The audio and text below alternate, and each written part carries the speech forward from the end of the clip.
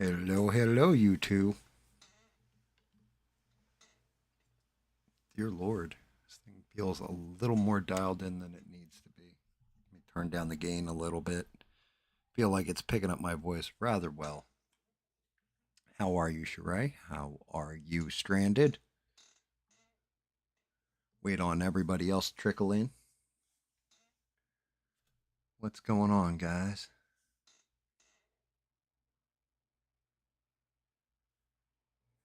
What is going on? How's everybody's day going? How was how was last night's stream? I jumped in at the very end to hear a very stupid caller, and then of course we got the guy who was calling. He's an instant comedian online. um, Outside of that, I didn't hear anything else. Didn't watch anything else to do with it. God damn, this thing's creaky tonight. Why the hell is my bench creaky?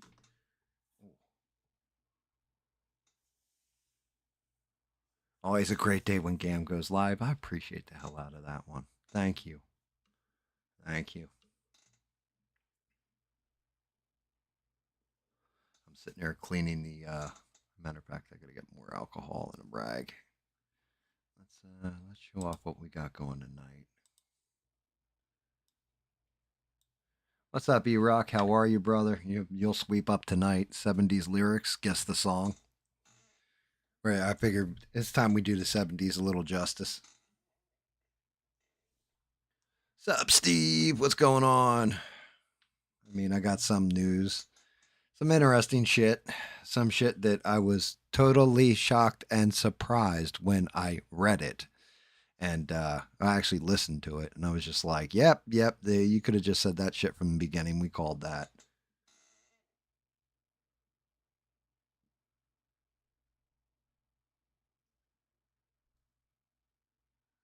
Oof. I don't know if I was trying to explain your schedule or not, Stranded specifically. I just know that I always appreciate the hell out of you for tuning in. That's all that matters.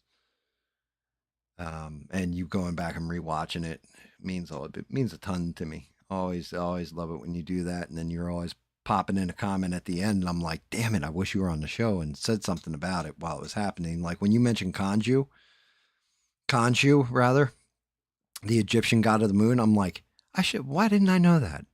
That's the whole basis for Moon Knight is Khonshu possesses him, and it's the Egyptian god of the moon. I'm like, I'm a Riri.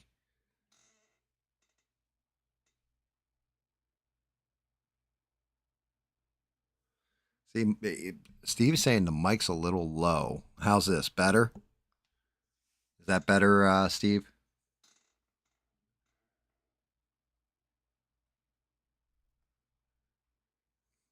Hopefully that's got it. Um, I was picking up too much on the mic originally. Like, I mean, I was hearing stuff in the background, everything. Fair warning, storms are headed my way, so it could cut the stream short tonight. Just in case, all of a sudden it goes out. That's what happened. Stream, like, I lost internet, lost power, or whatever. And I'll fire it back up as soon as I can.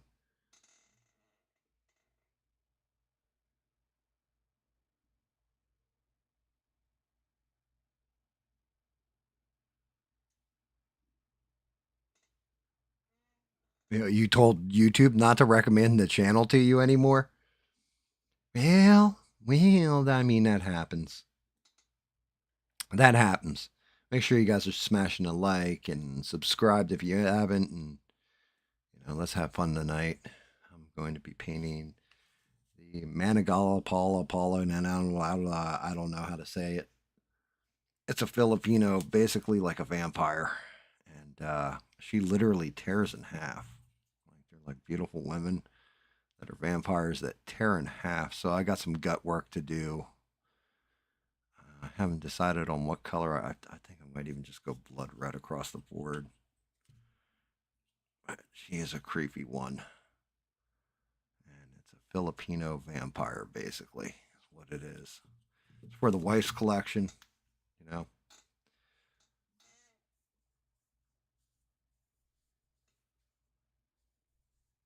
Yeah, I'm not gonna lie. I didn't even look at what topics were covered last night. I dropped in because I've always got to drop in on that show just to get show Sheree love and give her the shout out for being the greatest mods on these interwebs. I think we can all agree on that. I think everybody agrees on that one. Um, but I was like, as soon as the show started, I wasn't going to be a dick. I was just like, hey, you guys enjoy the show. I'm out. And then came back like right around 10:45, 10:50, somewhere in there, just to listen to the last set of calls. Like I said, I got the one guy who calls in from West Virginia, and he's got to be. Oh yeah, let me tell some jokes now. Yuck, yuck, yuck. And I heard some crazy lady too, and that was about it. And I was like, oh, I didn't miss much. Hey, Retro, how are you? Great to see our friend from Canada.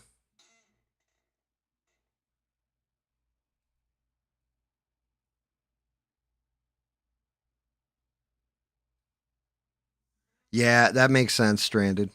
That absolutely makes sense. But yeah, Conchu, as soon as you typed in Conchu, I'm like, it's the whole basis behind Moonlight. Why the hell didn't I remember that?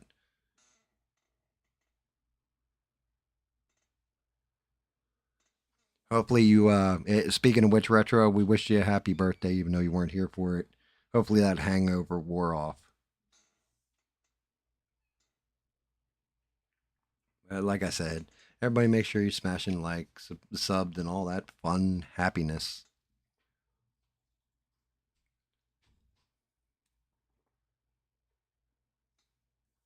Full moon tonight.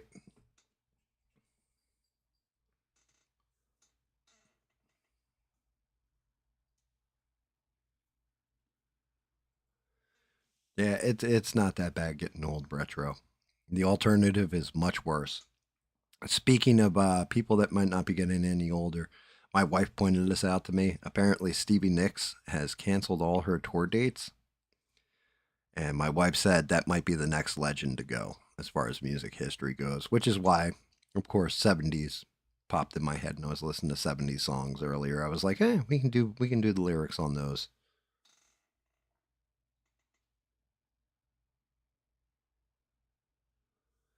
You can if it's Devin watching. Devin likes that popcorn. Shout out to Devin.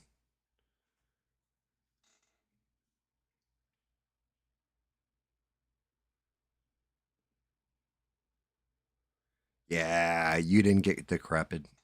I don't think you're as old as I am. I'm old and crusty.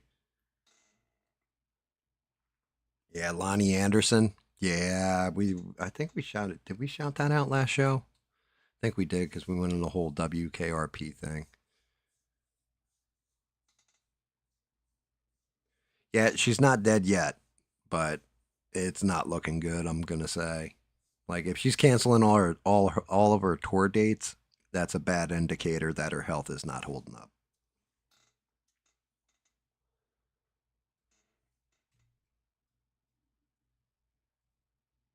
But yeah, I mean, crazy craziness. So I know this one's going to shock everybody. I know anybody that's listened to the show for any period of time. This is going to blow your mind. But Bibi Netanyahu did an interview with Fox News, and guess what? You're not going to believe this. It's looking like Israel is going to occupy the entire Gaza Strip. I know it's shocking. I know that none of us saw this one coming, but he just came out and said, "Yeah, we are taking control of the entire Gaza Strip. We already have control of 75% of it. We're going to take the last 25%." Blew my mind. I was like, "Hey, I wonder who could have seen that one coming." Like, had no idea. Just wow, blinders off. Like, wow, you got to be wow, really?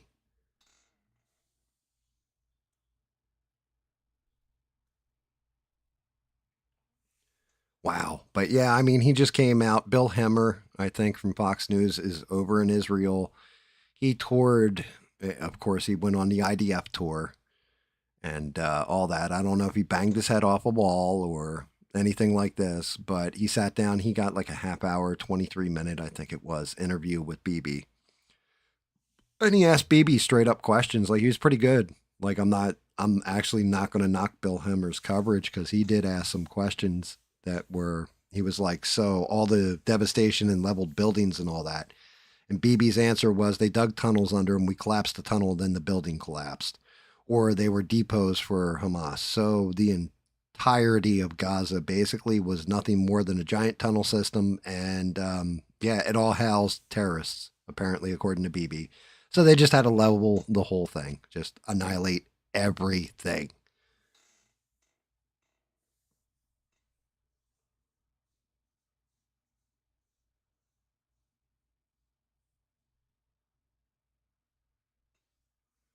What's up, Beans? Yeah, yeah, Steve. So that's just it. Hamas isn't trying to surrender or give back hostages because the whole thing is the moment they give back those hostages, then there's no right now there's a buffer. So if they suspect hostages are in one area, they're not going to bomb that area as heavy. They'll still bomb it. Don't get it wrong, but they're not going to bomb it as heavy. So once Hamas says, "Here you go. Here's the rest of your hostages back," it's basically like, "Oh, bring the bulldozers," and they're just going to steam plow it. Now, to BB's credit, he did say, "We're not looking to occupy it and keep it forever. We're looking at giving it over to Arab states, such as the UAE, all that kind of stuff." To monitor it and all this stuff and everything else. I think he specifically said Saudi Arabia.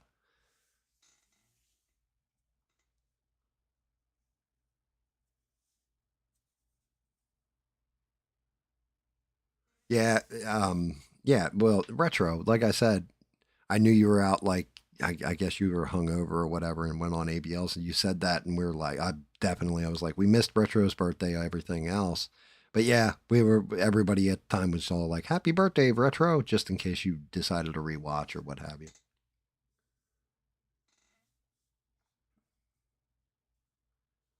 And yeah, Sheree's got it right. You deserve it all and much more. But yeah, so that happened, and I'm guessing. Well, the IDF is definitely going to seize the rest of Gaza, and I think even Bill Hemmer asked Bibi, "What do you think about Israel starting to become a pariah state in the eyes of the world?" And he was like, "Well, you don't understand. That's all just propaganda from Hamas and the New York Times and all this other shit." And it's like, yeah, you can spend this only so much, but people are pissed. People saw what happened, and I think we're going to get a lot more out as this shit winds down. But apparently, the people of Israel, shout out to them, are also sick of war, and so is their military. Apparently, their military's like, yeah, we're tired of fighting, and the people are tired of all the destruction and all that.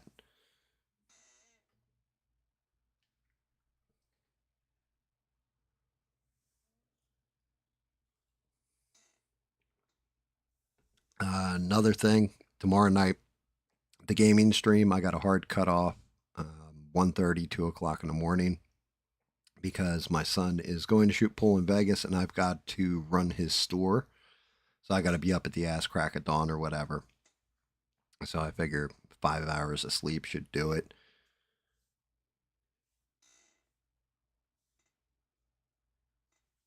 What's up, Bob? How are you?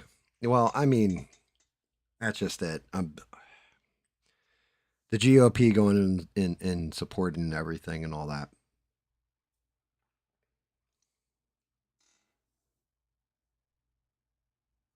So here's a question for you guys. How many of you guys got to see the new South Park episode? A lot, little, because there was some hysterical shit. There was some stuff, it kind of landed for me, didn't really land, but there was a lot of funny stuff to it.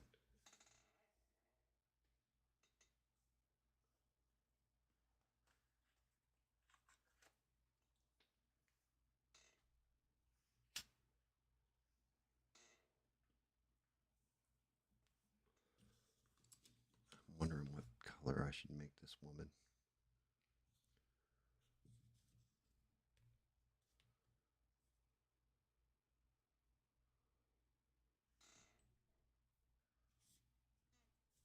So you saw it, Steve? Make sure you guys smash that like button. But the end was funny, yeah. So the whole big thing was, and this has been hyped up now. Probably I saw it about a week ago because Charlie Kirk. They basically were going to lampoon Charlie Kirk, and they did. Cartman's like Charlie Kirk in it. So's Clyde, and they have podcasts and they're debating like liberal women on college campuses and just tearing them apart, that kind of thing. And that shit was really funny.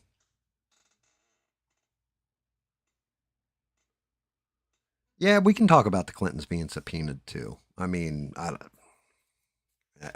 give my take on that, but we can just go into the raw news of it as well and what it means. So, South Park, the whole thing is Mr. Mackey, the school counselor, because there's been cuts to the school budget like across the nation. They're doing away with anything they can do to cut the budget. So Mr. Mackey ends up going to work for ICE, and the whole time like they're rounding up, basically as Christy Nome on South Park says, if it's brown, it goes down, right? Like they're basically taking down any kind of like illegals, Mexicans, what have you. And the way they did Christy Nome, anytime there's a dog on screen, like everywhere she goes, there'll be like somebody with a puppy. She shoots it. Like at the end of the episode, she walks into a pet store and just empties and kills every dog in the store. But the other way they did it was everybody's doing like hair and makeup on her real fast, and then she strikes that pose where she puts one leg up and everything, and then her face will start melting, and her face will literally run off her head, off her skull, and go running around. They have to like catch it, and then like they make the sounds like they're in a pit crew putting it back on.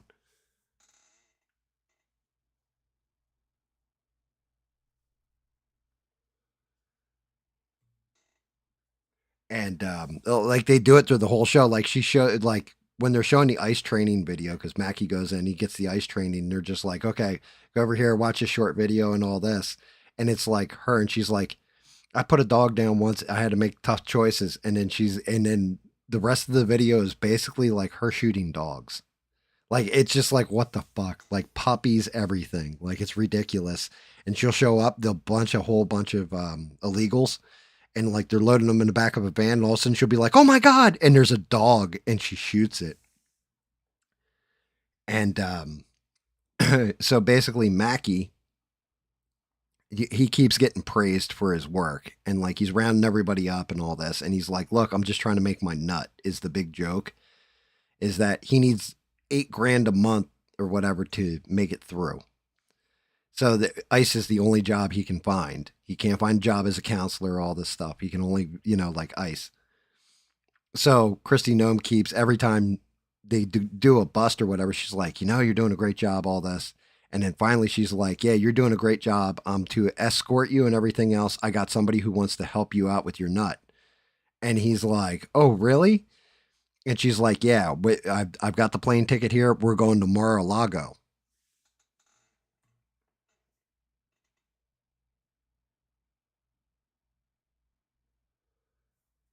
Yeah. Yeah, and that's just it. At one point, he goes in and they bust a play of Dora the Explorer and arrest everybody in the crowd and Dora and all this. So they go to Mar-a-Lago, and like they're flying in on the plane or whatever, and Mackie's looking down, and it's like Fantasy Island. So they have Trump, the way they've been doing them is like they do the real pictures of Trump's face like they did for Saddam Hussein back in the day, and he comes out in a white suit with the black tie like Mr. Rourke used to on Fantasy Island. And out of nowhere, it's like a little, well, we'll call it a little person, but really a midget. And it's got the face, like an actual photo face of JD Vance on it. And he comes out, he's like, boss, the plane, the plane. And like Trump's like, get out of here. What are you doing, guy? And like kicking him around and stuff. But then they come out to the plane, and like Trump welcomes Mackie to Mar-a-Lago, and he's like, "Yeah, Mr. President, I just need to make my nut, and my nut's gotten bigger." He's like, "I like to hear problems like this," and he gets him in the cart, and they go into Mar-a-Lago, and Trump goes walking into this one room, and Satan's laying in bed reading a book with his glasses on, and Trump immediately drops his pants, and he's got the teeny tiny wiener, and he's like, "Okay, so here we go. Let's help you with that nut there, guy." And like Mackie starts freaking out, and then the little JD Vance, who's supposed to be like tattoo, he comes walking, and he's like, should I put the baby oil on Satan's butthole?" And like Mackie screams, runs out of the room. He opens another door in Mar-a-Lago, and like there's an old guy sitting there, and he's getting like a massage or whatever, and he's like, "Oh, geez, I'm sorry," and goes over to the next door, and it's Dora the Explorer, and she's doing the same thing with this other old guy. He's like, "Oh my god." And then he goes in, he finds Clyde, who won a Charlie Kirk award for annihilating libs. And he sits down, has a whole heart to heart with Clyde. He's like, "We got to escape this place." He goes, "If only someone could help us." And then they shoot to the front of Mar-a-Lago in the sky, and you see Crypto from Superman come flying in, and all of a sudden he gets shot in the head and falls down dead, and Christy Gnome's sitting there with a sniper rifle.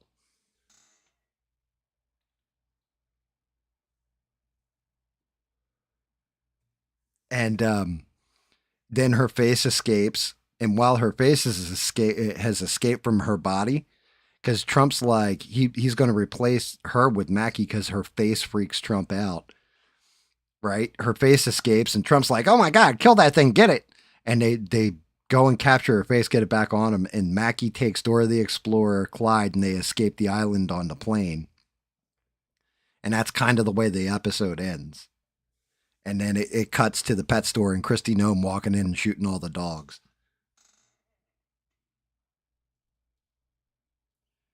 But like the Kirk parts, they were all right. Like the funniest part was probably like setting the microphone down on the table, like on setting down the microphone and then picking up water and like going to drink the water and doesn't even unscrew the cap or will get the cap unscrewed, say something real quick, screw the cap back on, set it down, and then pick it up again like almost immediately.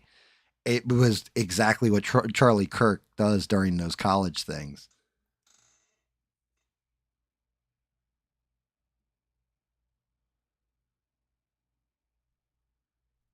Yeah, and Vance said, "Well, I finally made it," like apparently on Twitter. And then I think South Park said, "Hey, you mean we're still relevant? Well, you guys can all lick our balls," or something like that was their response. But yeah, all the people on the right that watched it, with the exception of like Christy Nome and Trump, have tweeted out or showcased it and been like, "This is hysterical." Like they're laughing at themselves. Where when they did shit with Hillary Clinton or Obama or whatever, people got all up in arms. And like everybody on the right is laughing their ass off at it. They all think it's funny. And I guess Democrats are laughing at it too, of course.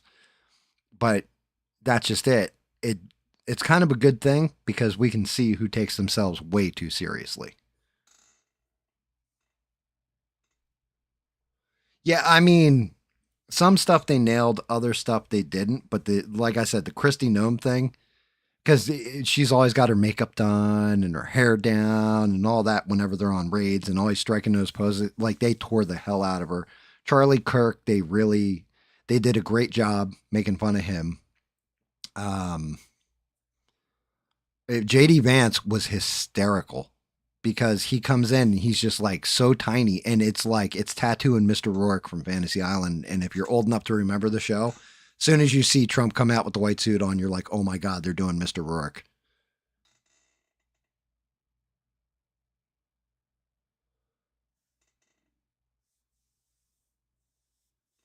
Yeah, and you're right. Well, Steve, they're being funny but super offensive, but they've always been super offensive. Like that's just it. Like I'm enjoying it because it's like nobody's calling for them to be canceled. I haven't seen one person say they need to take the show off the air. Um, this was terrible depictions. Oh my god, this is awful. Everybody's just like, "Man, that's hysterical." And like Bob just said, I I think that's one of the real when we break it down, that's one of the major problems between left and right. The left can't laugh at themselves. They take themselves so seriously. And it's like, yo, you want a funny joke? You guys are advocating for dudes with their junk intact to play in women's sports. Stuff like this, right? Like and then saying like, well, you got to recognize them as a beautiful, strong, fierce woman. Like, yo, the guy's got like a beard, and he's walking around and he's just beating the shit out of women, and that's all right with you guys. Well, yes, because it's serious. But when they lampooned something like that and did Randy Macho Man Savage in women's sports, the left friggin' lost their shit over that. And it's like, no, that's actually funny too.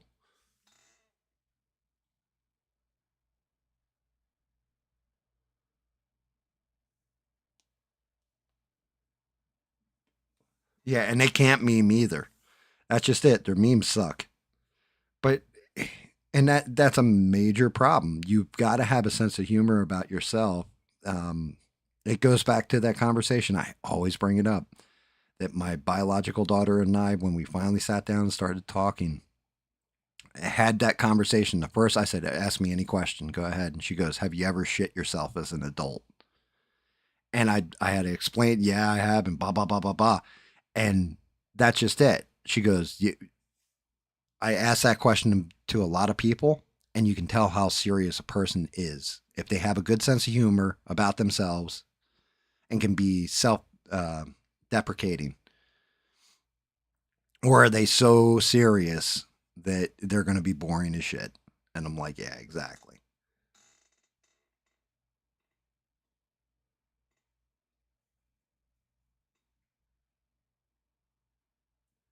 I mean, hey, God bless them. Like, if they're going to have a gay trans Olympics in Denver, by all means, have at it. That's fine. If that's inclusive to you, why not? They have the Special Olympics. It's kind of the same thing, right?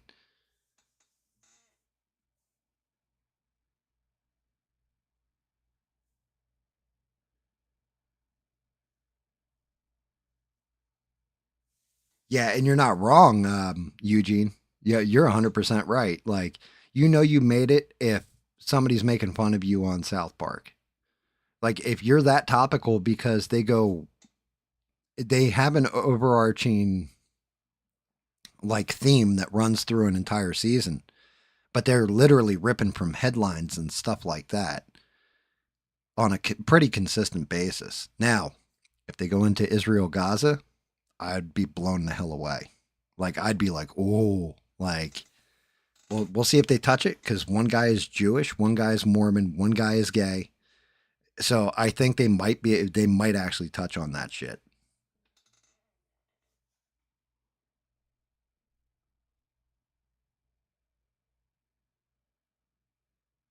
Yep, stranded. You're not wrong on that one. Never trust a fart.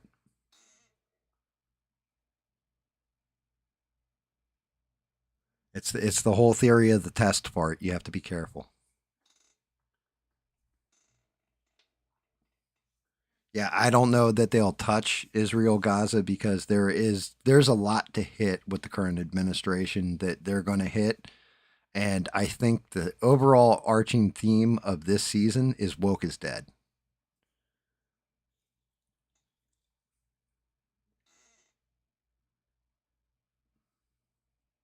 Yeah, well, add a third category. That's all. You know, that's fine. Like I just have a problem when you try to tell me that somebody biologically who's going to obviously like boxing is a big one. If you have that bone density and everything else and you're fighting like you could be a shitty boxer and you get in the ring with female boxers that are pros. The thing is your bone density alone from the punch will split their face open.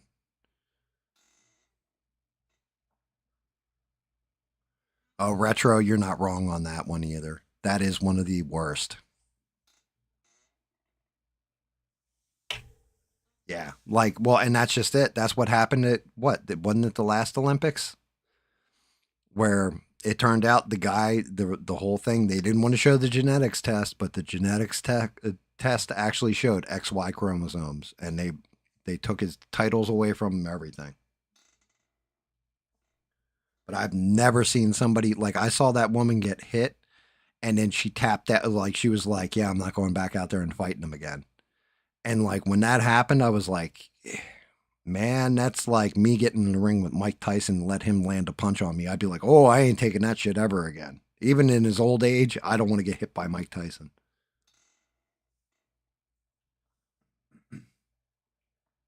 Yeah, the boxer from Algeria or whatever it was. They had disqualified that boxer in a previous tournament before he ever made it to the Olympics, and the Olympics let him in.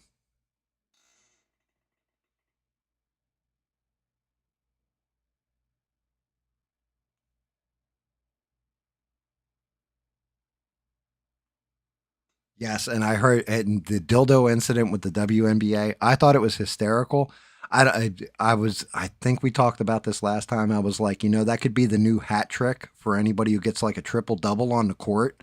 Everybody in the crowd just throws dildos on the court. That could be the new celebration, kind of like when you do a hat trick in hockey and you throw like everybody throws their hat in the ring. You do the same thing, but with dildos on in WNBA. But in all honesty, they shouldn't be throwing dildos like out there. Um, shouldn't be throwing anything on the court really because somebody can get jacked up. Especially if it's in the middle of like a major play. Now, if it's during a whistleblower or whatever, that's kind of one thing. And I thought it was funny one time, but if all of a sudden that starts happening all the time, it's not going to be so funny.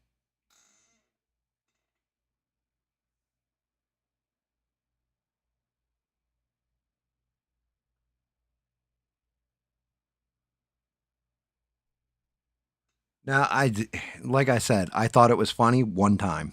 Like you can do something like that, like one time. But if you're doing it on a consistent basis, like all of a sudden instead of one dildo, next time there's three dildos that hit that court, and it's during a play or something, yeah, then you're disrupting the game and kind of messing stuff up. It's the same way back in the day in pro wrestling. People throw trash, used to throw trash and shit at the wrestlers. Nowadays, you throw something at a wrestler, they eject you immediately.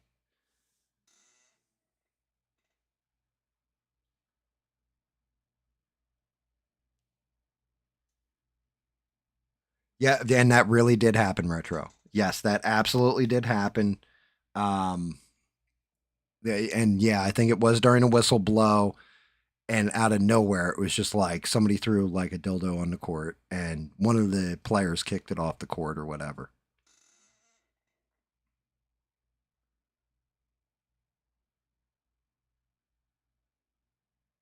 I think it might have been that incident. I'm not entirely sure, Stranded. I do know something like that has happened. I know that Riley Gaines, they try to force her to apologize to what was that dude? Um whatever Thomas or Thompson or whatever. I know they try to force Riley Gaines to apologize, and she was like, "Fuck that, I quit."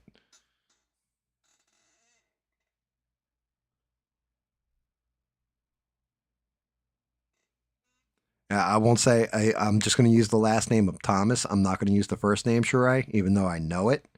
I am not going to say it because, yeah, that's not who you are. Your name's like Mikey or Billy or something Thomas, right?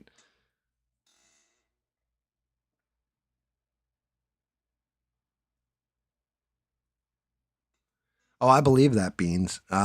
Matter of fact, you got to remember Philadelphia, the Eagles, right? Santa Claus came out and they had to literally tell the crowd to stop pelting them with snowballs.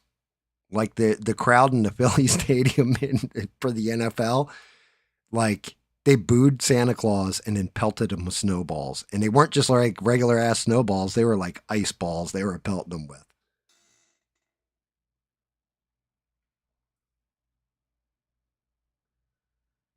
I mean, yeah, like my biggest thing is like pro wrestling, right? So in Puerto Rico, They used to do the main events, like especially if the bad guy was going to go over or the heel was going to go over, they would have to run those early on in the show instead of showing them at the end like you would with every other main event.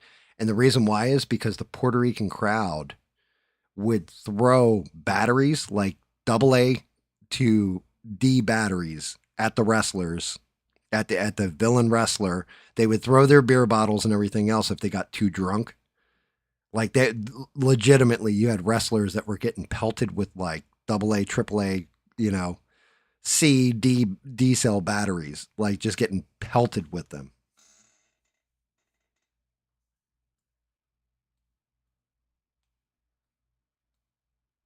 Oh yeah, dude.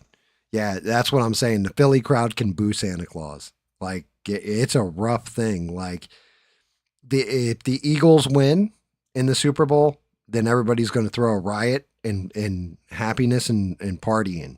If the Eagles lose, everybody's going to riot because they're pissed off. But either way, there's going to be a riot in Philly anytime the Eagles play in the Super Bowl and win or lose.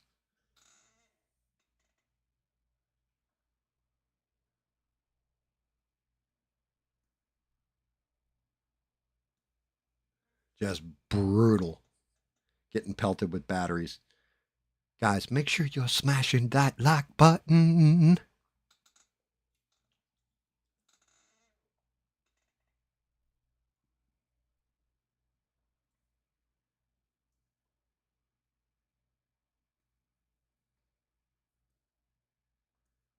I don't blame any of you guys. Use guys. Not for anything. Oh, but yeah, the episode of South Park, the past two have been really good, and I'm happy to see that everybody in like, well, I'm sure if Donald Trump saw it, he'd be like, "This is unfunny, and it's this, and it's that, and it's the other thing." But everybody else that they've been lampooning, like I said, I still haven't heard anything from Christy Nome yet. But everybody else that they've lampooned has come out and had a good time with it, and that's actually a very good thing.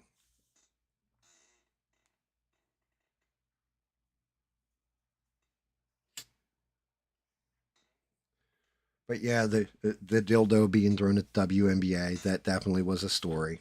Let me see. I wrote down a couple things. Um, well, actually, yeah, Israel taking over Gaza. I covered Howard Stern. Howard Stern, when he first went to Sirius, I had high hopes, and I actually have Sirius XM radio. And I'm not gonna lie, his shows became quickly unfunny. And then right around 2020 with the pandemic, he got real weird and he just wasn't funny anymore. Like he was always kind of anti-establishment and became complete establishment. And apparently, Sirius is not is his deal's running out, and Sirius is talking about not renewing his deal. So it looks like Howard Stern's career in satellite radio is done. I mean, it's not guaranteed yet, but game over.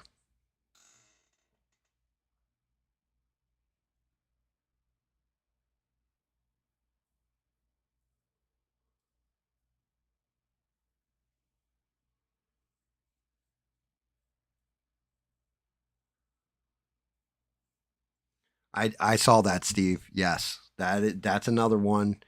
Not just that. So yes, and they deleted it too, didn't they, Steve? Didn't they take that one down? DHS putting on their webpage that any state or city boycotting Israel will not receive disaster relief funding. I thought, I swear to God, they took that one down. But the other one was, I guess they were in a gym on a college campus. Dude's wearing an IDF shirt. Girl comes up. She kind of like smacked his camera, but told him, he's a baby killer, like just went off on him. And apparently the DOJ opened a whole case file on this chick and flipped out and went right after her and started prosecuting her.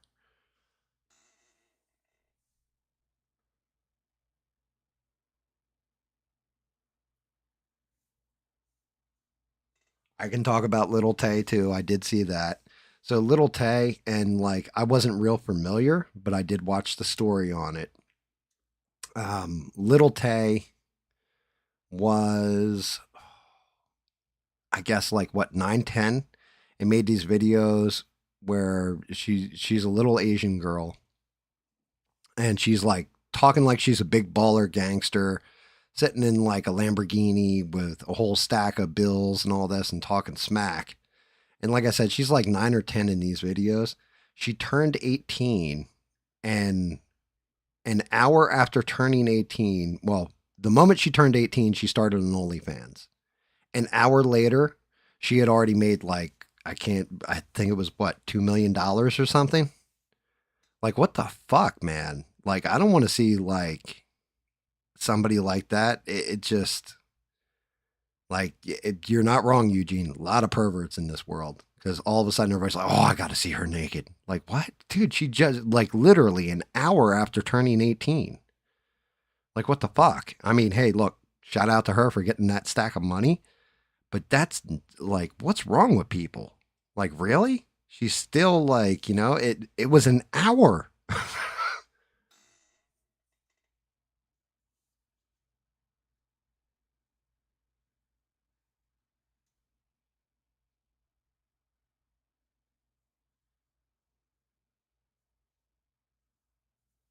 Yes, yes, retro. You can't be. So they are cracking down hardcore on quote unquote anti Semitism.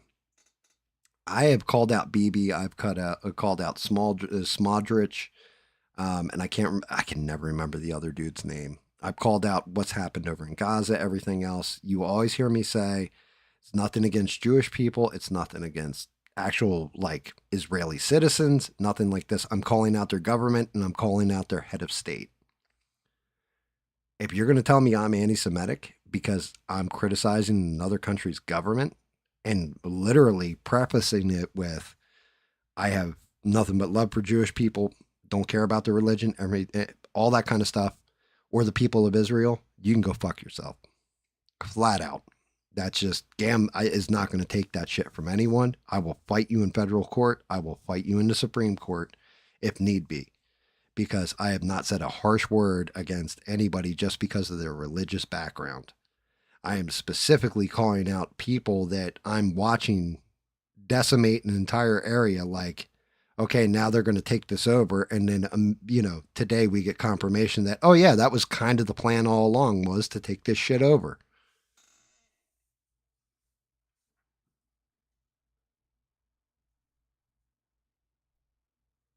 Yeah, Sheree, you're right. Some prepaid while she was still 17, but it doesn't matter.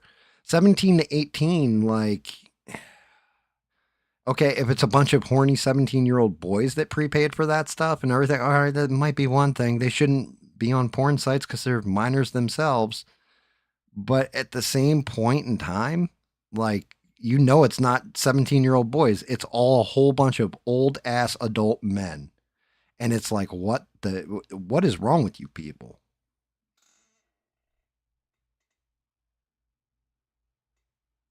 Beans, yes, yeah, to an extent. When it comes to, all right, if we're gonna touch on that subject,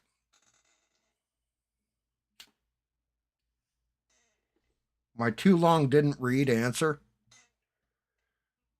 would be yes,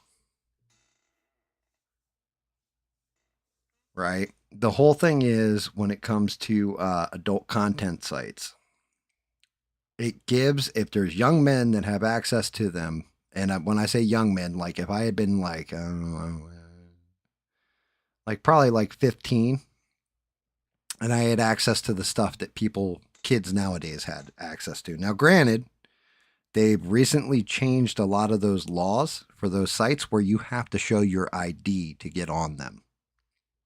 So that's fair. That's good, right? In my opinion, that's good. But reality is, if you're looking at that as this is going to be what every woman is like in that arena of life, it's going to give you a distorted view of women. It's going to give you a seriously distorted view of what women like, what they want, everything else. And it'll harm you in the future.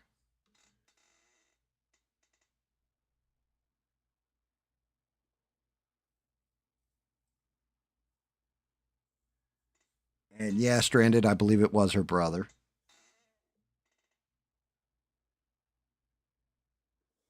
No, I mean, look, people do in the privacy of their own bedroom. I'm not, as long as you're not hurting animals or children, whatever. Everybody's good. Let your freak flag fly. That's your fucking business. That does not bother me at all. Right? Woman wants to do this, that, and the other, whatever. Guy wants to do this, that, whatever. Don't care. Right? But when it's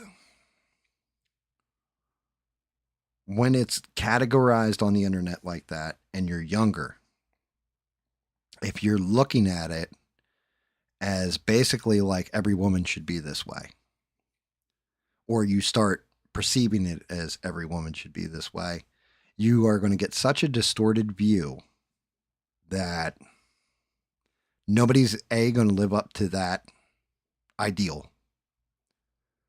and B,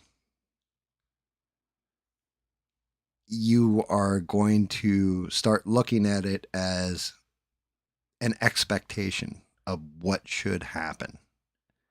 And 99% of it is not going to happen.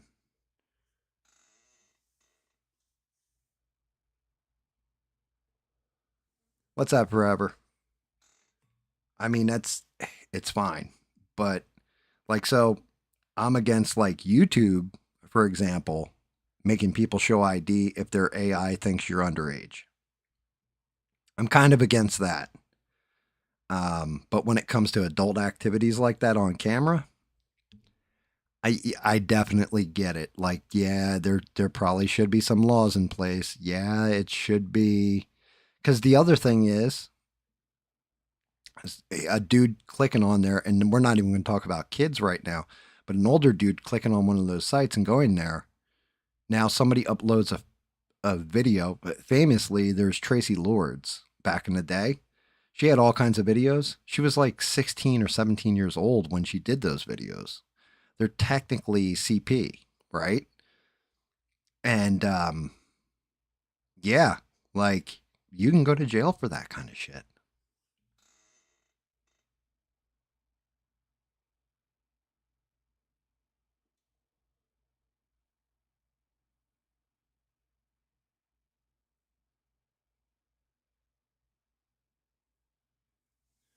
Where were the parents? Sitting back and collecting the paycheck, Stranded. That's where.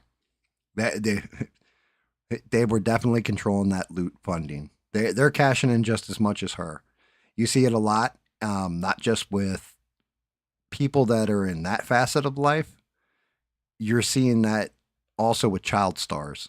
They do it all the time to their kids. You have those stage moms and stuff.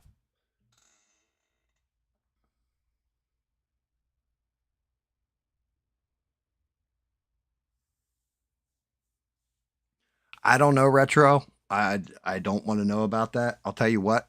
I will take it with a baby robot versus an actual baby.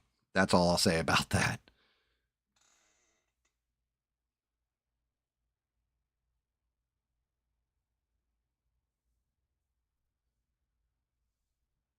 Well, I mean, look at it this way: if you have influence in that way, and you have lobbying power like that, you like lobbyists like that. They don't care where the money comes from, just that the money's coming in. They don't give a shit where they're getting their money from. That's the dirtiest part about politics is they don't care where that money's coming from. They just care that somebody donated to their campaign. It's the same way. I always say this. I got what, 92 subscribers. Love all you guys. Shout out to all of you. Every last 92 of you that went in. Everybody smashes the like button, watches me, all that stuff, right? Shout out to all of you guys. If we had one guy in here who was like, "Oh yeah, the touching kids thing, that's not such a big deal." I'd be like, "Yeah, I'm back down to 92. He could be my 93rd sub. I'd be like, well, I'm back down to 92. You're the fuck out of here, Sheree. Execute this son of a bitch. Allegedly.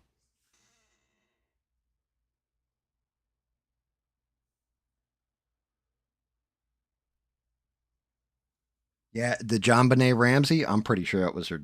I hate to say it. Most of the evidence I saw on John Benet Ramsey, I'm going to say it was probably her dad.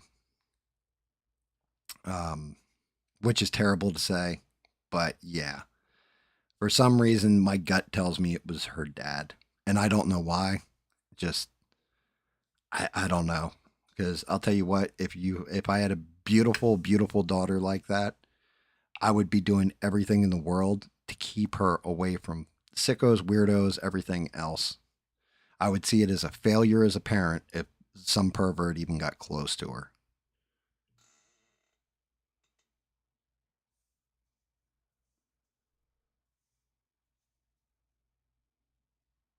Like I said, I'm not against anybody can do whatever they want in the privacy of their own bedroom, privacy of their own house, all that stuff, not hurting animals, not hurting kids.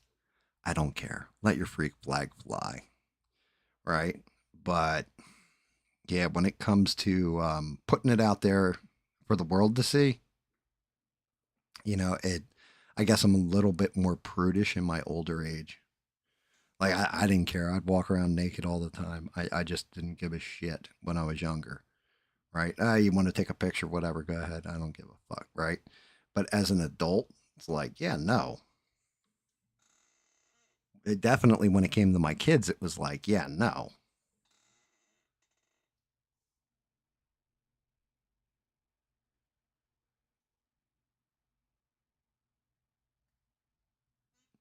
Yeah, I mean, anger management, I don't know, but jail time, more than likely, Bob, for a scenario like that. I'm not going to lie.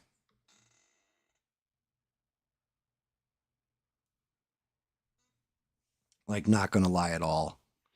Um, like I said, there's plenty of things that made me want to, like, definitely. I know it turns Mr. Hand into Mr. Fist, as I think it was Sam Kinison said once, but I've never punched a woman, never.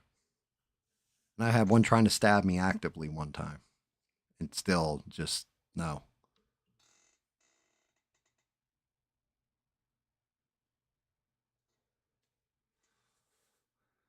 I probably, I was a dick too. I probably deserved to get stabbed, but even then, I didn't. I never laid a hand on her.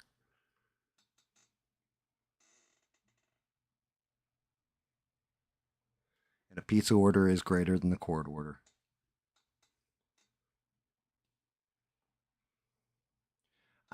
Anger management. I mean, legitimately, get yourself a heavy bag.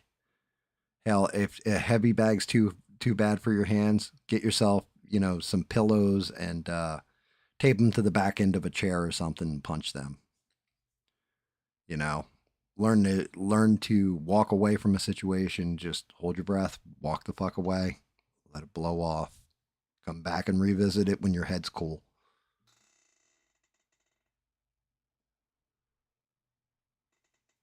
Dude, forever you're not wrong. It's always the crazy small ones. It's always the smaller they are. I've often said this: good things come in small packages. So do poison and dynamite. Right?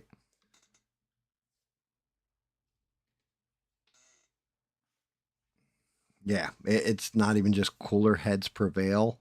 It's also you don't want to say something you regret sometimes.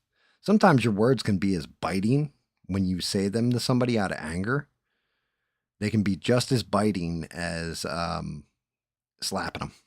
Not gonna lie.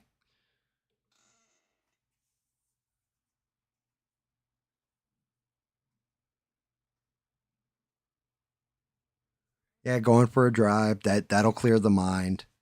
Going for a walk, just removing yourself from the situation, catching your breath.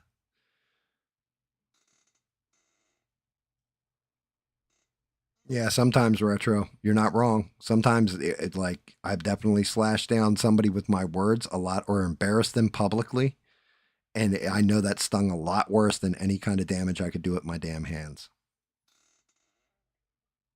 Like I was in an argument with an ex, and yeah, she definitely was an ex, and I'll never forget. We were in like a bar, and she was picking at me, trying to get that fight going, and I said, "Look, I don't even want to be." I just screamed it top of my lungs. I don't even want to be with you anymore. Your tits point at your knees. I gotta go, and left her.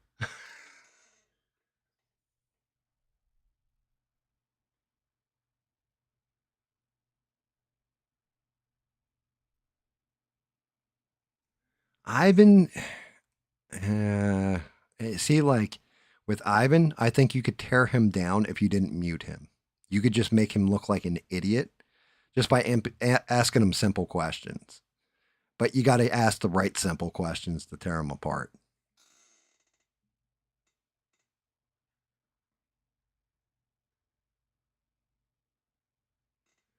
Yeah, and they did too. Like I've never seen it. Like you shouldn't be like 23 years old, and they're just like I guess she didn't know what a training bra or a bra were her whole life and had no support.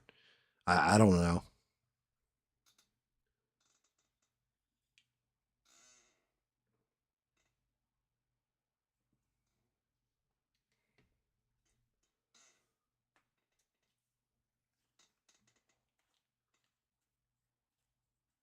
Yeah, and that's just it, Steve. I'm the same way. I would rather get him so frustrated and so upset that he just like he doesn't know if he's coming or going.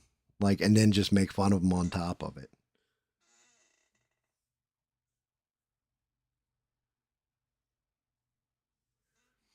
Yeah, retro. I mean, the calls can be funny sometimes.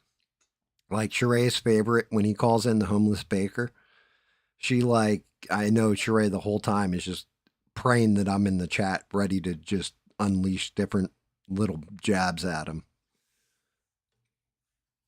But some of those callers, like you definitely feel like you need to smash your head against a brick wall when you're listening to them too.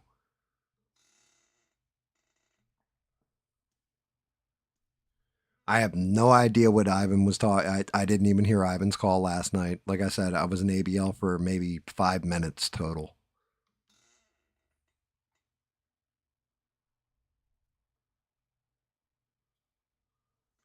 My favorites that call into ABL are the women that are clearly, I'm going to say, in their 60s to 70s, like late 60s, mid 70s, up to mid 70s. And they call in and they'll ask ABL a question. And when ABL says, "Well, I'm not sure about that," or "I don't know," they're like, "How do you not know?" Like, lady, how do you not know? Well, like, why are you asking this poor man, like, why he doesn't know what Trump's policy on this is and why they're not handling something this way? He's not like an arm of the Trump administration, like he's in charge of that shit. Like, but what are we doing here?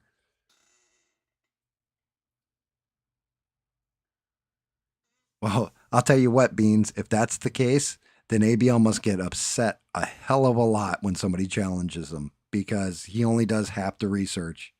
Not knocking the guy, but I'm telling you, just I watch some of the stuff he says, and I can tell he only researched a subject either 5 minutes before he. Maybe that's why he's 10 minutes late when he goes live because he's researching stuff, so he doesn't get the full scope of it. And then he goes and speaks on it and just expects everybody in the audience to agree with him because they're watching their show. Like, honestly, I don't expect you guys to agree with me on a whole hell of a lot. If you do, you do. That's fantastic. If you don't, hey, that's fine. We can have a discussion about it.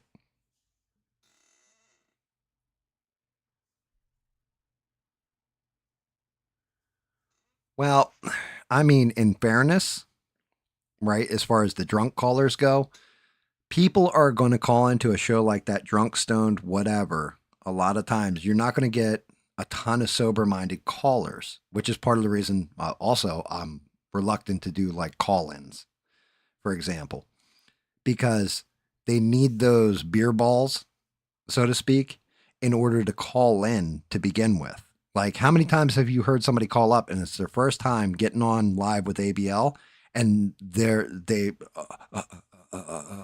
they just freeze and they panic, right? Because they realize now, oh shit, everybody can hear me.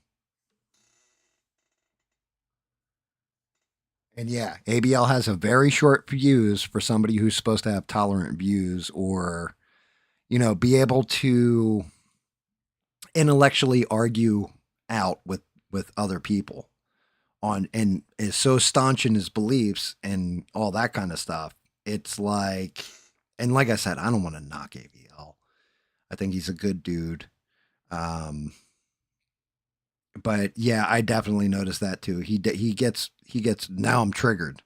What are you, 16? Like, are you a 16-year-old girl? 16-year-old girls get triggered. Grown ass men get pissed. Like, come on, brother.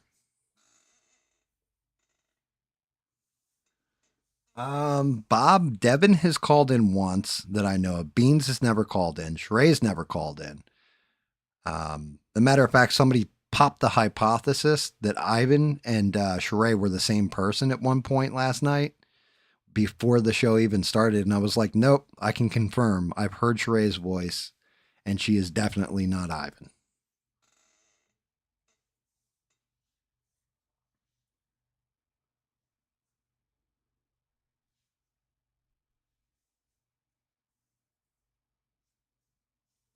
Yeah, I mean, well, he does more than that, Steve, but I think you're not completely wrong either. I think he does just look on Twitter like, oh, here's trending news story. Let me cover it.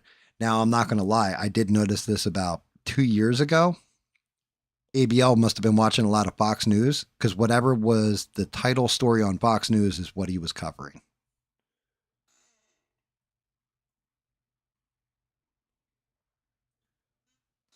And that's cool, Stranded. I wish I'm going to have to go find that episode now.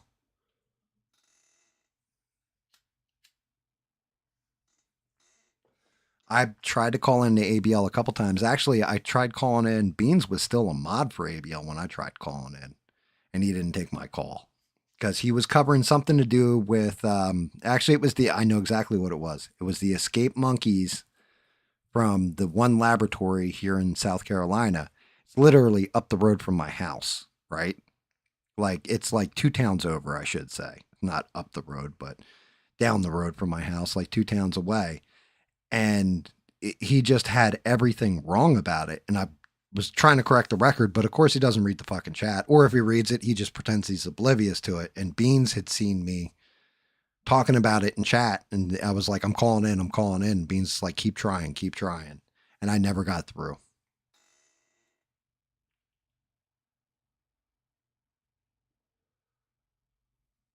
But the whole thing was he had shit so wrong. He's like, oh, they're infected monkeys. And all. I was like, dude, that's before they ship them off to the island. They're not infected. They're just standard monkeys.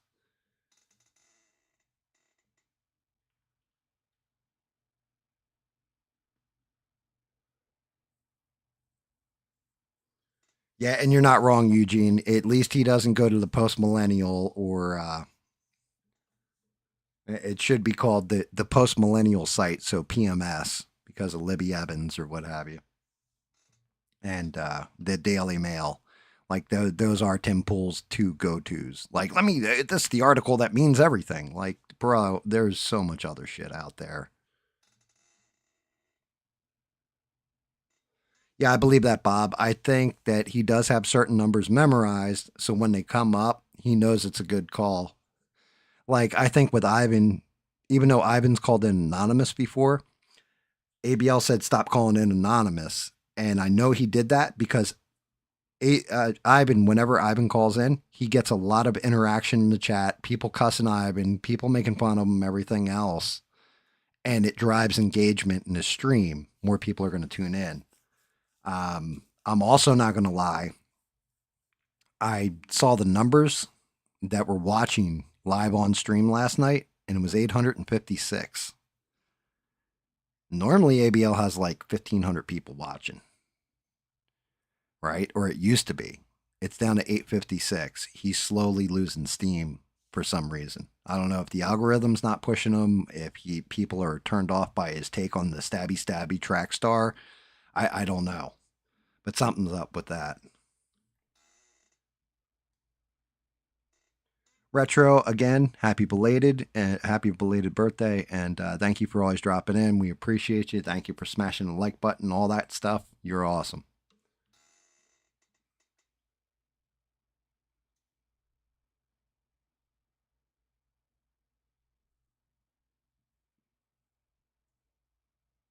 It's always less, but not 700 less. So maybe 300. It's usually right around 1,000. So even then, that's what 150 something less. That's a lot. That's a lot. Like if right now I think I got like 11 people watching, right? 10, 11 people. That's about average for me, right? Unless we're doing a game stream and then I get a bunch of gamer folk and um if I had like 3 people watching me, I'd be like, "Damn, I must have said something that pissed everybody off. What the fuck did I say?"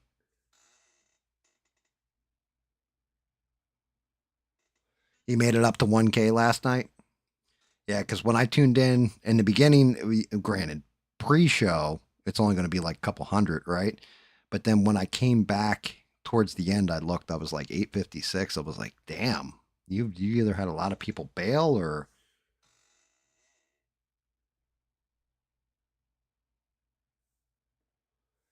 my gaming streams are doing okay, but I'm not. It's not like well, I picked up a couple subs thanks to those guys. Um,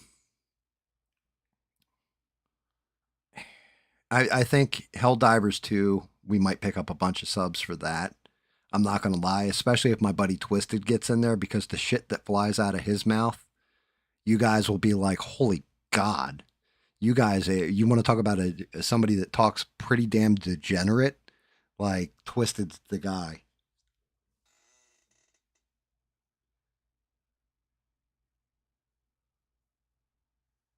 Yeah, Eugene, he was going to do, so James Gunn's going to do the next one's supposed to be Supergirl, Woman of Tomorrow, and then he said he's going to pen Superman too. Yes. And Superman did well by current superhero standards. If this had been back in the Infinity War type days, I think James Gunn's movie would have done over 1 billion. I'm not gonna lie.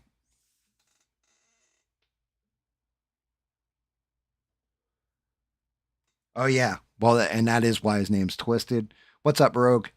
Rogue can back this one up too.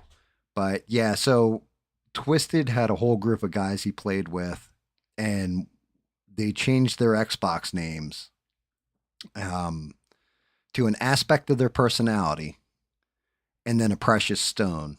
So one guy's like kind ruby. Another guy was like, I want to say it was like courteous jade or something like that. And then he became twisted coral.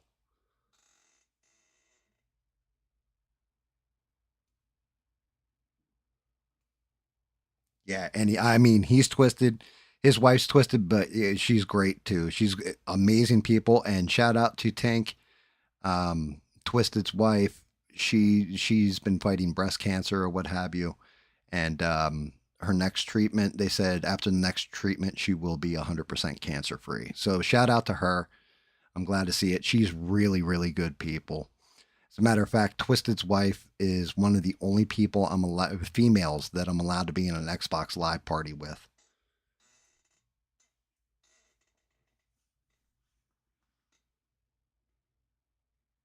And yeah, she like there was a girl who jumped into our Xbox Live chat and they're like, "Yeah, Gam doesn't talk much. You know, he's not talking to me. Does he not like me?" And Twisted's wife literally is like, "Shut up! You're not allowed to talk to him. I'm the only female that's allowed to talk to him. I got his wife's back, and if you go out of hand or say anything toward him, I will rip you to shreds." And I was just like, "God damn, Tank."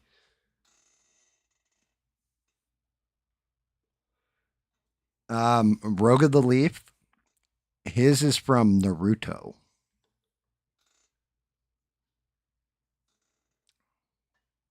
If you ever saw the anime Naruto, that's how Rogue of the Leaf came about. David Mon is literally just David, and he created his name back when he was a kid and playing Pokemon.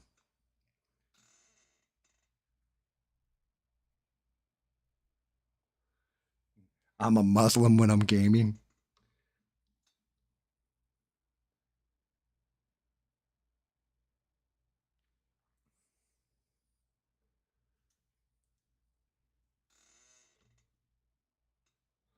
Yeah, like I've had my Xbox handle since Xbox Live came out of beta. Like I had it on the original Xbox. I think my GAM handle is like I don't even know how many years old at this point. Something ridiculous though. 25 years, 22 years, 23 years, something like this. I've had Xbox Live. I actually got it gifted to me when I was in Blockbuster by the same rep that got me out, gaming rep that got me out to E3.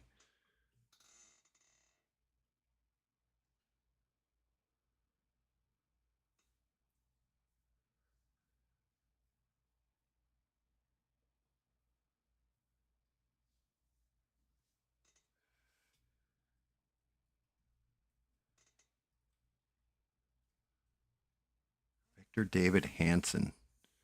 I know that name and I don't know why. I know he's an older fellow and I don't know why I know him. Every time somebody says that name, though, I always think of Chris Hansen on To Catch a Predator.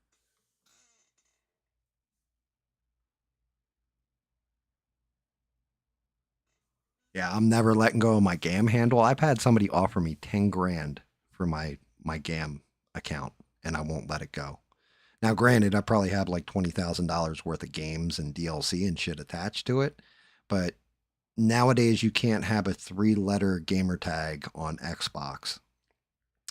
If you do, you have to put numbers behind it.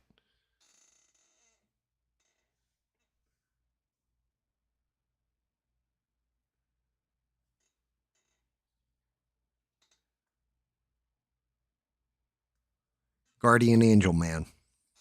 I was given the nickname when I was 22. It was a very good year. A girl hung the name on me and it just stuck. And then I started using it as my initials in the arcade. When we'd play arcade games, I'd get a high score. I started typing in GAM. And then when I got my Xbox Live account, GAM. And then it just kind of stuck.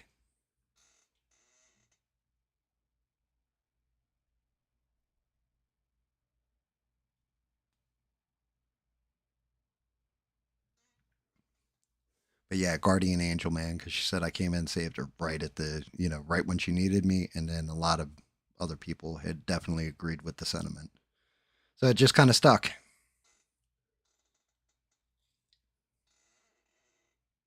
And then because of the moniker, I did the logo or whatever. I had it put on the back of a trench coat, and then on my 25th birthday, my buddy Bones paid for the tattoo. I got the tattoo on my ankle.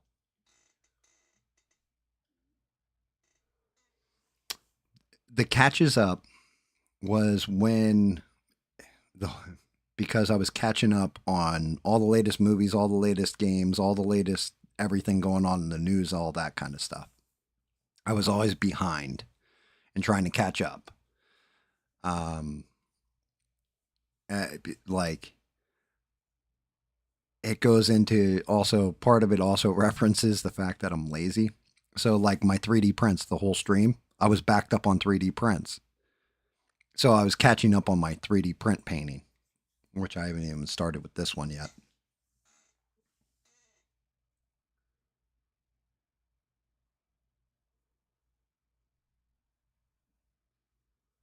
How? Well, I know why beans would be what it's short for, but I'll let Beans tell that story.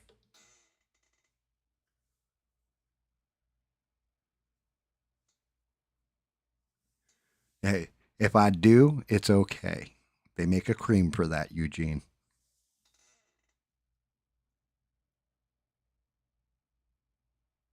Um, so Democrats aren't moving further left. They are just doubling down on the same position. It may look further left because everything started to move further right. But they're right in the same position they were, and they haven't figured out why they lost the election. Like If they keep doubling down the way they're doubling down, shit's going to bite them in the ass. They'll keep losing elections till somebody intelligent comes out and goes, yeah, this shit ain't working for us. But let's keep your fingers crossed that that doesn't happen. Bina was a mod on ABL. She was also a mod for me for a little bit.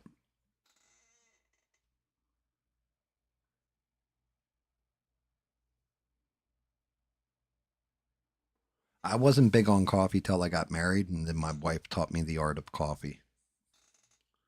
Shout out to the wife. The wife makes a cup of coffee where you put the spoon in to stir, and you pull it out, and the spoon's missing, like it's melted.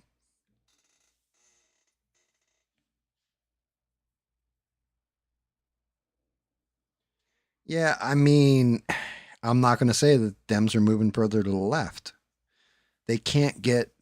They're just holding their position on the left. They're not changing it up. Um, Last two news articles I have. So apparently, Steve Witkoff, Trump's envoy, went over to Russia, had a discussion. Now Trump and Putin are probably going to do a summit. And I don't know if they're going to bring Zelensky with them, but Trump and Putin are going to be meeting soon. That's interesting. We might, I'm not going to lie. I think something that Trump did this last time when he said you have 10 days from 50 and we're going to double down tariffs on anybody who's buying oil from you. I think it might have been the shot in the ass that Putin needed to kind of end the war because it could collapse his economy because that is their major export is oil. So if you can shut down and hurt other countries where they're not buying oil from Russia anymore, you collapse their economy. And that might be the answer right there. We'll see, though. We'll see how that plays out. And then the last news article, Big Balls. Big Balls from Doge got the ever-loving shit beat out of him. Now, people were saying that he just got jumped in DC and all this kind of stuff and it had to do with Doge. That's not the case. A woman was being carjacked. Big Balls ran in and tried to play hero. And it was a group of 14 to 16-year-olds. And they beat the ever-loving shit out of him. The woman got away free and clear. But Big Balls got his ass beat. So he played the hero. He got his ass stomped. And that was pretty much all my news.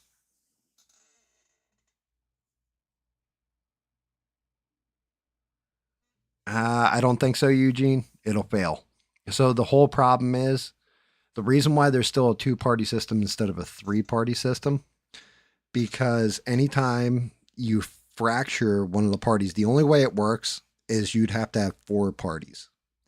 Because you're splitting the vote on one party, you're basically guaranteeing the other party wins. So if the progressives sever off from the Democrats, you're going to split the vote between the two, and then the Republicans are going to win every time.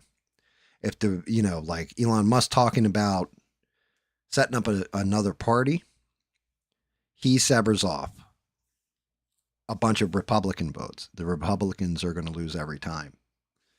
And neither of those parties will win. Like, it's just the way shit goes, unfortunately. So if there's a progressive Democrat, Republican, and then whatever Elon Musk is calling the other party, then you're splitting the vote in two ways. So then it's a four-way run, and you can kind of do that, but you've got to split the vote evenly.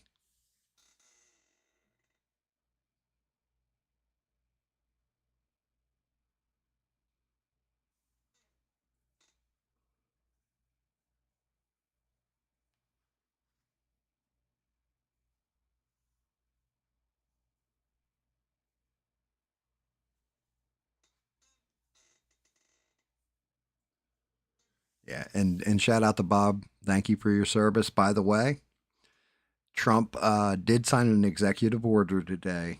Today is now National Purple Heart Day. So anybody who's received the Purple Heart, it's supposed to be in recognition of them. They're all the same party anyway. What's going on, Bubba? Good to see you, man. Make sure y'all smashing that like button. Um, well, no, RFK Jr.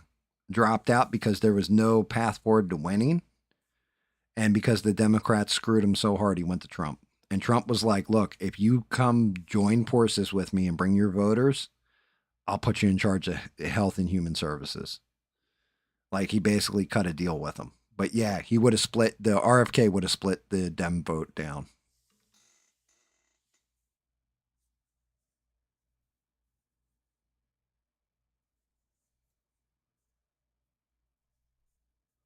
Yeah, exactly, Bob. I was talking to somebody who's a vet. I was like, yeah, Trump just signed an executive order saying this is National Purple Heart Day.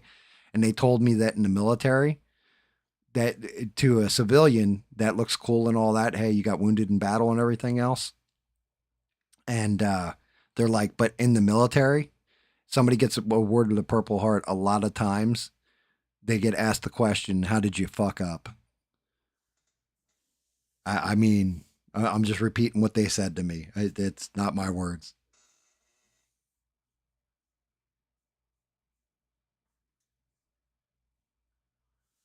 But yeah, crazy, crazy shit. Also, here was an interesting one.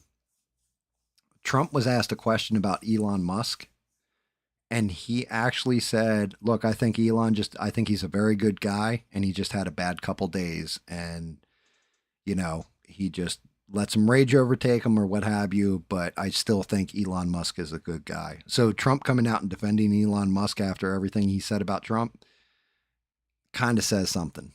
Like that relationship is not beyond repair.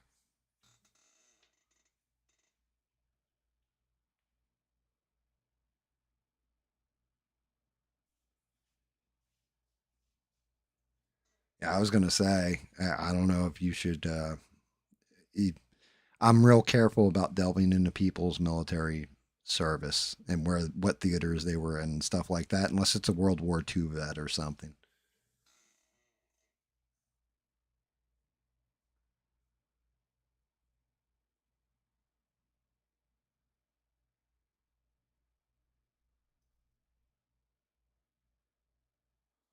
Yeah, they definitely wanted Biden to win. It was definitely, well, that's just it. The whole thing with the Democrats is they've stacked the deck every time. They have always stacked the deck. So, for example, remember Hillary Clinton running in 2016? Obama basically gave out the order and had everybody stand down. He said it's Hillary's time. Like even Biden was talking about running, and he said, "Look, Bo just died, right?" And everybody always goes, "Oh well, Bo died. That's why he didn't run." No, he didn't run because Obama said, "No, it's not your time now. It's Hillary's time." That's why he didn't run. I think we red dress this bitch or this vampirus. But yeah, it's really they Democrat voters don't actually have a vote. If they did in 2016, it would have been Bernie Sanders running against Donald Trump. Like, if we're being really, really honest.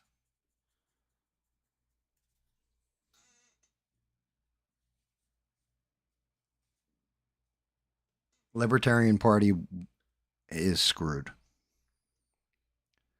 They will never win. The reason why is because libertarians they can't get the right donors, and they don't all have the same message. They don't all vote the same way. Some people, certain things are super important to them, right? That's your independent vote. That's the problem. That's why it's kind of a throwaway vote. They they can't all get on the same page with everything because everybody's independent minded, so they all think in independent ways. If they could put together a platform and policies and make it all work and all get on the same page, they might have a serious shot at it. But the fact that they're so independent minded, it actually, as much as it's a blessing and makes sense, it works against them. That's honestly what MAGA kind of is, if we're being quite honest, is an independent mindset mixed with conservative policies and principles. Because if you look at Republicans in the past, they would look at this shit and be like, you guys are a bunch of commies. But MAGA is different. It's changed the Republican Party forever.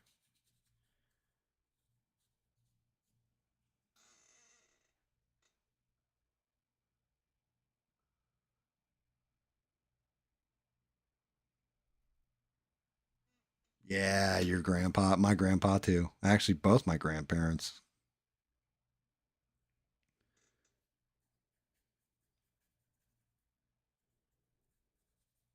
Both of them were like, no bullshit. Like, one grandpa was Korea, Vietnam, World War II, Korea, Vietnam. My other grandparent was World War II. And then that was it. He retired, raised kids.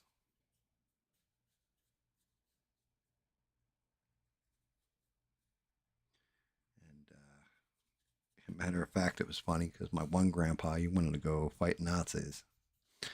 And they wouldn't send him because he's a Polak. So they sent him to the Pacific Theater to fight the Japanese.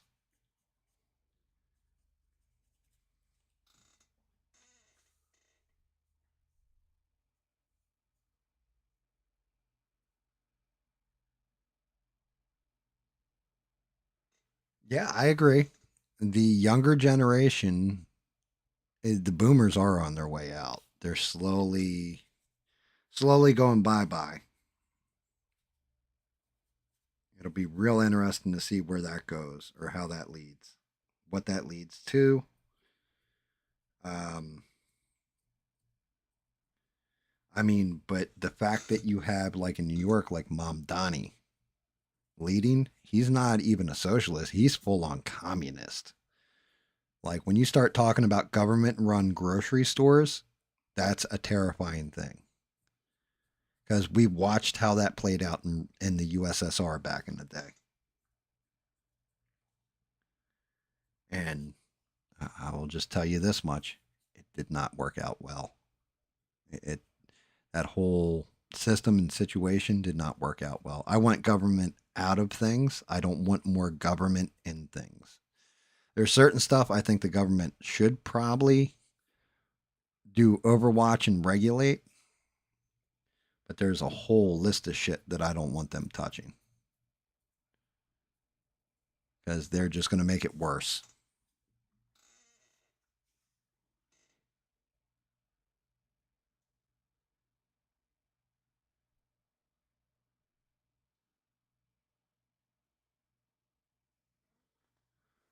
So, yeah, and I mean, not going to lie, Elon's party, that's going to go, that's a fart in the wind. That's going to disappear real soon. Not going to lie, because the whole thing is Elon's mad at Trump and Trump can't run again. So once Trump is like almost done office, I think that's going to be the end of it. I really do believe that's going to be kind of the end of him even suggesting a party, whatever. Because it doesn't matter how much money you throw behind a party. Look, if it was all about how much money you could throw behind somebody, we'd all be saying, hail President Kamala Harris at this point because she had $1.5 billion and still got her ass shellacked.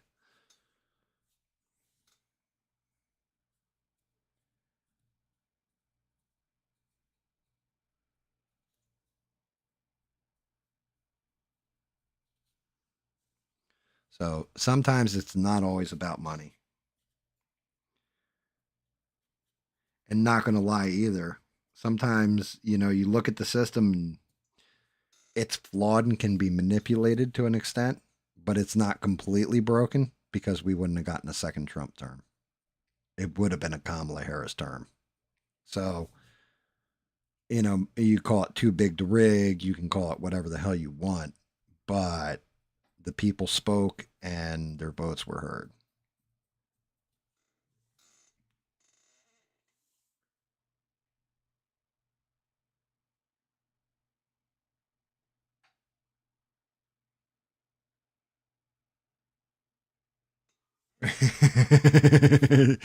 stranded stranded, that's epic. I like that thought process because it'll affect New York City. That shit won't affect me. It ain't landing on my doorstep. I mean, I'm not gonna lie, I do see if that lands, like, he does end up winning because he's got a lot working against him at this point. Like, I think everybody's going to try and stop him. Um, if he does end up winning, I can definitely, I'll definitely grab a thing of popcorn and just start watching him what happens in New York City because it's not even a warning about what he's going to do. I can just look at history and just, like I said, you want to do grocery run, he wants to defund the police. We saw how that worked out. Did not work out well. You want to raise taxes on, this percentage of people. Okay, well, I hope Florida is ready for the influx of people that are going to be just abandoning in droves that entire city. Like, it's going to be bad. The problem is, and this is where my concern is, I know people are going to vote him in, right? He wins, and then he does all this shit in New York. All of a sudden, people start abandoning the city. Where do they go? Well, they're going to end up in states that are probably going to be red. They're not all going to like California or something. They're going to go down to Florida and everything else. Now you got these dipshits basically bringing all their politics and everything that failed with them down south. And I'm not having that. Like, you can get the hell out of my city. Go to Ohio. They like you. Is Stranded wants you guys to move to Ohio. She said it in the comments. I'm reading it now. Said, hey, everybody can move to Ohio and enrich my city. That's what she said. Go to Missouri. Go visit Beans. They're Democrats. Stop moving down the East Coast down here where I live and fucking this place up.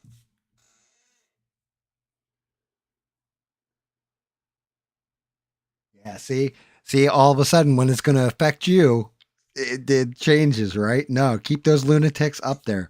It's the same way I see somebody with jersey plates and I'll be like, are you here visiting? Like, yeah, I'm just down here for a visit. Good. Don't fucking move here. I tell people all the time, like, you'll hate it here. Don't move down to South Carolina. Stay the fuck up in New Jersey. Stay the hell out of my state. Stay away from here. There's nothing to see here. Move to Georgia. Go fuck that place up. I don't want you in my. I don't want you cutting down all my trees and, like, look at our progress. Get the fuck out. Yeah, Sheree's like Ohio's full. Exactly. Exactly. You want to see what happens with Mom Donnie, but you're not ready for the eventual, like, migration of everybody to other states.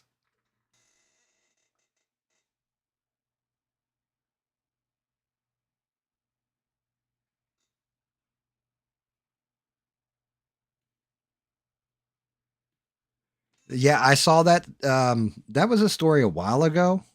That's actually in the Big Beautiful Bill, Eugene. The whole thing with Snap, because there was a whole people were all pissed off about it, and I'm like, good, good, because I'm going to tell you now.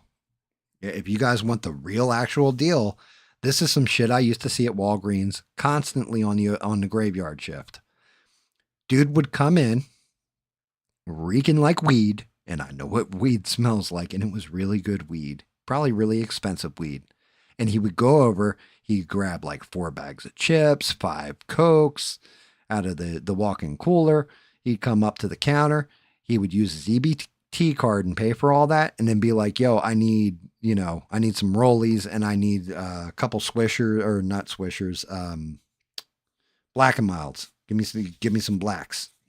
And It was like, yeah, so you're going to use cash out of your pocket, and you whip out like $200 out of his pocket. And it'd be like, yeah, because you're going to use your cash to buy your shit to roll your weed with. And then you're going to go eat fucking junk food while you're baked on everybody's government dime. Perfect.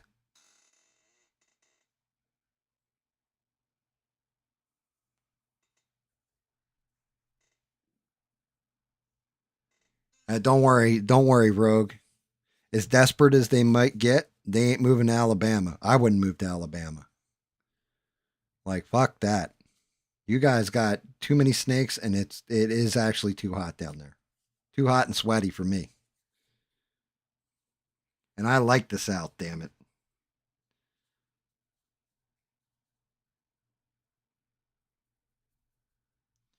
Although I'm not gonna lie, I've thought about like places like Alabama. To be honest with you, like in Alabama, right there on like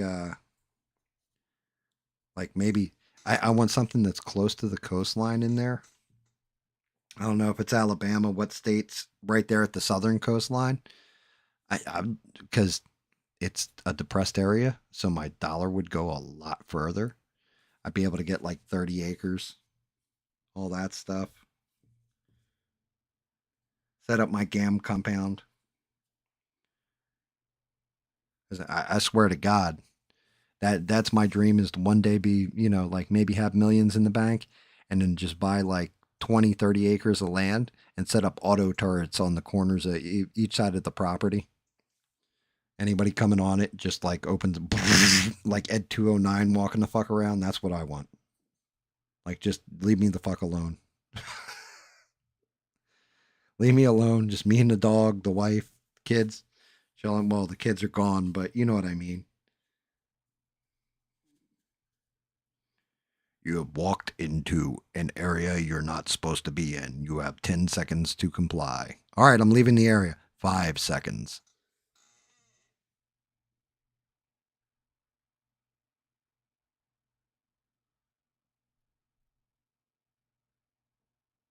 Yeah, nobody buys cherry Swissers to roll with them beans. That's like, man, that's shitty.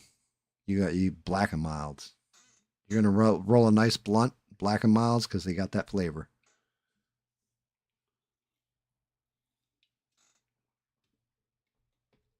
Swishers used to be the way to go back in like the 90s, late 90s, early 2000s. Nowadays, it's all about the black and milds.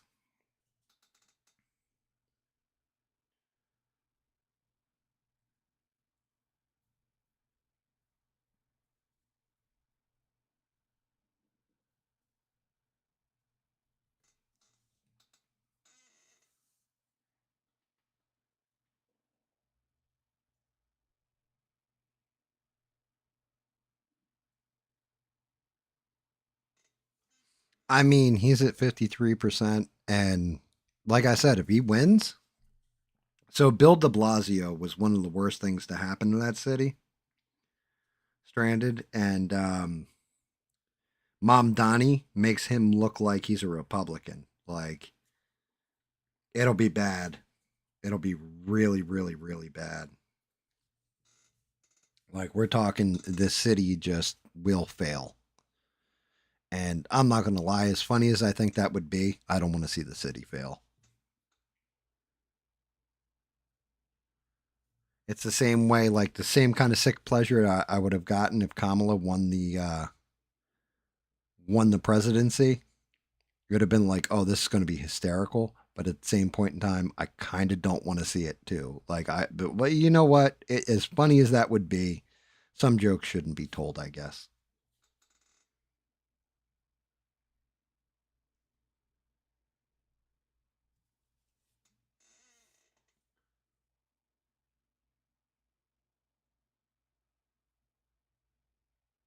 Yeah, see, Stranded's got it. I used to smoke black and mild. As a matter of fact, when I was first getting pipe tobacco or whatever, I was trying to find a flavor that was close to black and mild, and I could not find for the life of me. I figured Middleton, that makes the black and mild flavoring, they would have a blended tobacco that they just sold for pipe smoking, and they don't. Like, not that I could find, not like bulk bag.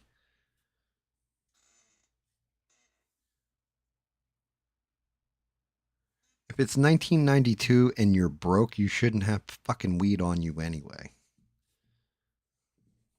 Like 92. Well, let me think about that. No, that was before I started smoking the greens. But even then, I always smoked out of like bowls or bongs. I never was a joint guy. I was never a blunt guy. I saw it as wasteful. Like it was a waste. You're better off just drilling a hole in like the side of a glass bottle and making a bong out of it somehow.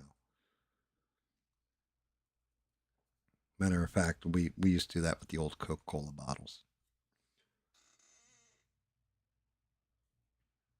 You've never smoked? God, what's wrong with you?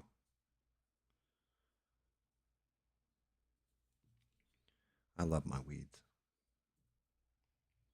I do love my weeds. Unfortunately, getting weeds here is highly, highly illegal. Like when they don't even have the shit for medicinal use, like that's you are in a level. I am a pilgrim in a very, very unholy land.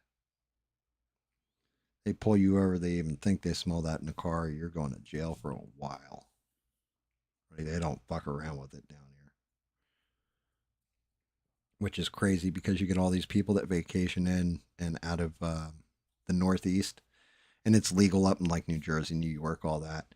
You'll see it all the time, like the police reports. Because I look at the local police station actually shows everybody's mugshot, who they arrested, the whole 9 yards, and a lot of times it'll be people that have weed on them driving through or whatever because they know you're going to pay whatever redonkulous fine they throw at you just to go your merry way.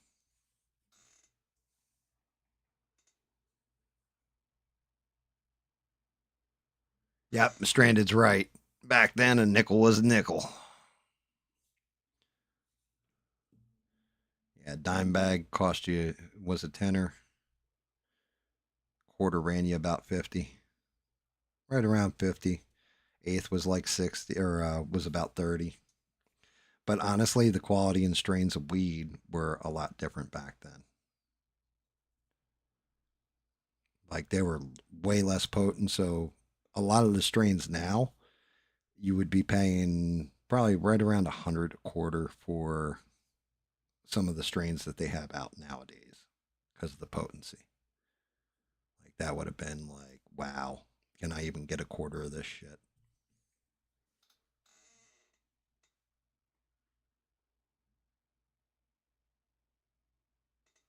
Ah, shit. All righty, Rock. Yeah.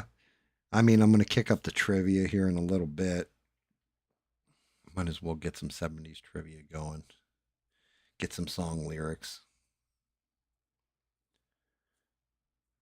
Figured I'd wait and see if Smurf dropped in too. Or Devin. I haven't seen Devin in a while. Well, no, she was here last stream, wasn't she? I still haven't seen her all that much. Probably working and everything else, or probably pissed her off because, I didn't accept Jesus into my heart. One of the two. Definitely one of the two.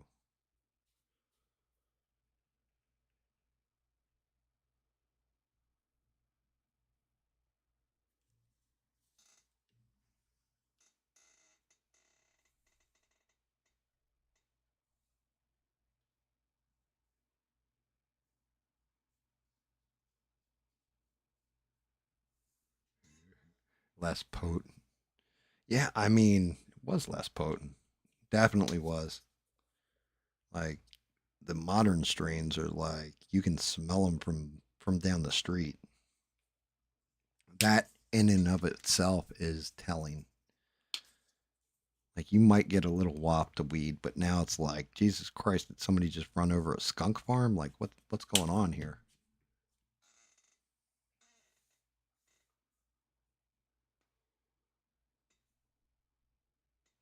Smurf's on abiotic factor right now. He's out there. He's exploring.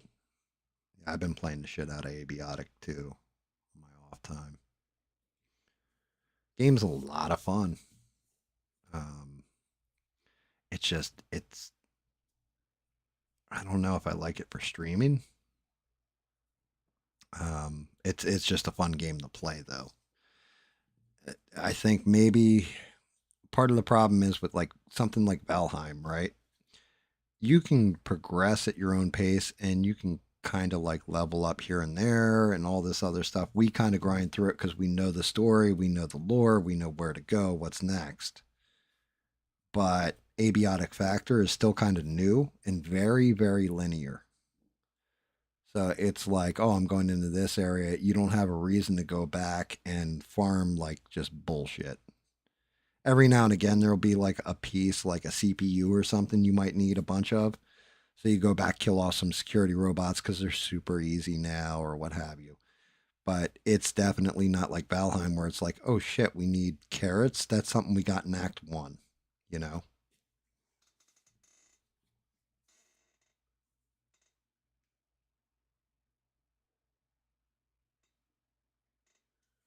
Yeah, a vodka can be used for all kinds of different shit. I don't think it goes bad. I think it gets more potent. I know Jack Daniels does. I'll never forget. I was working for the one dude Hollywood, and he loved his NASCAR. And he's like, "Yeah, I go to my buddy's house. He's got the surround and like big screen TV, the whole 9 yards." It's like, "Why don't you come watch NASCAR with us?" It's like, "All right, cool." So I showed up, and the guy's like, "Oh, you brought a guest," and he's like, "What does he drink? You know, what do you drink?" And I'm like, Really? I just drink Jack Daniels. It's my main thing. You know, I'm not really big on beer or what have you." And he was like, "Jack Daniels, we had, such and such, like this one dude that used to come over all the time." He's like, "That was like 6 years ago, 7 years ago. I still have the bottle though."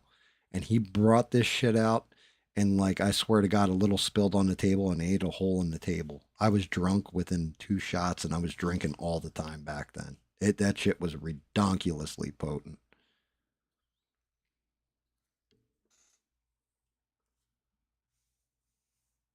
Yes, it's an educational stream. But yeah, vodka is great to keep on hand for you can't get the rubbing, well, like alcohol to clean the wound or whatever. You can spill vodka on it and it will help. It won't clean it out as well as like isopropyl alcohol or hydrogen peroxide, but it does. It has its medicinal purposes.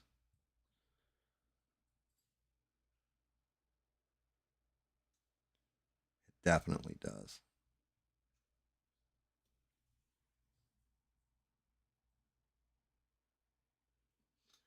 Oh yeah, that would definitely stop shit right there, Bob. Get in a fight with everybody on another ship and they just, yeah, not good. Not good at all.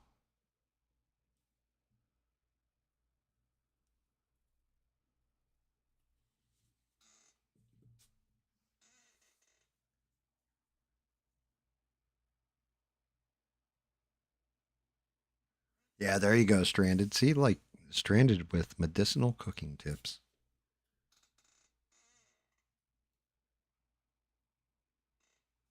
Yeah, Bob, that's one of those problems. Worst beating I ever saw a guy take. It was hysterical. It was this one dude, Mikey B, and I was like, "Why don't you drink hard alcohol anymore?" He's like, maybe I'll drink with you guys or whatever later." He's like, "But every time I drink, I seem to get in fights." And he starts drinking his hard alcohol like he's doing shots of something. I think it was Cuervo probably, but he's drinking it, and then he started a fight with one dude in the bar, and the guy was with like a 4 pack of people, and it all calmed down, and then Mikey B took a shot at dude, and they beat his ass, like all four of them. They were stomping on him, everything. And the whole time he's like, "You can't hurt me. You can't hurt me," while they're beating his ass. And they knocked him out. He ended up going and ended up in the hospital. And apparently, when he came to in the hospital, he was still fucked up from drinking. And his sister, who worked at the bar too, as a bartender and a cook, said that he was just like, he woke up. She's like, "Oh my God, they beat the hell out of you and all this, and you look like you really got hurt." And he's like, "You can't hurt steel." But they stomped the ever loving God out of him. Like, he really did get beat up.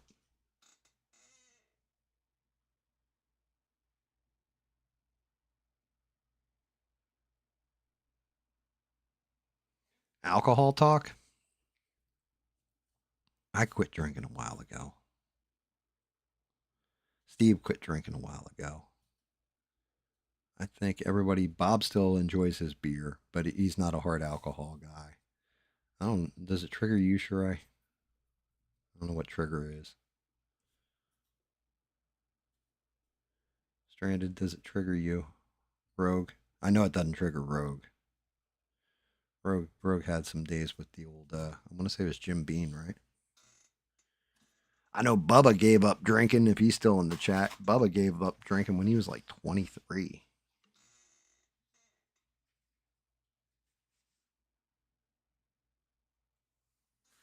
Yeah, I was gonna say Steve's on top of his shit. He's that stuff don't bother him. Like, I mean, if you're putting things in people's faces and telling them to drink it, hey, do a shot with me or whatever, that's a little different. Talking about it, you can talk about it. We've all had good times and bad times when it comes to drinking. Like, definitely some fun times with drinking, but some bad times too.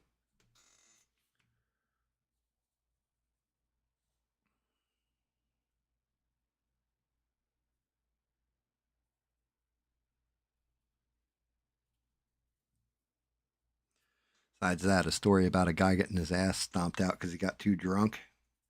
Thought he could take on a bar full of people. Should serve as a warning and remind everybody why we don't drink alcohol heavily like that anymore.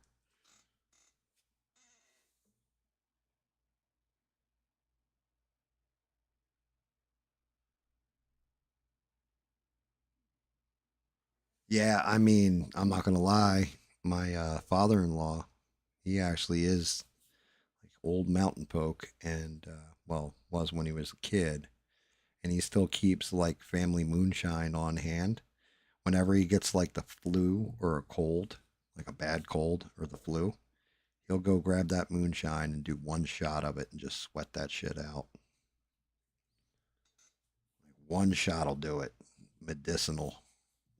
Blam. Burn it right out of his system.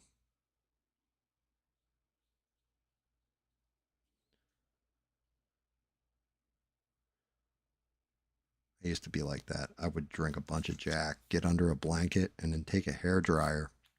And, so the hair dryer, you got the coils back here and then the nose or whatever.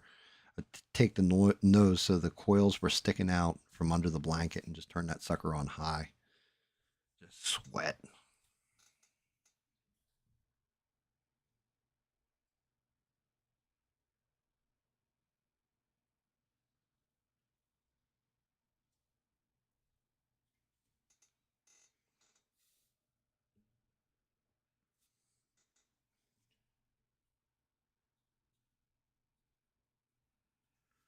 All right. Let me. I was originally going to keep this separated because I was going to paint this band different, and I still am, but I might as well just use this as a base coating.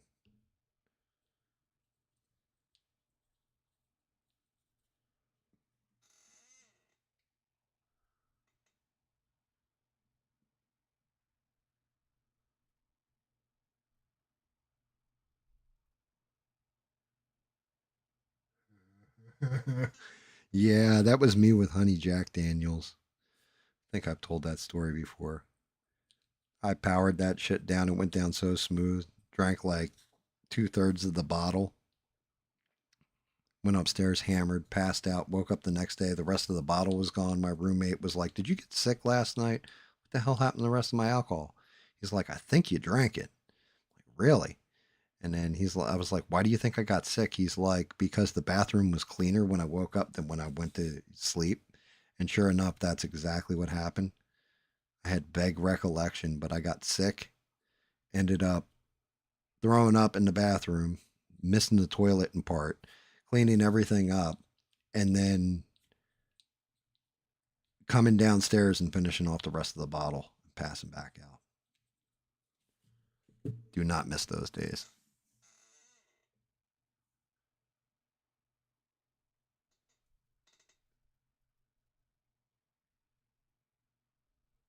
Pisswasser. What's pisswasser?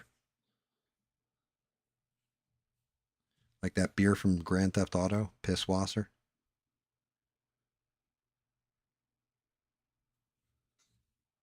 You probably think I'm kidding too when I say that beer from Grand Theft Auto. That's what the beer in Grand Theft Auto is called, though, is pisswasser.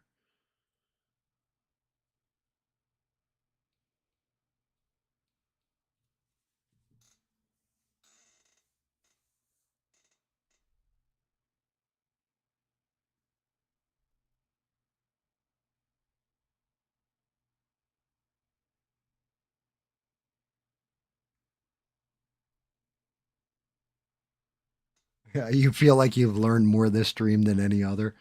I don't know if that's a good thing or a bad thing, Shirai. Make sure you guys watch and smash that like button if you haven't already.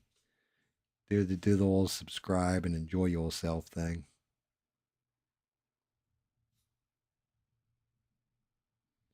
But yeah, the struggle with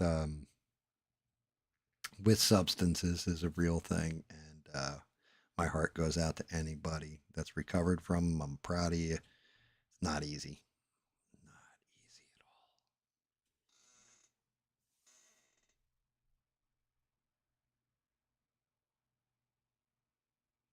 It's German cherry liquor. Why don't you just buy grenadine? You don't even need the liquor.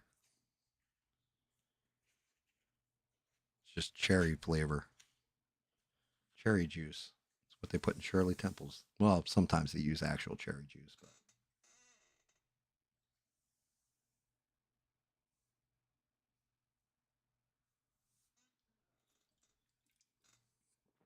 Eugene's drinking the fancy stuff.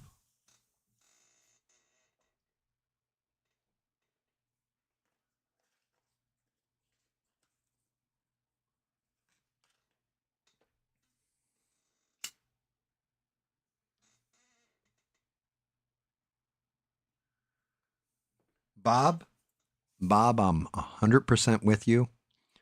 13 years ago, I got married, saved my life. If not, I probably would have been dead later that year. So that you're right. I look at it all the same way too. I'm kind of happy about my life because it's all over time. You're right. Like I already should have been dead and gone.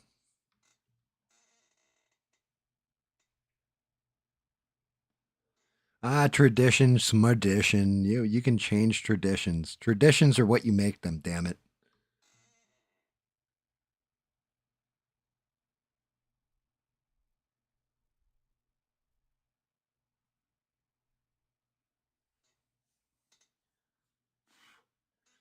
Germans love dogs. That's why their women are so hairy. Makes sense now.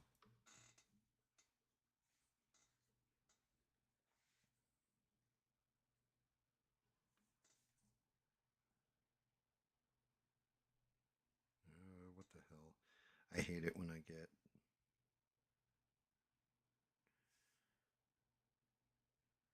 Yeah, that came out all right.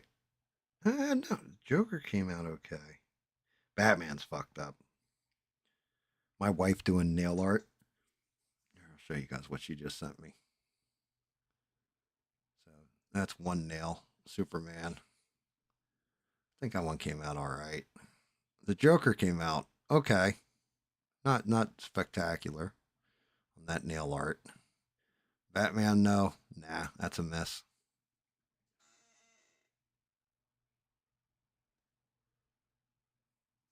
Oh, the hell German women are not hairy. I don't know. I don't know what you're talking about there. Definitely, well, actually, no, you know what? Maybe you're right. Hungarian woman. I was with a Hungarian girl once, and man, that girl was hairy. Like, I mean, I thought she was Bigfoot shaved down for a minute.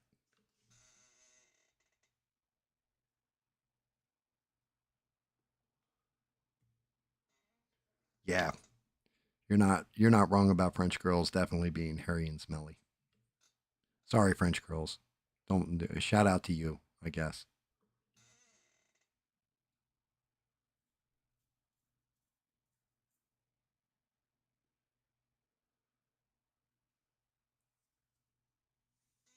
See, Rogue is definitely who you want with you if you get shot in the outback. Like if you're down south in the swamps and you get hit by a bullet, Rogue's definitely one of those people. All you're going to do right now is go ahead and grab some of this. You're going to chew it up. Now, spit out the nasty part. Now, you see this little white string come out of it? Yeah, you're just going to wrap that around nice and tight. And there you go, pack it in deep. All right, this is what I'm saying. A little bit of this swamp grease right here, we like to call it. It's actually the mud you get right here from the embankment of the swamp. It's a little green in there. You're just going to pack that bullet wound right there. All right. Give it about a month. You'll be straight as the rain.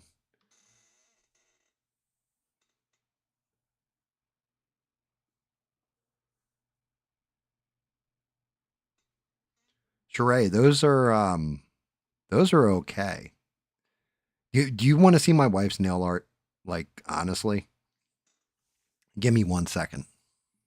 Give me 1 second. I'll show you some of the setups she's got. I hate to turn this into a nail painting stream, but you know I'll just show you off some of the wife's nail art. Give me 1 minute.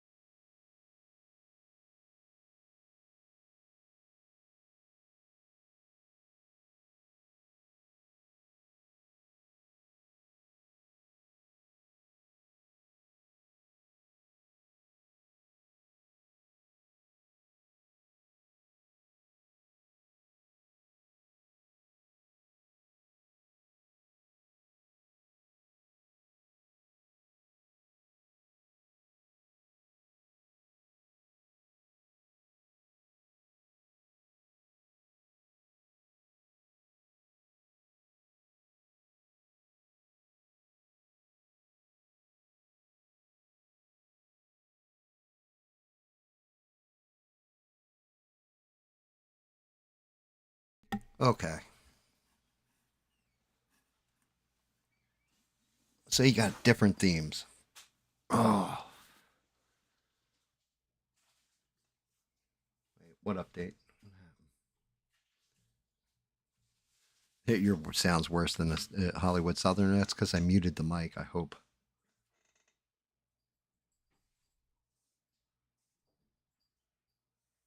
So these, of course. Let me see if I can't get them in frame. Move these over and not knock them over everywhere. Like this was a set she just finished a little bit ago. They should be cured. Seeing if I can't get them in the frame. But she did some Hello Kitties. Then, this set was just finished too. This is the hologram set. So gem and the holograms.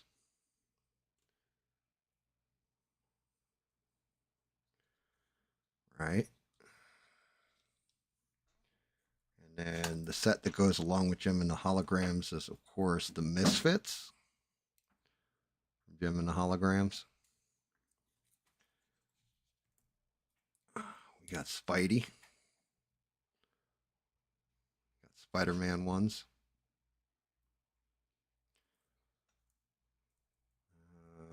Princess and the Frog.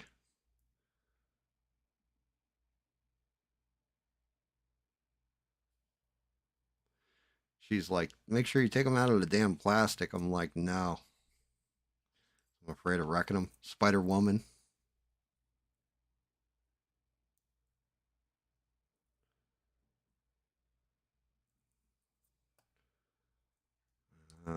This is one of Hello Kitty's friends. Popo Fury or something like that. I actually really like these. These I was like, damn, they look cool as shit. But porcelain.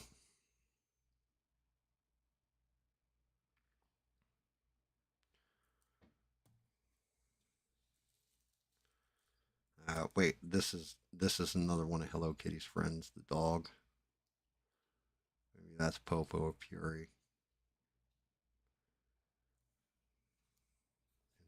And last but not least, I can't remember what the hell these were. Oh, this is Barbie's greatest hits.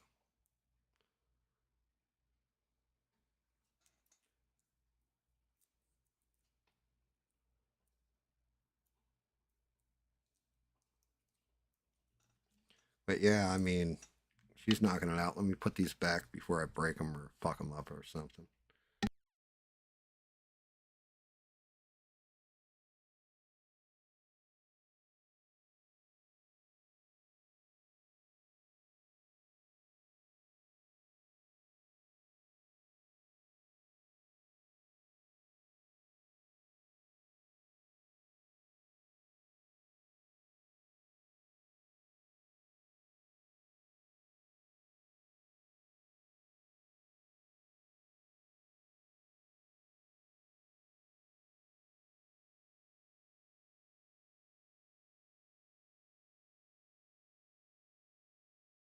And the answer to that question about special ordering them and all that, yeah, any shape, any size, any design.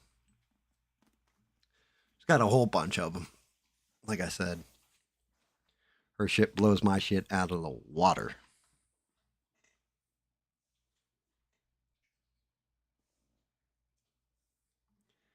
Yeah, she's got them. She's working on a whole bunch because I told her I was like, yeah, I showed off the Superman, the Joker, and the Batman. She's like, the Joker and the Batman look like shit.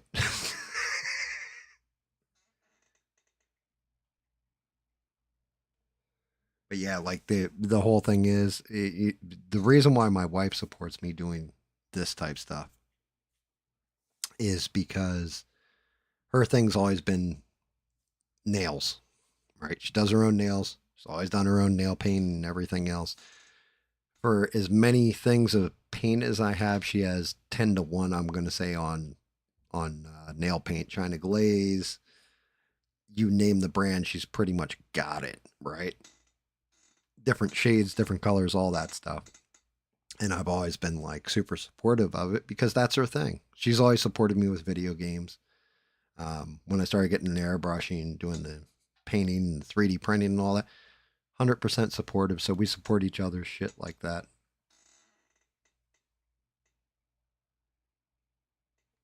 Can she do cinema roll like Hello Kitty? I'm sure she can.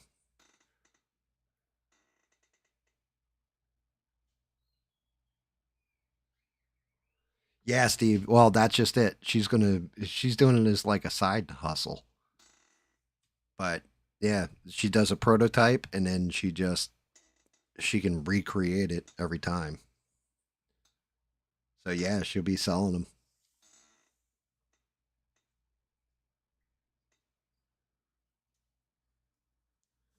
Cinema roll. Here, I'll ask her real quick. Let me message her. She's working on that the DC ones.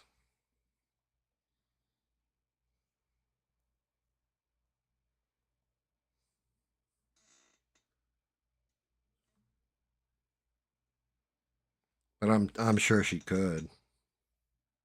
Yeah, she doesn't screw around. When we go out and like shopping and all that, she'll sit there and like cashiers always go like, "Who did your nails? Who did your nails?" And like, "How much does it cost?" and all that. And it's like, I did them myself. Yeah, that's what I thought. Yeah, she said she can do any of the core 56 Sanrio characters. You're doing what? Hangy Dune? Okay. And Coco Karapi. Yeah, she's working on those in a little bit.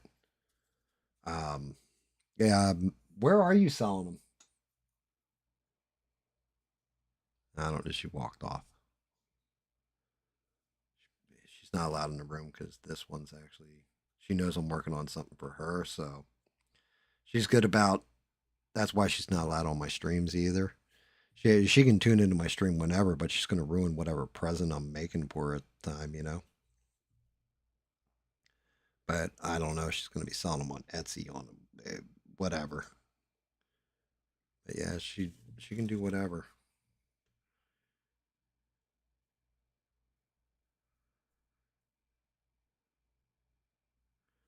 And they're cool. Like I don't know.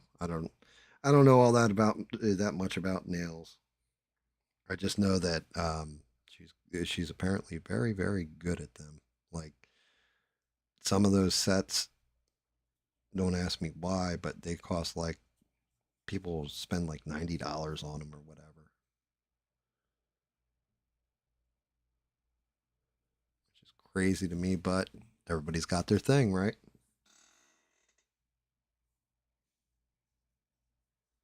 But yeah, once I'll let you know when she has a storefront up or whatever, Beans. But yeah, she's been doing it most of her life. Good at it, and not doing it like professionally. Like she's not like I went to beauty school and learned how to do this. She just does it for herself, and then has done it for so long she's good at it. You know what I mean?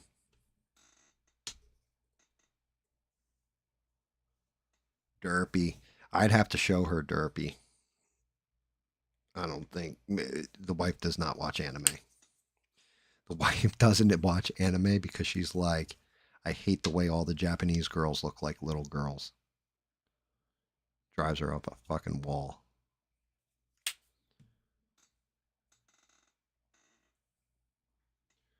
Yeah, I mean, those are all.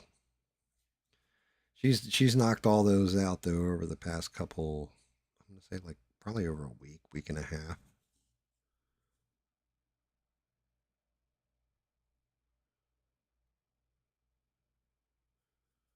It's her little side hustle. Same way you guys keep telling me I should sell my figures. She came to that business decision on her own, and she enjoys doing it. So I'm all for it. But she has like all kinds of different little charms and jewels and all that stuff. You think I'd be well, that's one of the things I have in my closet that I have not used yet. She got for me, I think, 3 Christmases ago, and it's sat in my closet. And eventually, I will find the right model to use it on. She got me a flock gun, so something that I do is going to end up flocked eventually. I'm hoping for like a Swamp Thing or a Moss Man 3D print that I can do, where it justifies using it.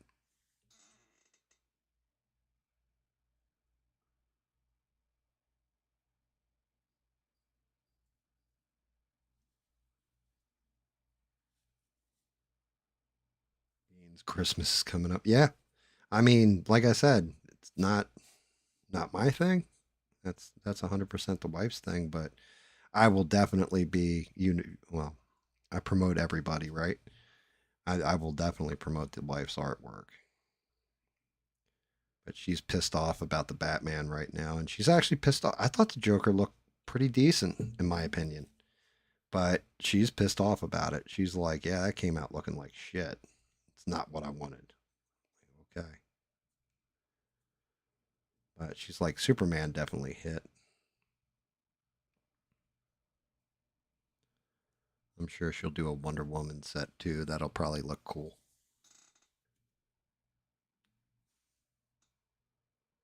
Have a good night, Stranded. You know you're getting shouted out through the rest of the show too, by the way. Just FYI. You know that. When you're watching on the re up, I don't know if that's a nice thing or it's an annoying thing. But I always shout you out. I've gotten used to a certain point in the show, like, okay, time to shout Stranded out. Ever since, and you've earned that one because of Friday Night Fuckery, the original Friday night stream that was a utter disaster, and you hung in with me. Yep, Harley Quinn would be easy. She's done Harley Quinn nails on herself, like with the checker marks and all that stuff up it, like the leggings and all that stuff. One was like a mallet. One was the Harley Quinn logo.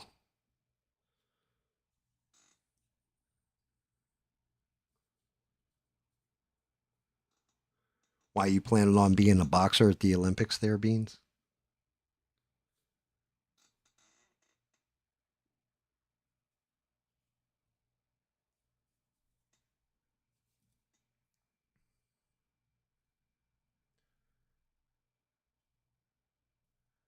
Yeah, I mean, the wife has done. She's the original do-it-yourselfer. She's taken like my nightstand table, for example, the Sinestro core logo on it and everything else. You open the drawer, it's got the oath written in it and everything. Pretty badass. I have to do pictures of that sometime. Show them to you guys. But she blows my little hobby here out of the water with what she does. I'm not gonna lie.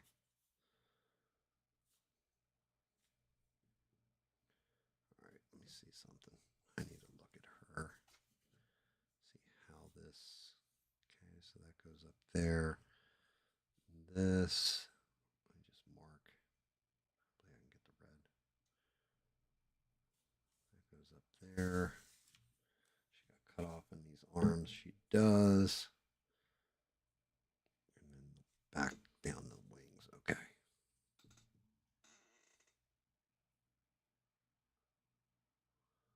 I mean, that's just it. Everybody, but like some people are music, some people are drawing, some people are painting, some people are nails, some people. But it does seem like everybody in the group has an artistic talent, and if not, appreciates it.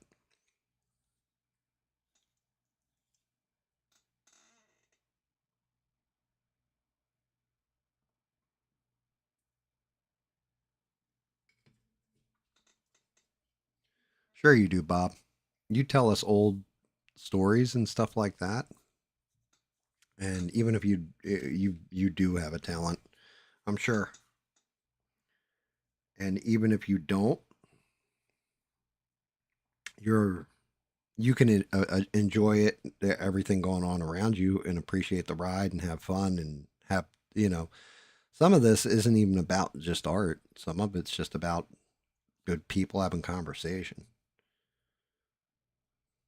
You know, some of it's all about the conversations and being surrounded by good people.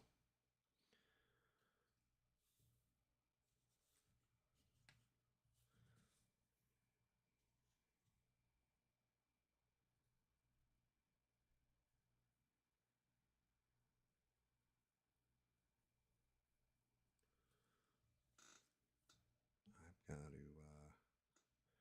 Speaking of which, I'm sitting here slacking.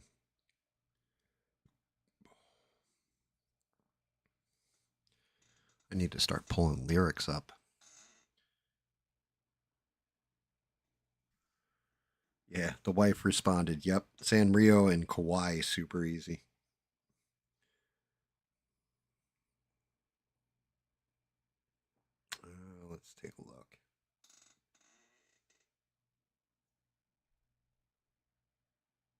Have a good one there, Mr. Rogue Life. I'll talk to you soon, sir.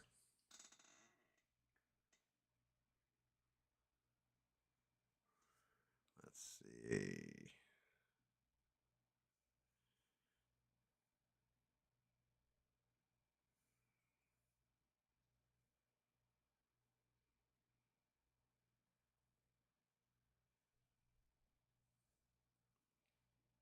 Make sure I set this right. It is right here.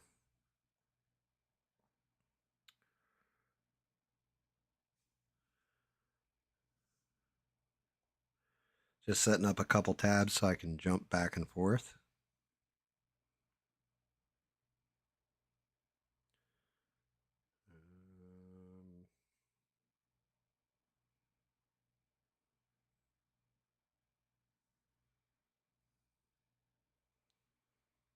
Because I'm going to have to refresh it as almost makes me want to stop painting just so I can do the trivia part of things.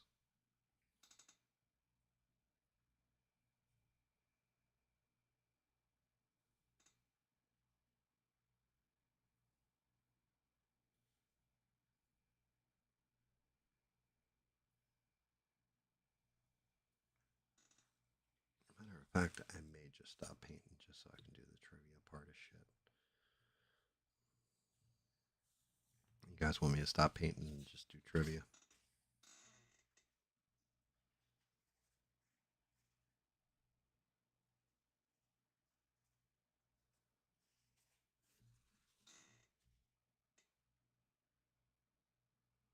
Well, I mean, Eugene, I think, is just talking in the style of. I don't think it's got to be exactly like, Velma and Shaggy and the whole mystery group.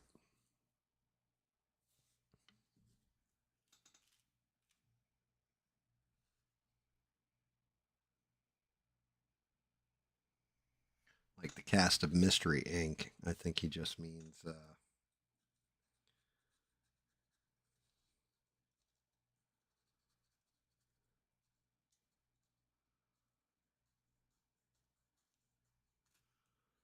I think he means just like along those lines, kind of like Hanna Barbera type drawings.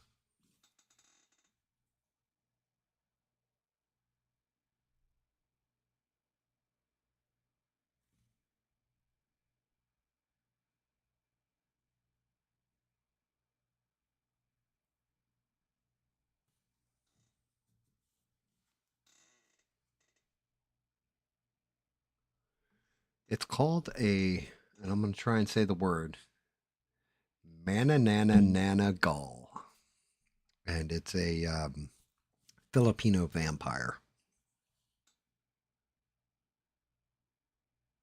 They legit look like normal humans, Bob.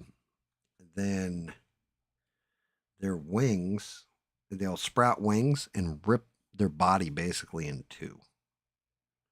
The top half of them looks kind of like a bat, and they fly and eat people's blood or drink people's blood.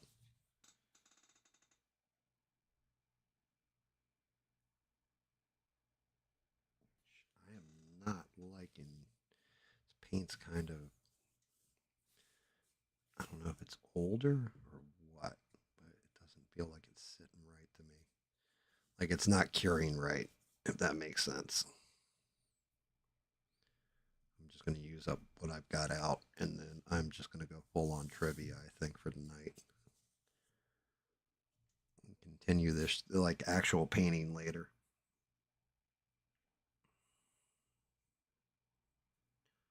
Unfortunately, I've got to get my sleep schedule in line for running a store for the next 2 weeks.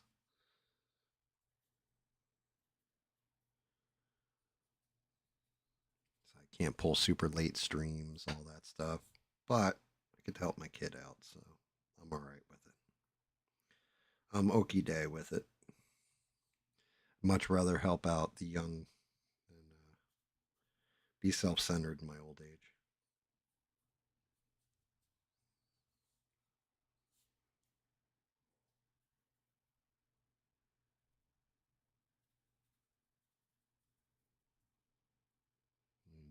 this color red at least is definitely more cloth-like than the other reds.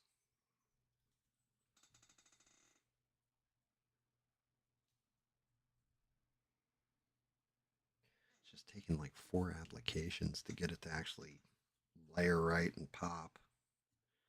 I don't know what the hell the deal is with that. Like the pigment's separated or something. I don't know how to describe it.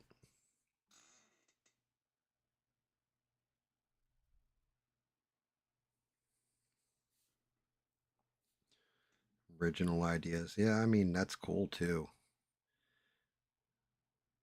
Having Beans do that kind of artwork for you is probably better than AI in it. I'm not going to lie.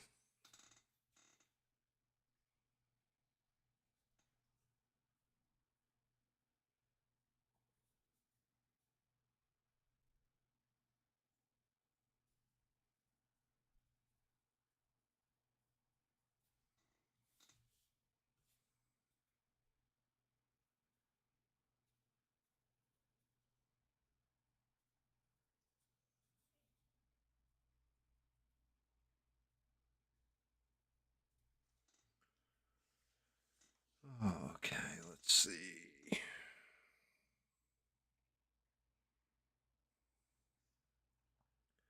Search up another lyric.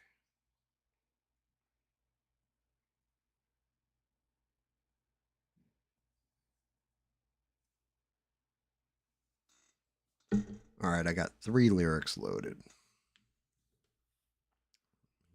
Just finish out what's left on the palette, and then we'll start rocking and rolling. No pun intended. Actually, fuck it, pun intended. Dog, what are you being whiny about? I hear my dog in the background whining. If I can hear him through the headset, you guys probably can too.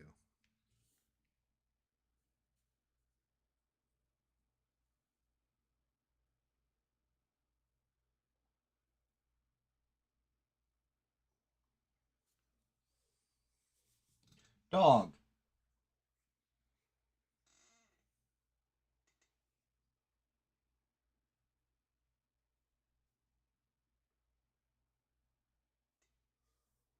All right.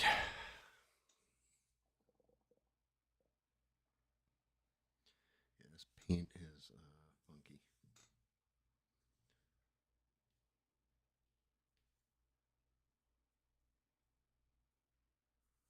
I think it's going on splotchy.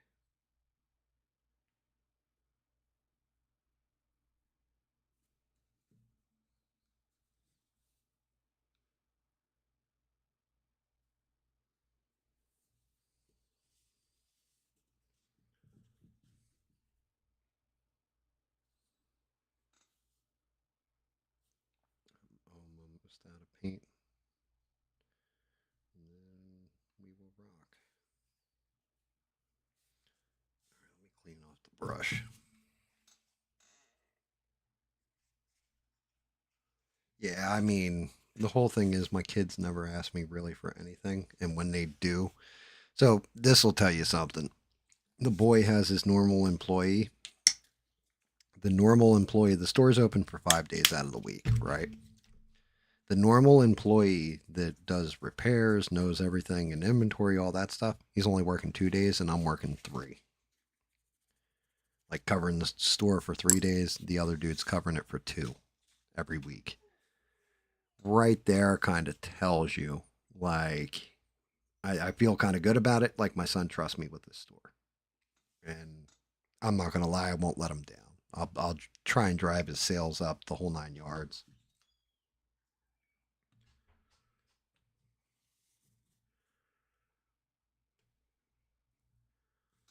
Just set her down. She looks weird. All right, you guys ready to play?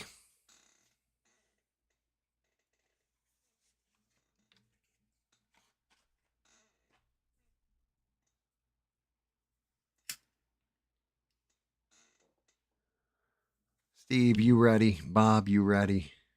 Sheree, you ready? Beans, you ready? Eugene, you ready? Everybody ready? Stranded, shout out to you who already left, but I know you're ready.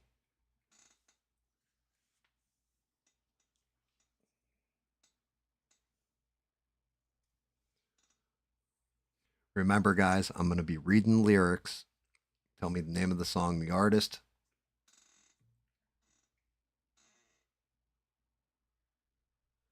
Yeah, yeah, yeah. It's a joke. Ready? Well, you can tell by the way I use my walk. I'm a woman's man, no time to talk. Music loud, woman warm. I've been kicked around since I was born.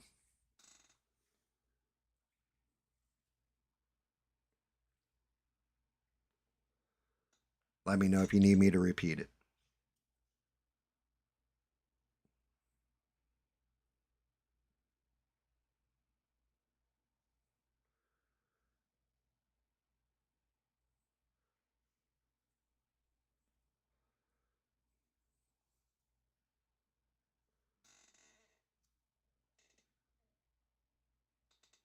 Bob was all over it. Steve was all over it. Beans was all over it. Nice. Yes, it's the Bee Gees staying alive. And no, I will not try to sing it because I'll have to kick myself in the nuts to get my voice that high.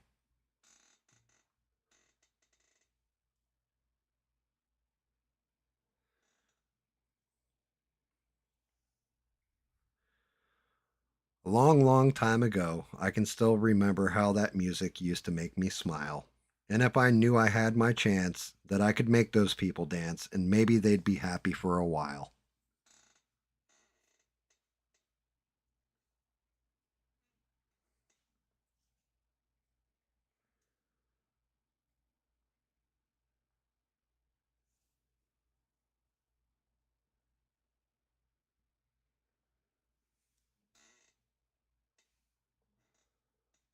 And make sure you guys let me know if you need a reread.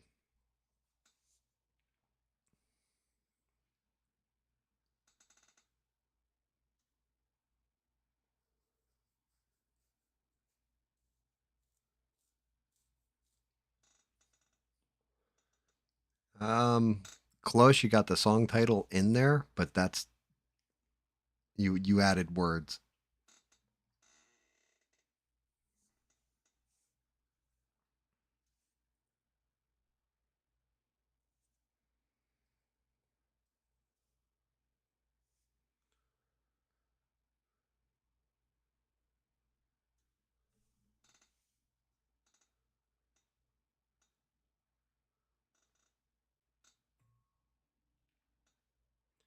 And who sings it too?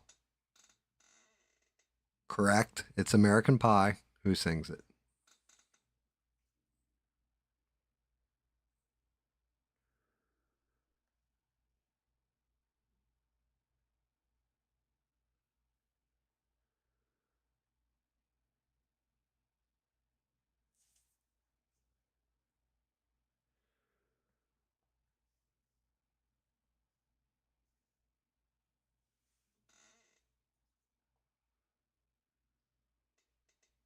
Don McLean. Yes, Don McLean. Here's an easy one. On a dark desert highway, cool wind in my hair, warm smell of colitas rising up through the air.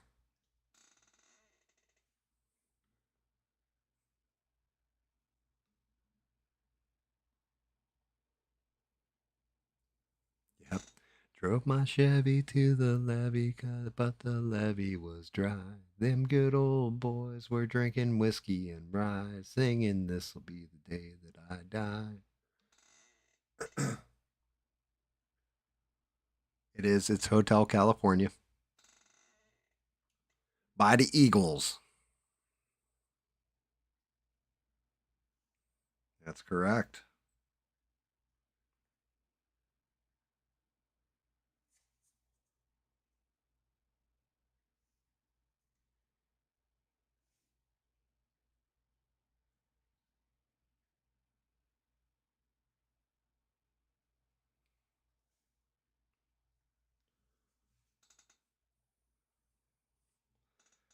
If I leave here tomorrow, would you still remember me?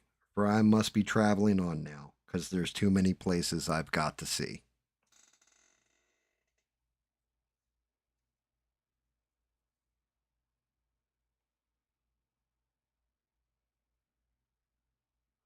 Steve, it was Hotel California.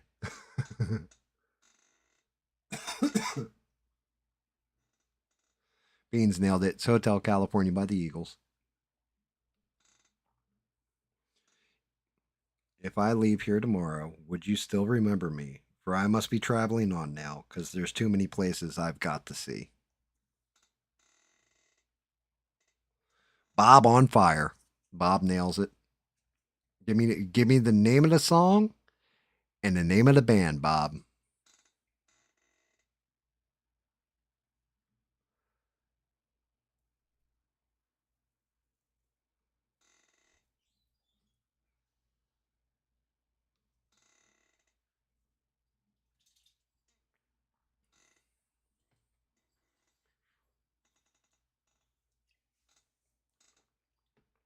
I might actually have time to paint in between you guys. Freebird by Leonard Skinnerd.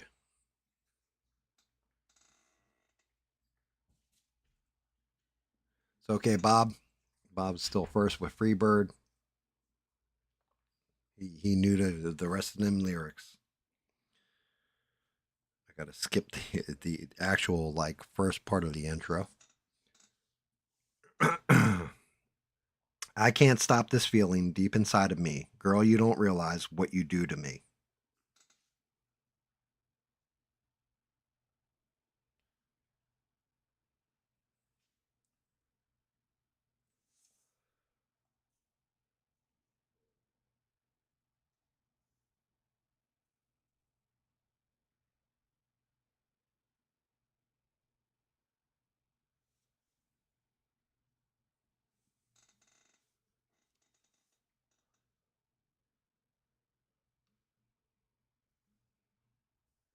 I'll read that again. I can't stop this feeling deep inside of me. Girl, you don't realize what you do to me.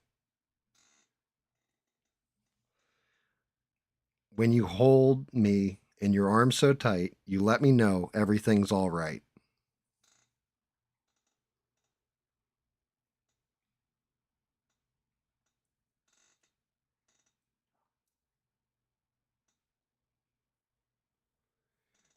Beans is on the right track. Bob's like, damn it, I know the song. And it is Hooked on a Feeling. What's the name of the band?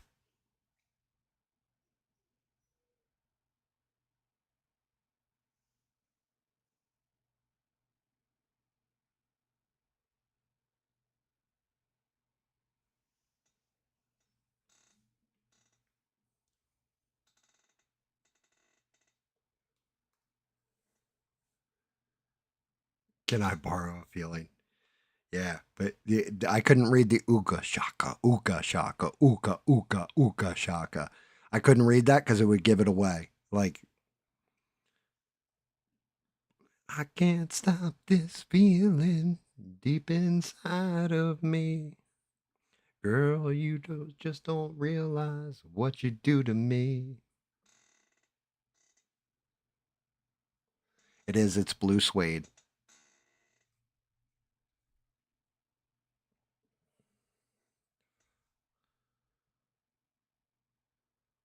All right, ready for the next one?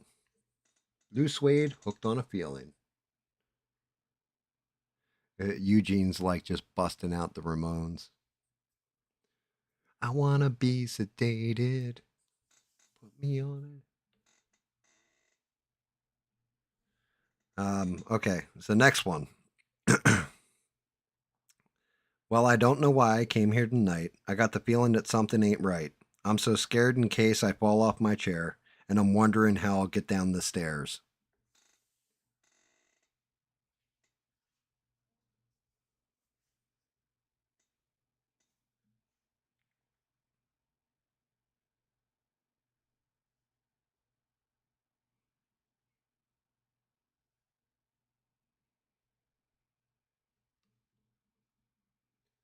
Sounds familiar, doesn't it?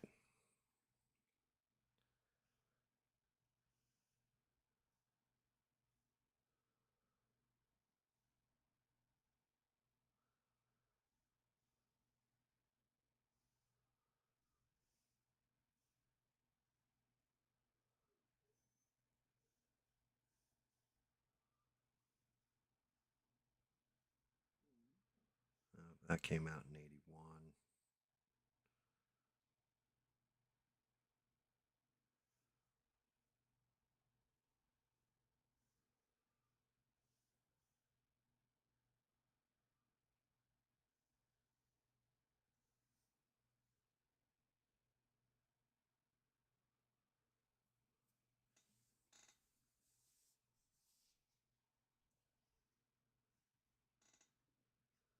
It is Stuck in the Middle with You. It's not Donovan. And the reason why I knew this song and why that song sounds so familiar and what everybody knows it from is Reservoir Dogs. And the DJ on the album for Reservoir Dogs was actually Stephen Wright, who was a comedian that kind of talks something like this. Yep, Bob's got it. Yep, that's correct. That's the right song. And Stephen Wright, when he reads it off, he says, Joe Egan and Jerry Rafferty were a duo known as Steelers Wheels when they recorded this Dylan esque pop bubblegum favorite that rose up to number 5 as Steve's Super Sounds of the 70's continues.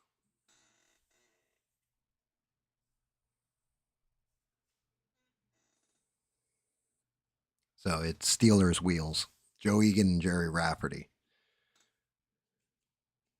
And as a matter of fact, Rafferty went on to record a song in the 80's.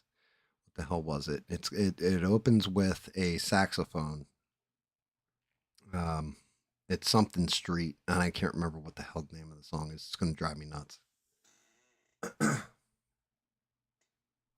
Just 70's.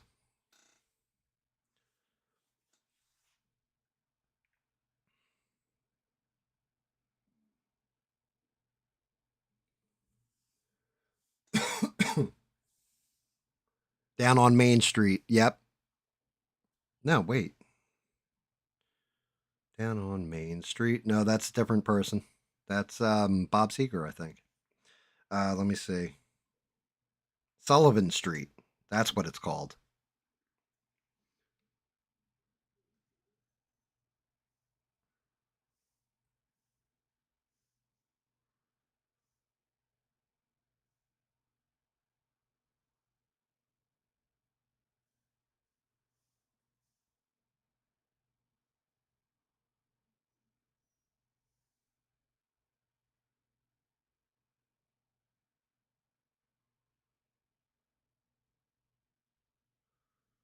All right.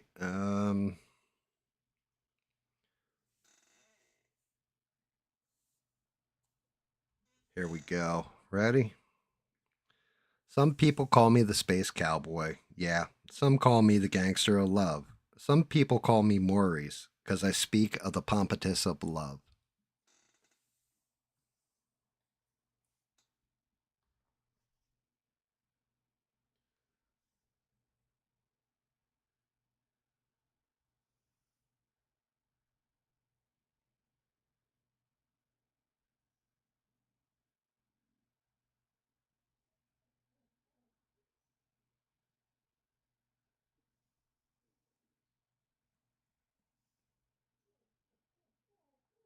I'm going to kill my dog. Give me 1 second. Damn it, dog. I'm calling Christy Gnome.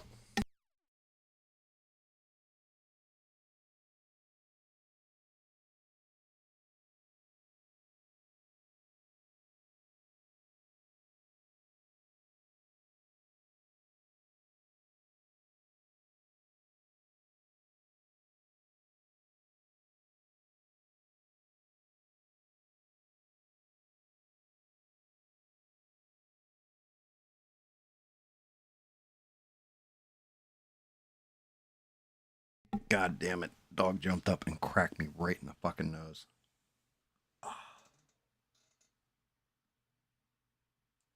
Yeah, the Joker by the Steve Miller Band.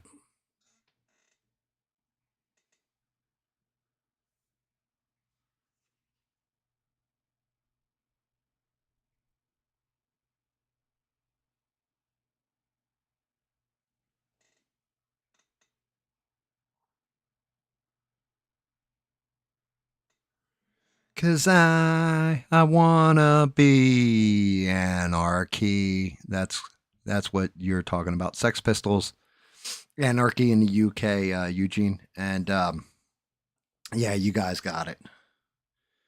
Steve Miller Band, The Joker. Some people call me the space cowboy. Some call me the gangster of love. Some people call me Maurice, 'cause I speak of the pompatus of love.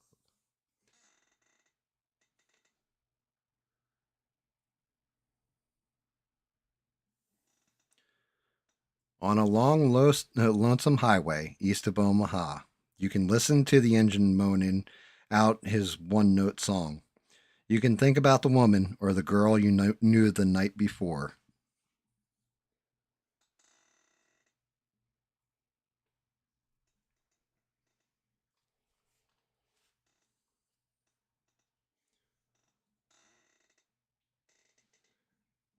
Oh, great guitar in the song Hotel California, but no, it's not Hotel California, Bob. On a long, lonesome highway east of Omaha, you can listen to the engine moaning out his one note song. You can think about the woman or the girl you knew the night before.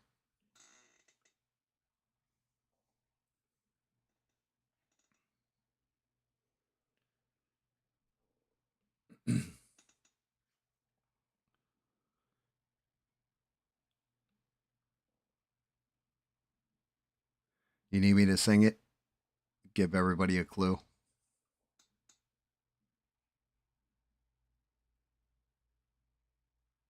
That's Cheatin' Beans. That's actually the remake of the song. And Bob's on it though.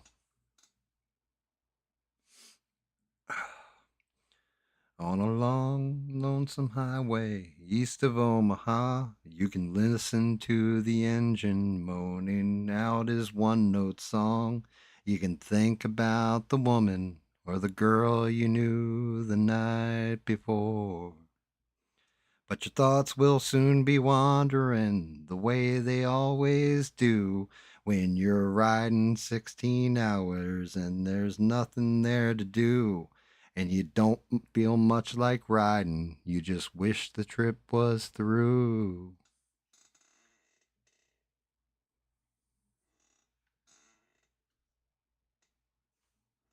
Yep, and technically correct. Beans is technically correct. Metallica did remake the song.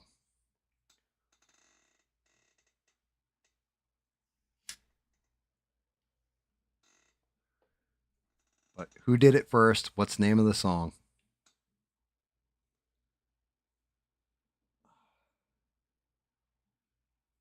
That dog cracked me in the nose so hard. His head felt like I got punched.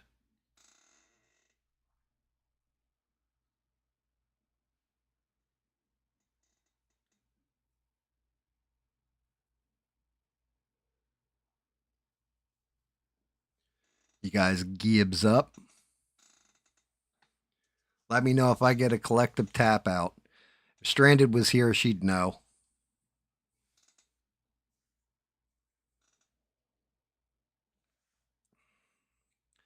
Name of the song is. Give it one last second, see if anybody clicks.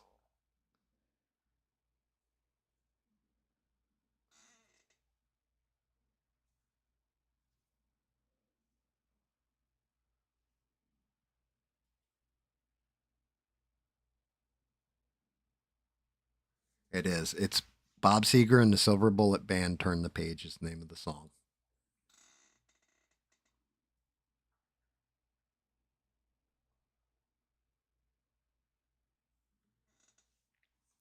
Yep. Yeah, and it's funny because we used to listen to that song when I was working car shows. And we'd take road trips that would last like 20 hours. Like we drove from Jersey to somewhere in Ohio. I can't remember where it was, but it was like a 20-hour trip, and it sucked. And we'd be sitting there singing that song like we'd have it on just repeat, listening to it. That. Some of these others I'll bring up.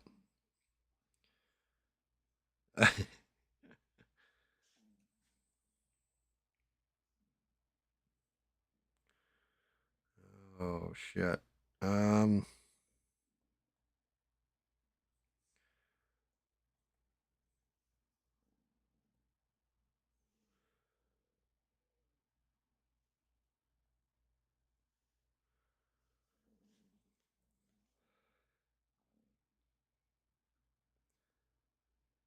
See, like that pisses me off. I don't want that. I want the original.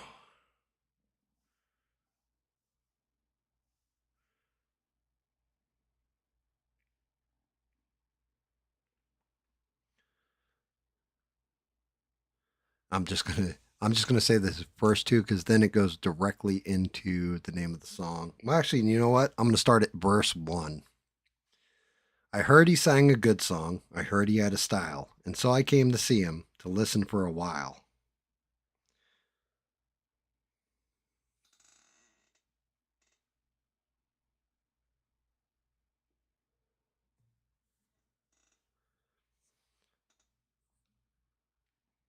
And yes, the song was remade.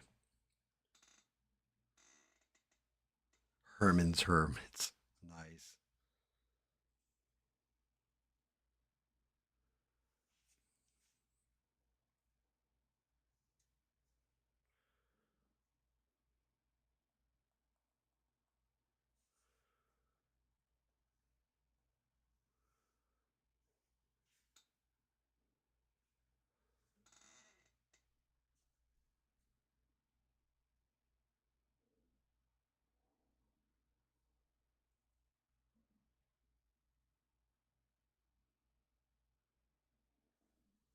Yeah, you know the song, but knowing the artist titles. It is Killing Me Softly. Who sang it? And don't say Fuji's. Lauren Hill straight up stole the damn song.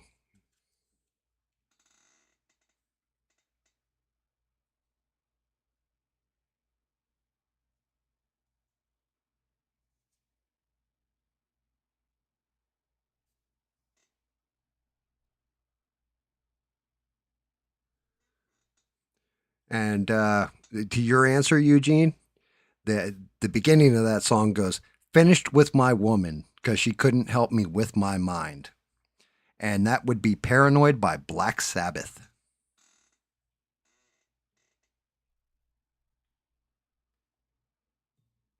Finished with my woman because she couldn't help me with my mind. People think I'm paranoid because I am laughing all the time.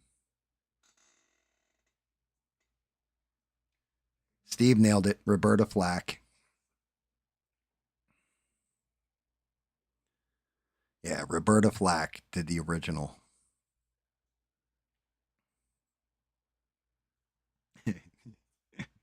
Actually, I should hit you guys with that one too, and I'm going to. Yeah, I put in "Killing Me Softly" lyrics. It came up with the Fuji's version. I'm like, oh no.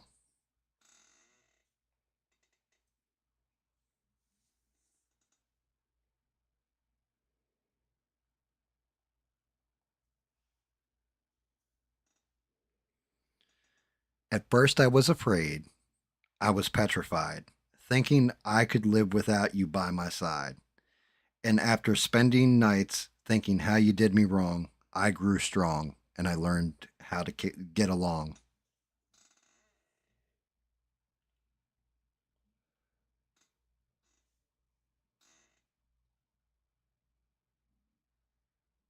Yeah, both Steve and Beans nailed "I Will Survive." Who sang it? Yeah, Steve, I knew what you meant as soon as you typed it in.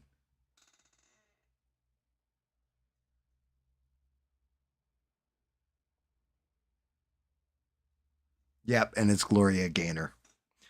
First I was afraid, I was petrified, thinking I could never live without you by my side.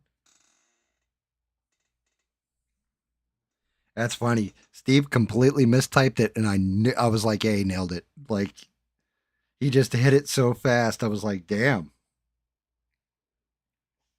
Actually, that song was remade at least once that I know of by a group called Cake.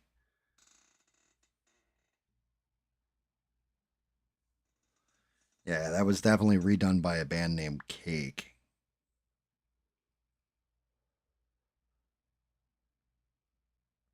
Here we go. You guys will nail the shit out of this one, I hope.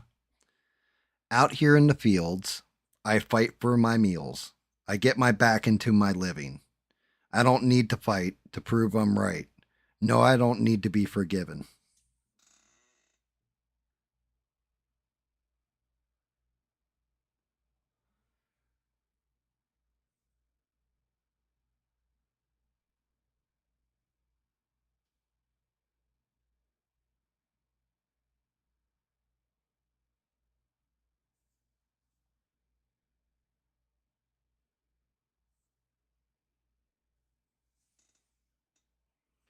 Ooh, I'm going to do this one, and well, I will in a minute.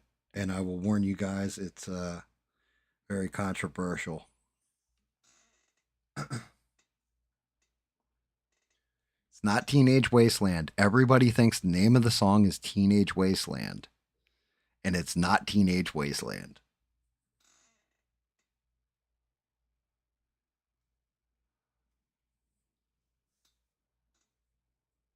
Bob is like, it's a shame because Bob is actually, he knows the songs and it's going through his head. Like he can hear the song in his head and he's just like, what the hell's the name of the artist and name of the song?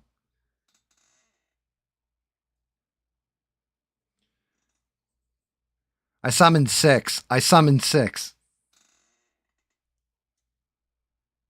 It's not We're All Wasted either. It's got a crazy ass title that they never say the title in the song. What's the name of the group and what's the name of the song?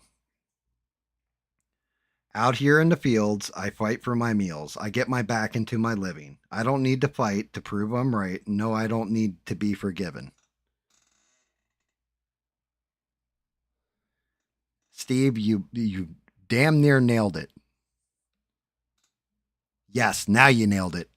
It's The Who and Baba O'Reilly is the name of the song. It's not Teenage Wasteland. That is one of the ones that screws everybody up. Teenage Wasteland. It's Teenage Wasteland. But no, the name of the song is actually Baba O'Reilly.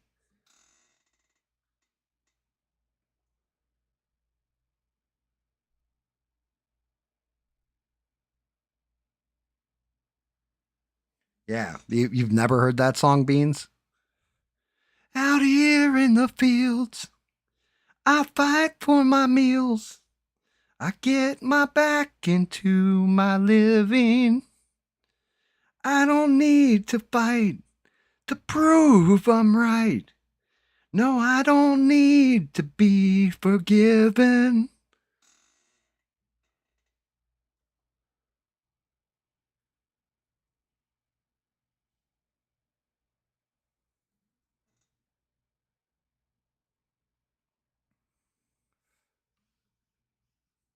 And my singing is terrible. Some things will hold through the 70's, 80's, 90's.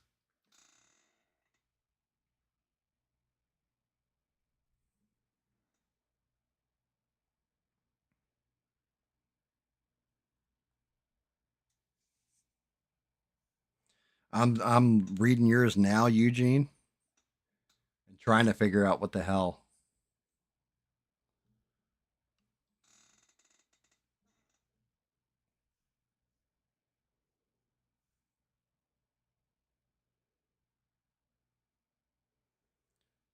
I can't see much of a future. Looking at the past.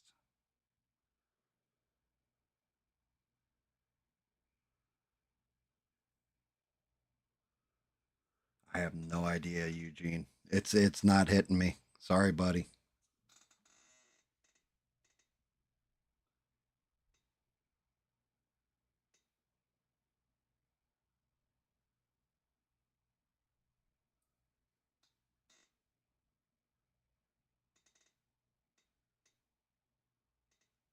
God damn it, Sheree.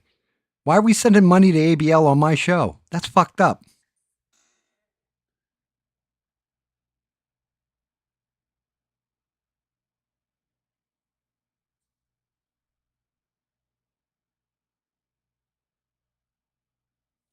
Sheree's like, oops.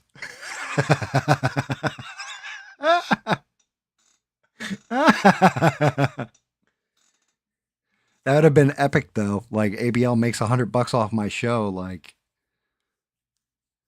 god damn it.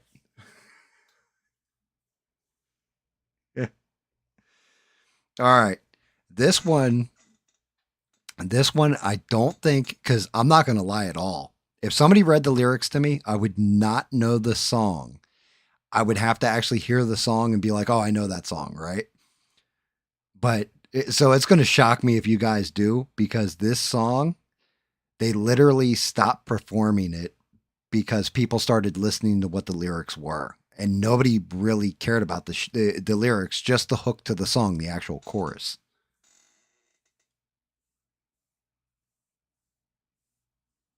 Nothing, Bob. Sheree posted a link and it was the wrong link. Uh, ready? Here come the lyrics. Yeah, Gold Coast slave ship bound for cotton fields, sold in a market down in New Orleans. Scarred old slaver, know he's doing all right. Hear him whip the women just around midnight.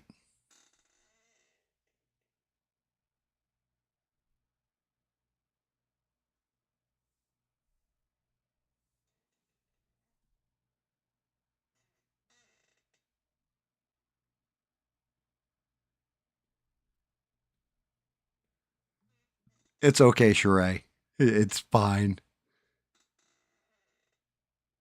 Actually, Bob, you're pretty goddamn close. Yeah, Gold Coast slave ship bound for cotton fields, sold in the market down in New Orleans. Scarred old slaver, know he's doing all right. Hear him whip the women just around midnight.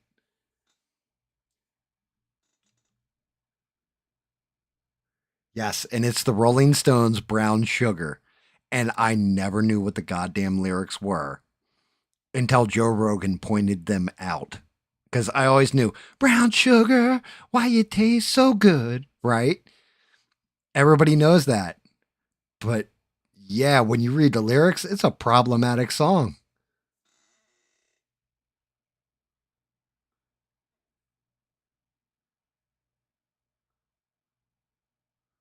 Sheree, be safe, please, driving.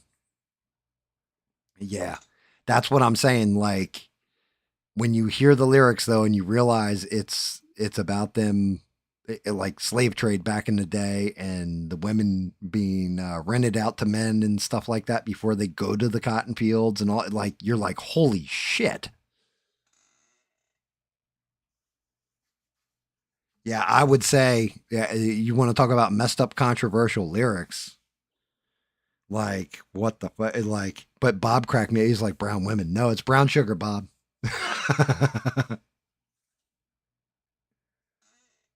And yeah, I could believe that being like when Rogan pointed out, I was like, he's like, yeah, like the lyrics to Brown Sugar, there's a reason why the Stones don't perform it anymore in concert.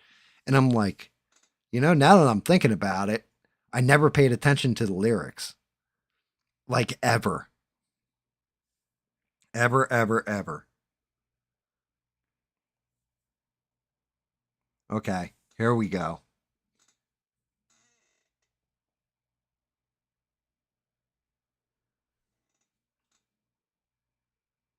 Yeah, exactly, Bob. It just had a good beat. Like it was a good song, and Mick Jagger's doing his Mick Jagger thing.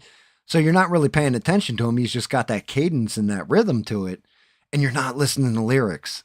But then when you actually look at the lyrics, you're like, holy shit, he really does say that stuff. Like that's wow. All right, so here we go. Company, always on the run. Destiny is a rising sun. Oh, I was born, six gun in my hand. Behind a gun, I'll make my final stand. That's why they call me.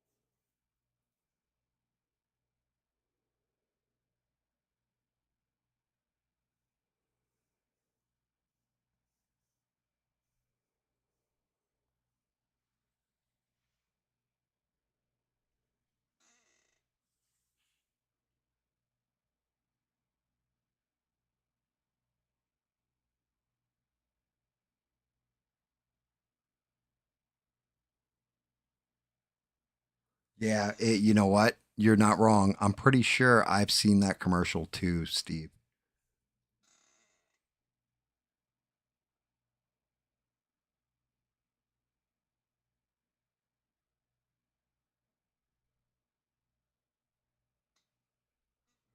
Eugene, is that Kiss Detroit Rock City?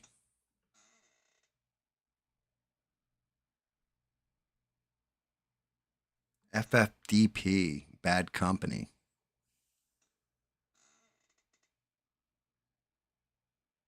What the hell's FFDP? It's Detroit Rock City? Yeah, by Kiss.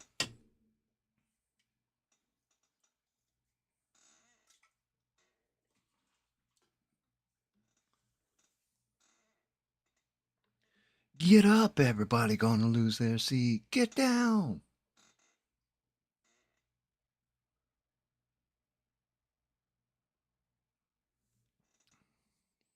What's the name of the song, Beans?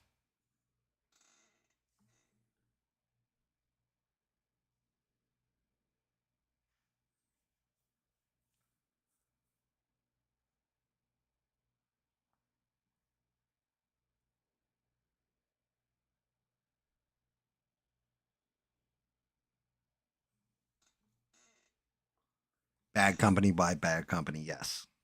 Company always on the run. Destiny, who is a rising sun. I used to love that song. That was me, Bubba, and the rest of the guys when we were the Outlaws. That was our tune.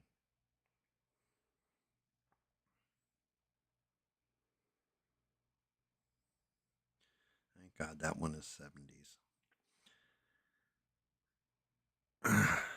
Okay, you guys ready?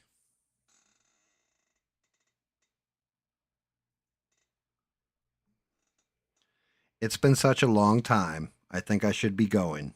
And time doesn't wait for me, it keeps on rolling.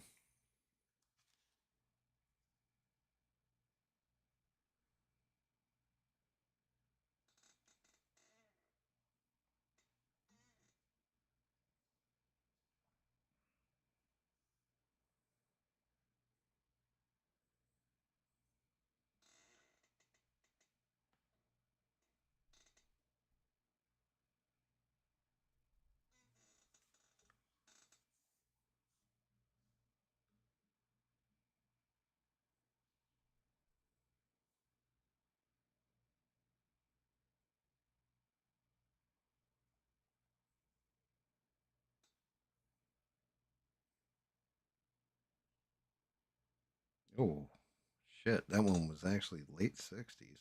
Fuck me up.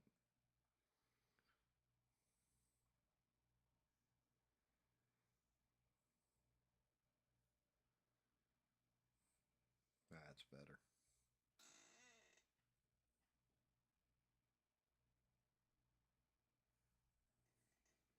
Yeah, Bad Company was the other one. It's been such a long time. I think I should be going. Yeah, and time doesn't wait for me. It keeps on rolling. Sail on a distant highway. Yeah. I've got to keep on chasing a dream. I've got to be on my way. Wish there was something I could say.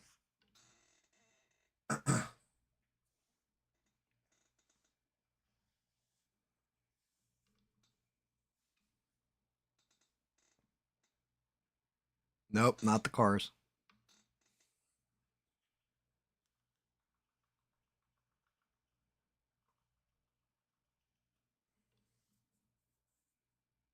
Bob knows. Bob knows the song. It's actually got an intro to it that leads into the song. So it's you can say the first part and then there's a slash and then the second half.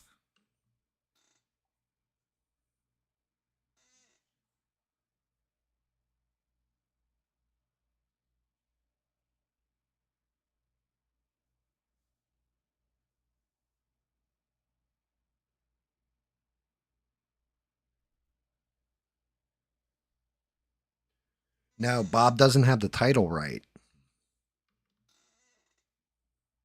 It's not Take a Look Ahead, but it's the same group, Bob.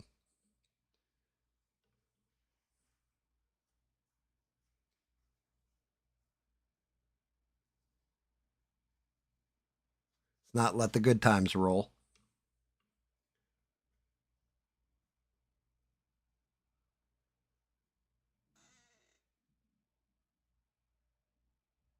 Shit, I don't know what Eugene. I thought typed something in and disappeared.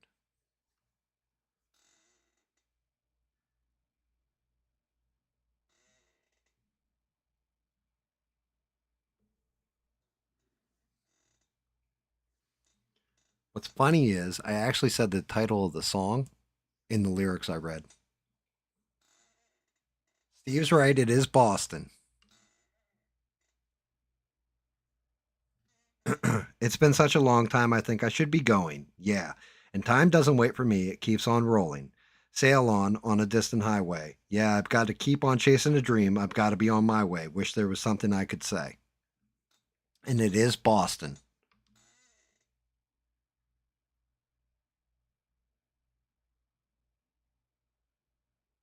I have no idea what the hell that is, Beans, but I would not I wouldn't be listening to that song, I'm not gonna lie. I would not be listening to that song.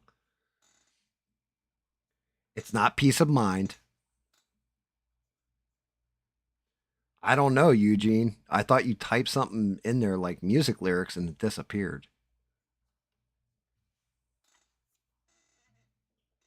Like I started to read it and then it just vanished.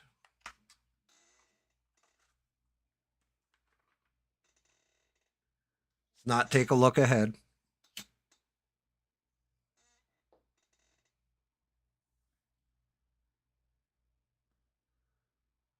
Drop It Like It's Hot by Snoop. When a pimp's in the crib, mom, drop it like it's hot. Drop it like it's hot. Drop it like it's hot. Yeah, I don't remember that lyric.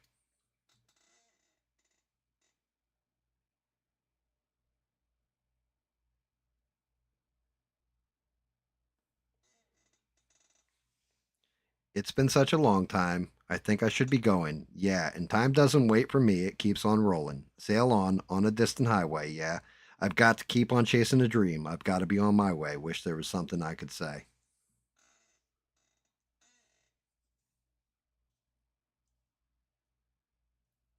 It's not Don't Look Back. Not Take a Look Ahead.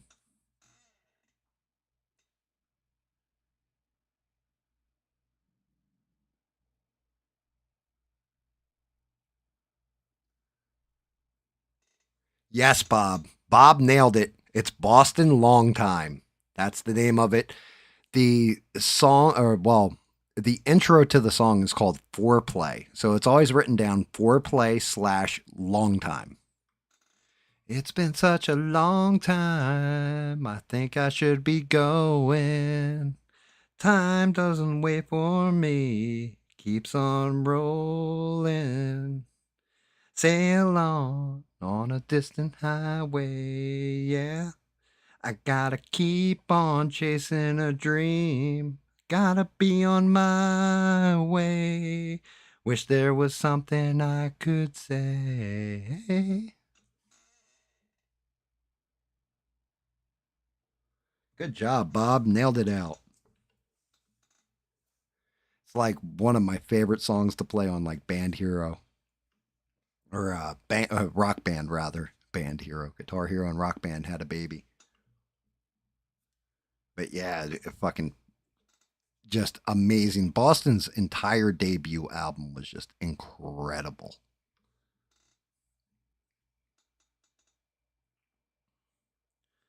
Okay.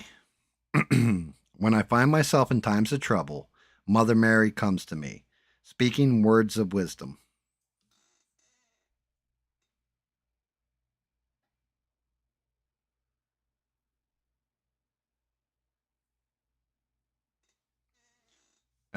That's ACDC, Eugene.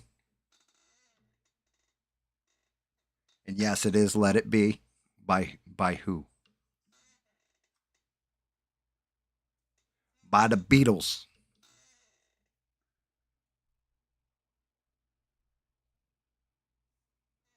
Highway to Hell by AC/DC, by the way, is Eugene's.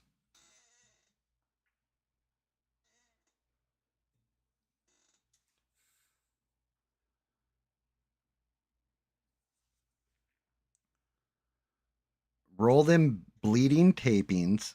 The Leslie mic is still on. The Leslie mic is still on, apparently. Thank you. Hey, good one, Jim. Oh, wait. That's actually like spoken intro in it, right? The actual song starts. She packed my bags last night pre-flight, 0 hour 9 a.m. and I'm gonna be high as a kite by then.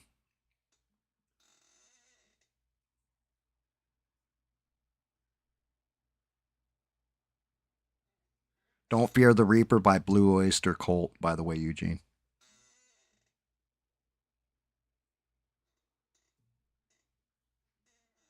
Yeah. She packed my bags last night, pre-flight, 0 hour 9 a.m. and I'm gonna be high as a kite by then.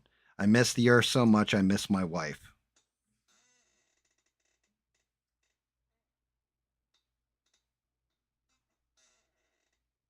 Sup, six?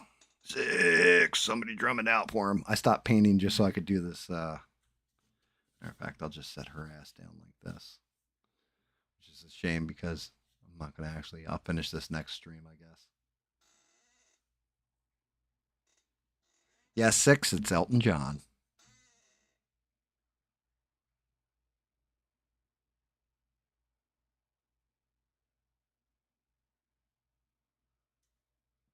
And yes, Bob's nailed out the title, Rocket Man. I'm a rocket man. But yeah, I'm sitting there like reading it. And I'm like, those aren't the fucking lyrics. And I'm like, oh yeah, spoken intro. Forgot about that.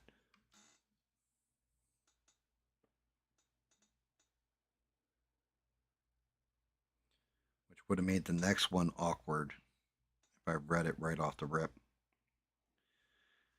Here we go. We'll be fighting in the streets with our children at our feet, and the morals that they worship will be gone, and the men who spurred us on sit in judgment of all wrong.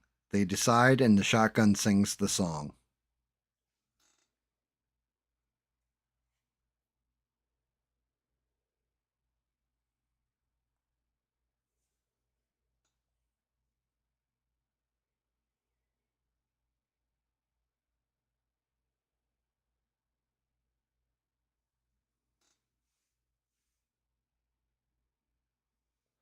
Lost on that one? Yeah. Yeah, I mean, it's one that you definitely know the song, you definitely know the rhythm to the song. It's the lyrics that fuck you up. One of my oh wait, no. That would be the wrong song, idiot. We'll be fighting in the streets with our children at our feet, and the morals that they worship will be gone. And the men who spurred us on sit in judgment of all wrong. They decide, and the shotgun sings the song.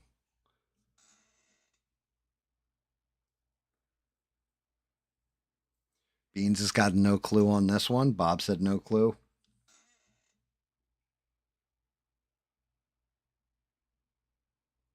I'll try singing it if nobody can hammer it. Because the lyrics, like, guaranteed you know the song. It's the lyrics that will fuck you up.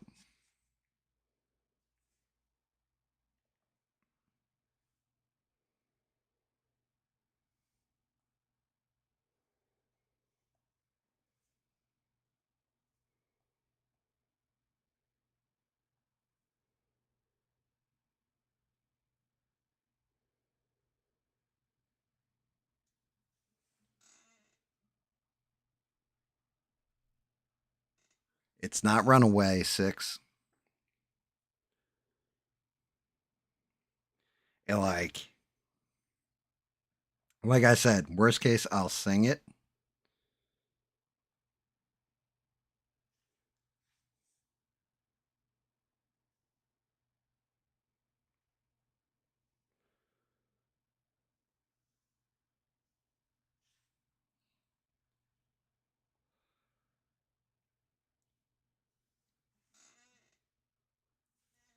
But yeah, I'll give everybody a minute. I can reread the lyrics too. We'll be fighting in the streets with our children at our feet, and the morals that they worship will be gone. And the men who spurred us on sit in judgment of all wrong. They decide, and the shotgun sings the song.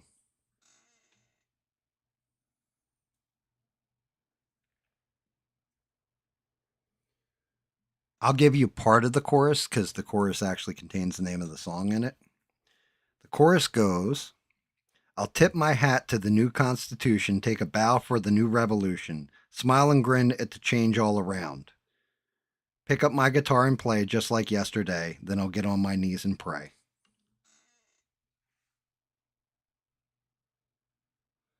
It is not Dio.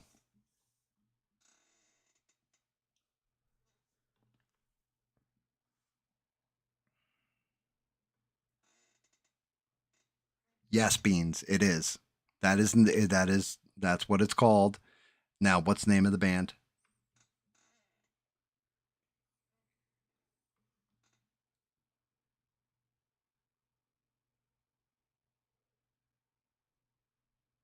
Yes, The Who. The Who won't get fooled again. Yeah. We'll be fighting in the streets with our children at our feet, and the morals that they worship will be gone. And the men who spurred us on sit in judgment of all wrong. They decide in shock, and the shotgun sings the song. I'll tip my hat to the new Constitution, take a bow for the new revolution, smile and grin at the change all around, pick up my guitar and play just like yesterday. Then I'll get on my knees and pray. We won't get fooled again.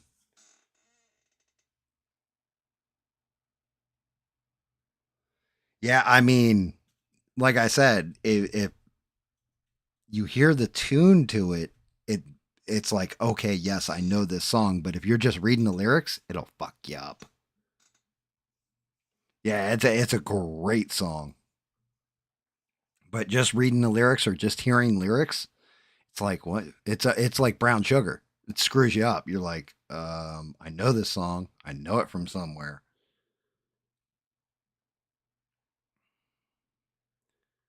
Oh shit. I gotta I gotta omit the second lyric out of this song. Once I had a love and it was a gas. Seemed like the real thing, only to find mucho mistrust, love's gone behind. Once I had a love and it was divine. Soon found out I was losing my mind.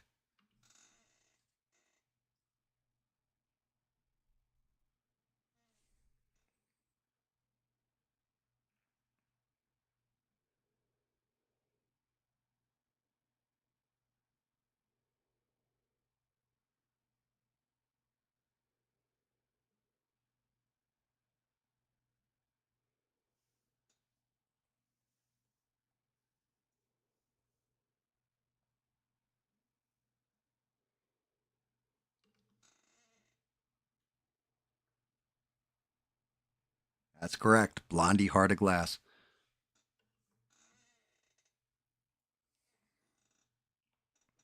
All right, here we go. I actually got it. Please don't talk about love tonight. Please don't talk about sweet love. Please don't talk about being true and all the trouble we've been through. Please don't talk about all the plans we had for fixing this broken romance.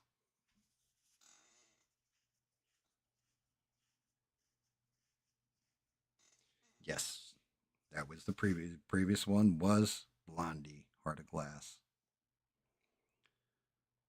Oh,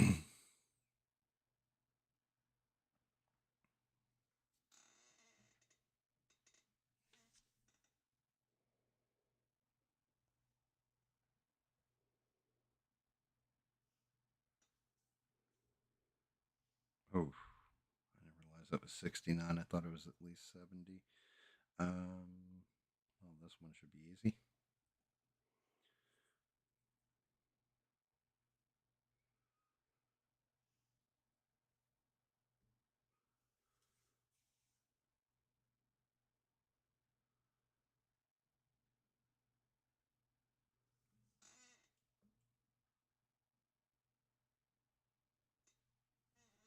Okay. Well, I omitted the beginning of it simply because it tells you the name of the song. But please don't talk about love tonight. Please don't talk about sweet love. Please don't talk about being true and all the trouble we've been through. Please don't talk about all of the plans we had for fixing this broken romance.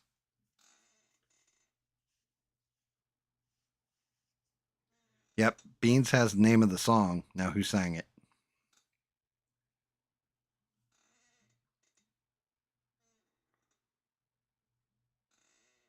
Yep, what's her last name?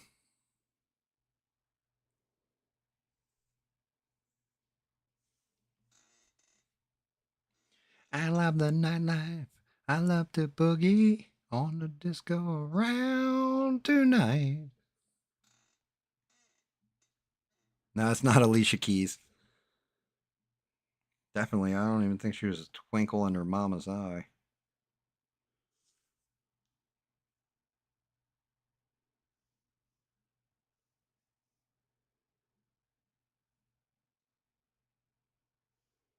Ooh, I'm way early on that.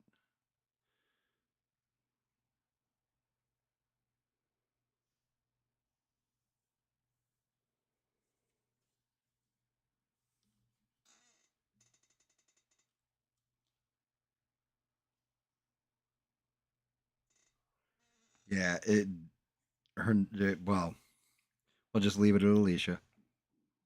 Okay, next one. Easy one. Easy peasy. I'm going to start at the second verse because they give it away in the first verse. He said, "Son, I've made a life out of reading people's faces and knowing what their cards were by the way they held their eyes. So if you don't mind me saying, I can see you're out of aces. For a taste of your whiskey, I'll give you some advice."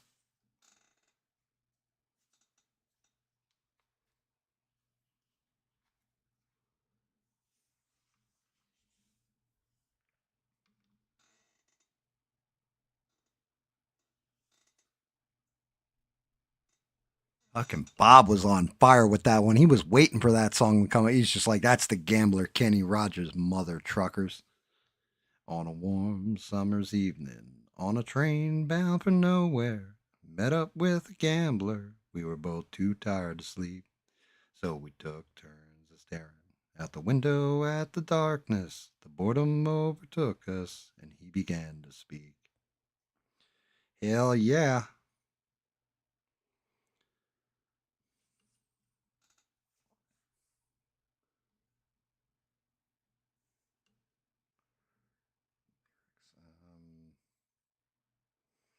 I wonder if this one is.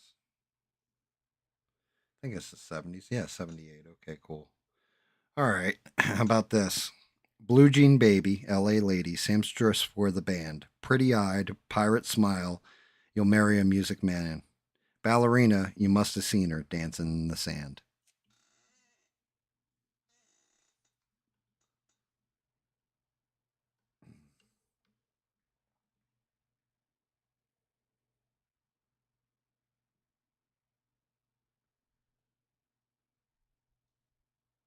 Six and Bob on fire. LA Woman by the Doors.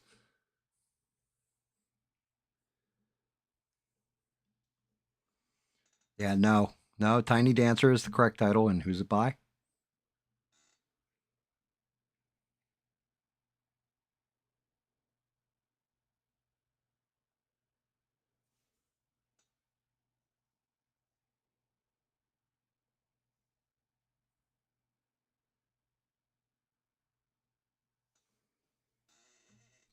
Correct, Elton John. Blue Jean Baby, LA Lady, seamstress for the band.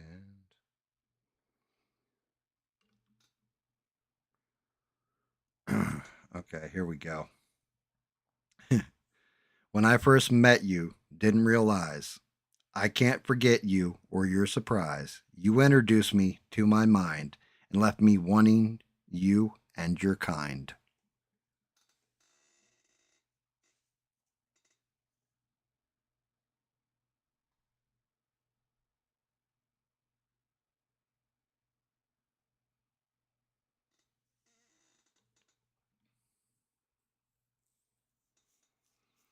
Yes, before I go on any further, the song is about weed.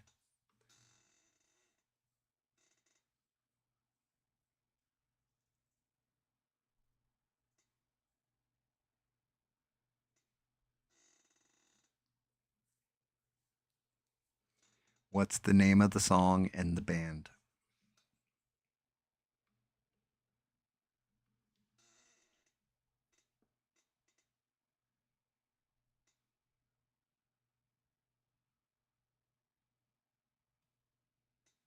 Black Sabbath. And yes, Rip Ozzy. When I first met you, I didn't realize. Can't forget you or your surprise. And left me wanting you and your kind. Oh, yeah, I love you. Oh, you know it. My life was empty, forever on a down, until you took me, showed me around. My life is free now, my life is clear. I love you. Yes, it's Sweet Leaf.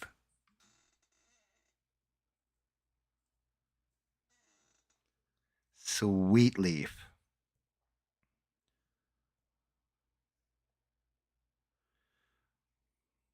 This one, if you guys don't nail this shit out in the first verse of I'm not even, I'm going to read legitimately the first sentence in the song, and you guys should all nail this.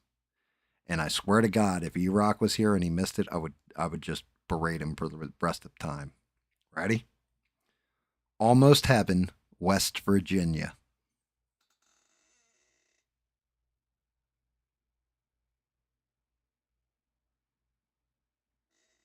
That's all I'm giving you. Almost Heaven, West Virginia.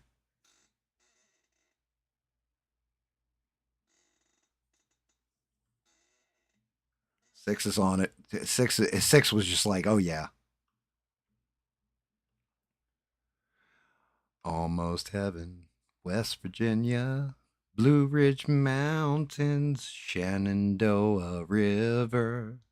Life is old there, older than the trees, younger than the mountains, growing like a breeze. Country roads take me home to the place I belong. West Virginia, Mountain Mama, take me home. Country roads.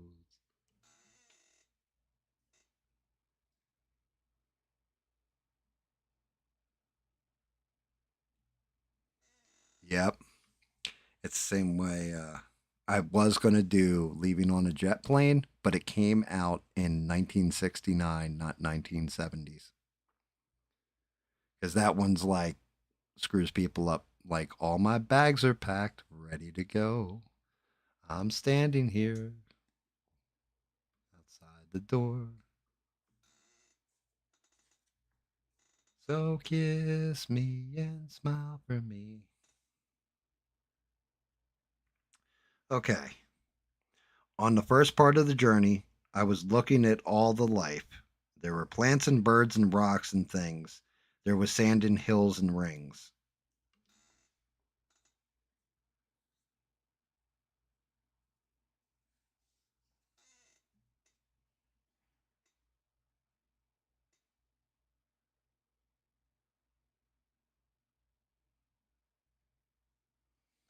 Yeah, like John Denver leaving on a jet plane. Yeah, unfortunately 1969, not 1970. But yeah, on the first part of the journey, I was looking at the life. There were plants and birds and rocks and things. There was sand and hills and rings. Bob nailed it. Bob fucking nailed it. What's the name of the band?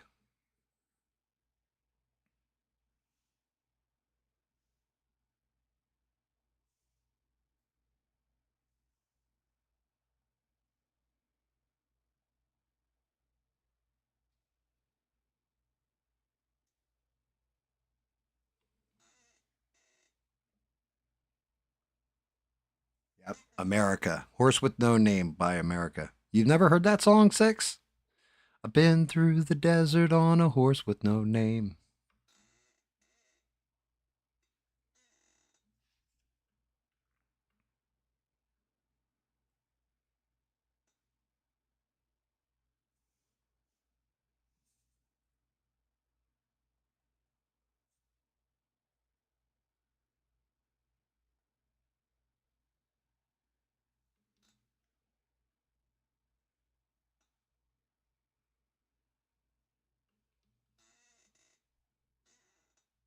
No.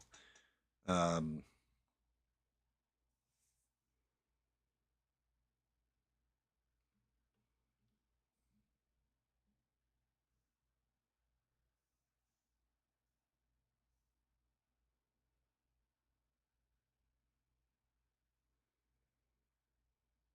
horse with no name. Okay, here we go.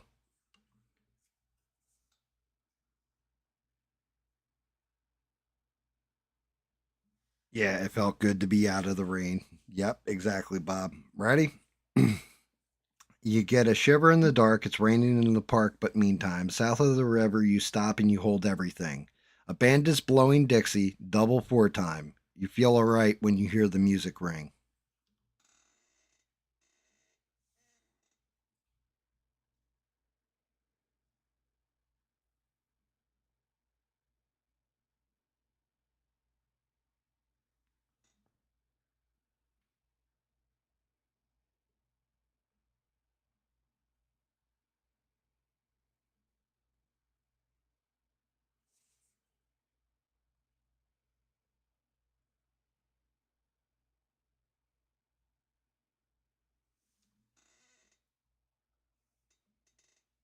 Yeah, Bob's pretty much got the title right. I think he mistyped the second or the last word.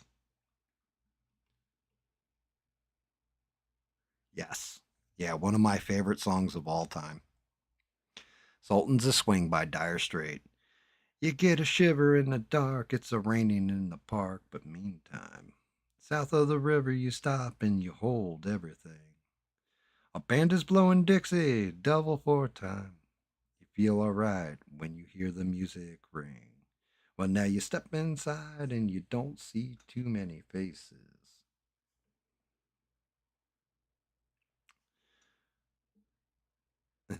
This one should be easy.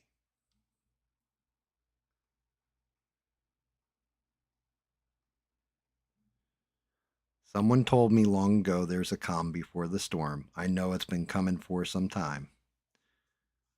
When it's over, so they say, it'll rain a sunny day. I know, shining down like water.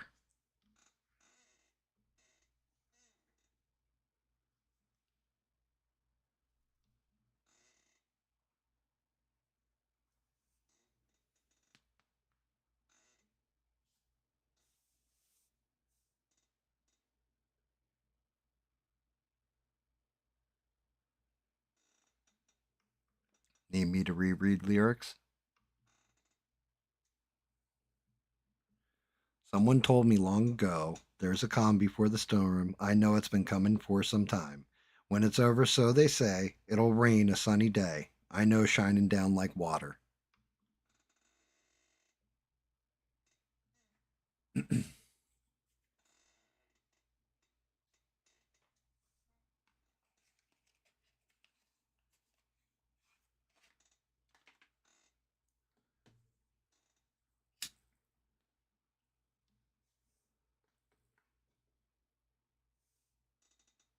No, I can't read the chorus because it's got the name of the song in it.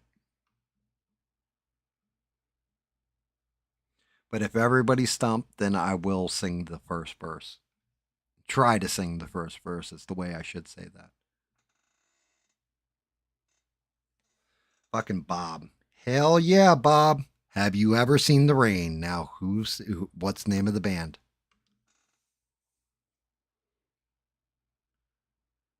Bob nailed that shit. Bob's on fire, guys. He's only like probably 2 beers deep, too, maybe three, and he's on fire. Yes, Creedence Clearwater Revival. Three. Yeah. Gotcha. Yep. Yep. Right in the pocket, dude. And CCR. Yes, sir. Someone told me long ago there's a calm before the storm. I know it's been coming for some time. Hell yeah. Great fucking tune.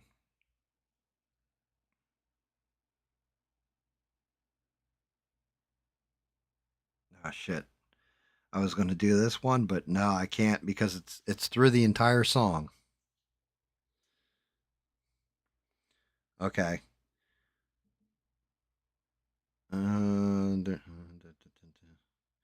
I've been driving all night, my hands wet on the wheel. There's a voice in my head that drives my heel. It's my baby calling, said I need you here, and it's a 4:30 and I'm shifting gears.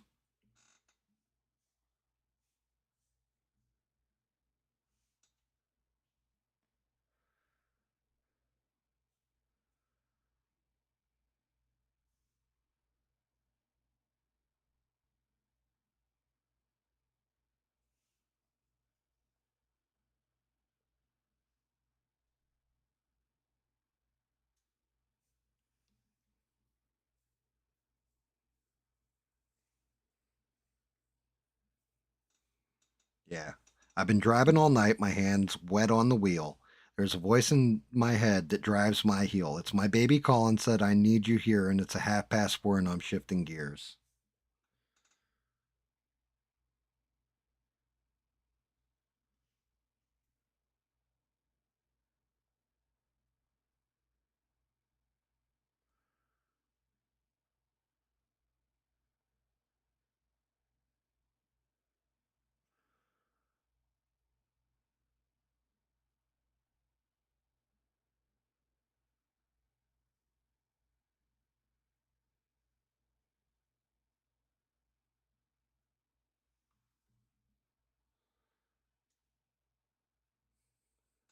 It's not something lightning.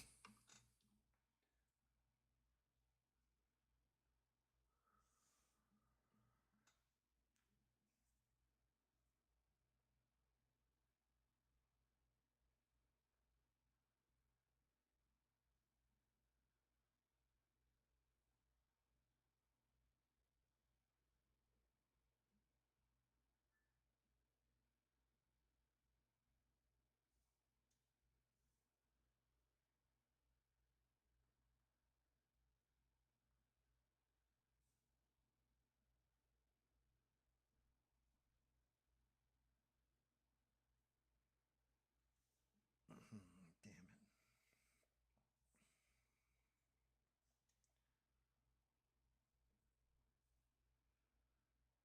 Damn, that's 1981 too, you son of a bitch.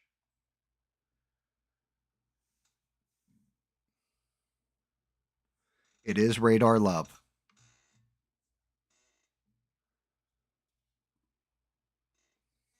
Been driving all night, my hands wet on the wheel. Burn, down, down, down, down, down.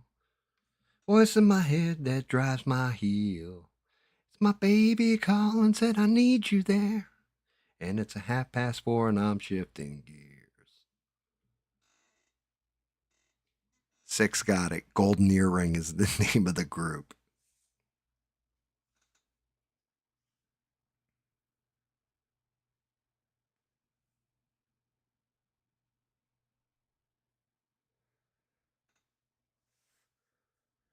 Let's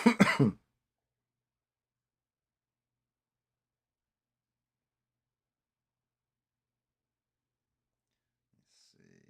Boom, boom, boom. Gotta queue up more. I like it when you guys get stuck on one because then it gives me time to queue up more. I live my life like there's no tomorrow, and all I've got I've had to steal. At least I don't need to beg or borrow. Yes, I'm living at a pace that kills.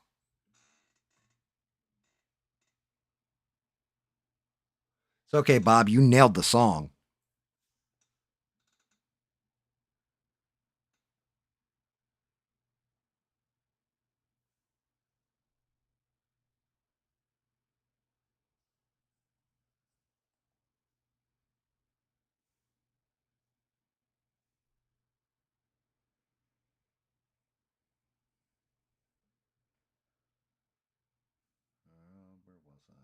Oh yeah.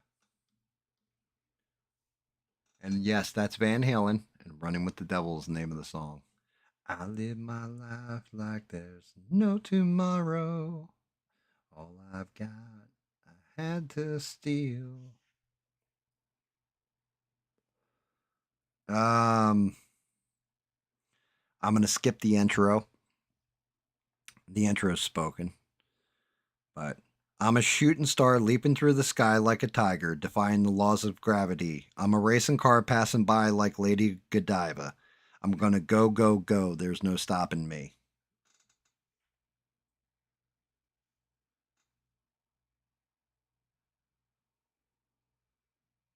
Thanks, Bob. I like. I'm not gonna lie. Shout out to Bubba, my buddy Rich, my buddy Guido. Those guys hammered 70s music into me. Yes, six. Name the band, please. I'm a shooting star leaping through the sky like a tiger, defying the laws of gravity. I'm a racing car passing by like Lady Godiva. I'm gonna go, go, go. There's no stopping me. I'm burning through the sky. 2,000 degrees, that's why they call me Mr. Fahrenheit.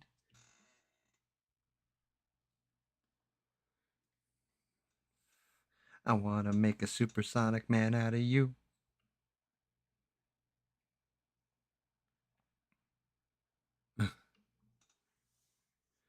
This one should be easy as shit. I'm not gonna lie.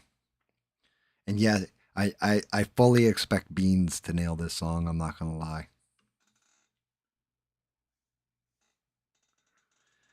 Backstroke lover always hide beneath the covers. Till I talk to your daddy, he say. He said, you ain't seen nothing till you're down on the muffin, then you're sure to be changing your ways.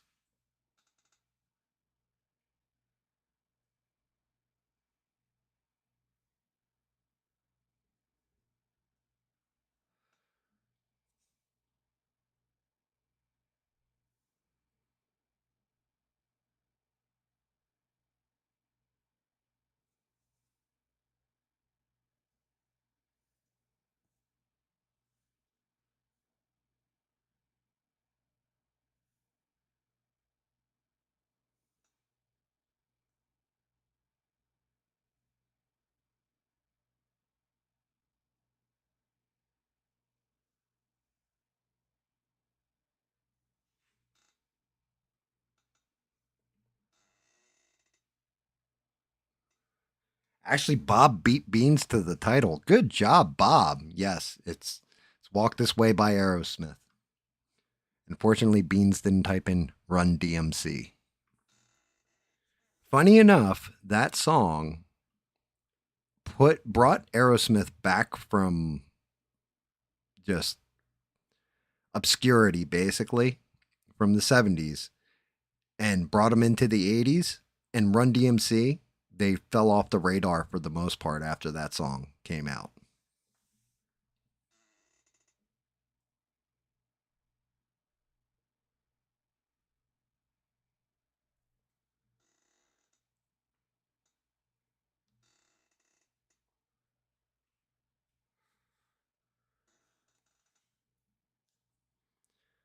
All right, ready for this one? This one should be easy.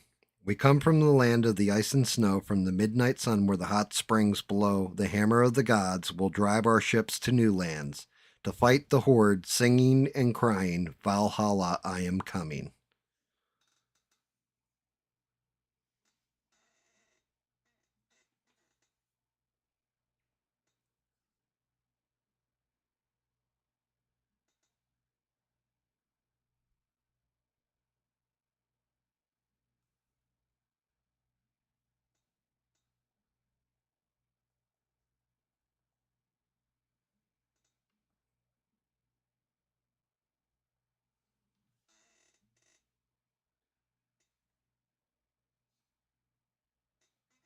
Hell yeah. That's like, that is, that's actually our battle song on Atlas, believe it or not. Immigrant song. We come from the land of the ice and snow, from the midnight suns where the hot springs blow. How soft your fields so green can whisper tales of gore. How we calm the tides of war. We are your overlords. Yeah, everybody loves Zeppelin. It's been getting so hard living with the things you do to me. My dreams are getting so strange. I'd like to tell you everything I see.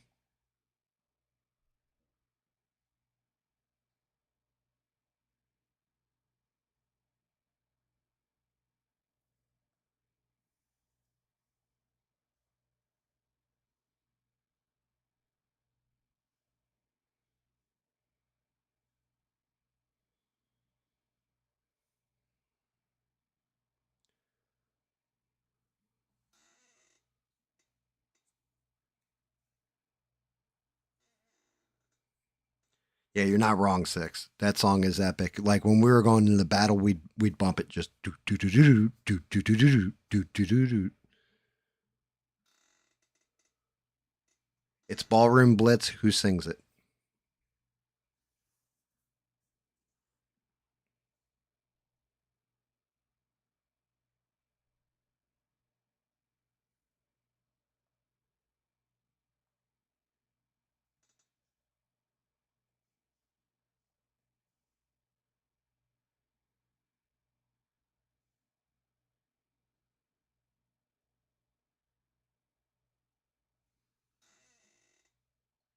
Yep, Sweet.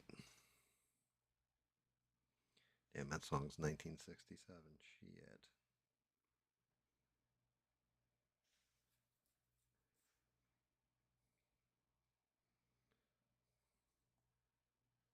Okay, ready? Riding down the highway, going to a show, stopping on the byways, playing rock and roll.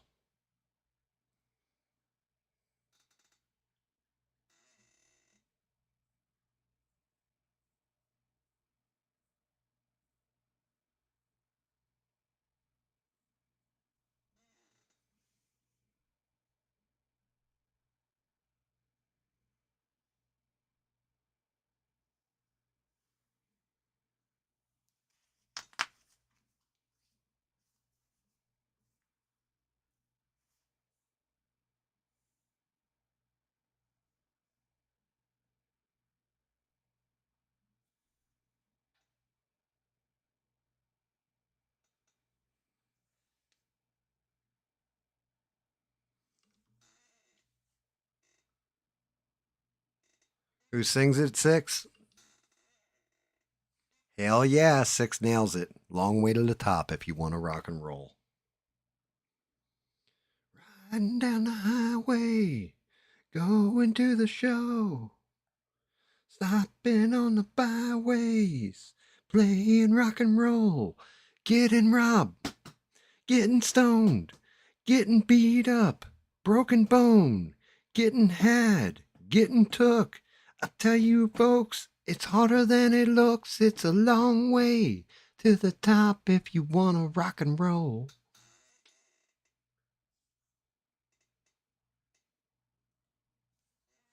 I got it. I got to mix them up. Same way that, this one probably screws some people up. This is, yeah, it should be 90, 77. Ready? She can kill with a smile, she can wound with her eyes, and she can ruin your faith with her casual lies. And she only reveals what she wants you to see. She hides like a child.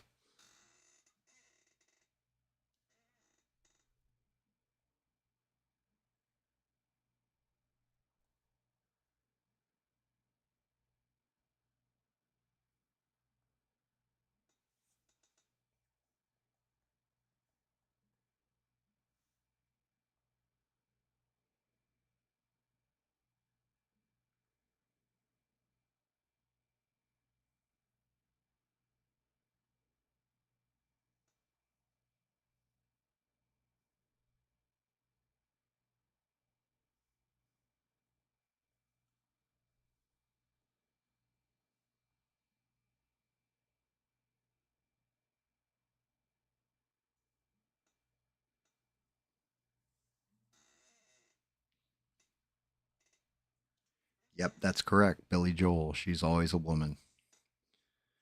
I always love that song. Mhm. I have a mansion. Forget the price. Ain't never been there. They tell me it's nice. I live in hotels. Tear out the walls. I have accountants pay for it all.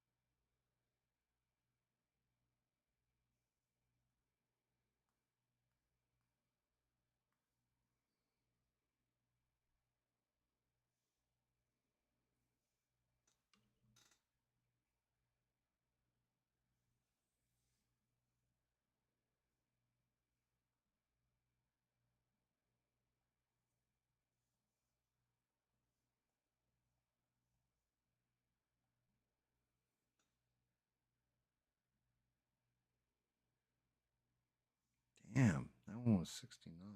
Mother-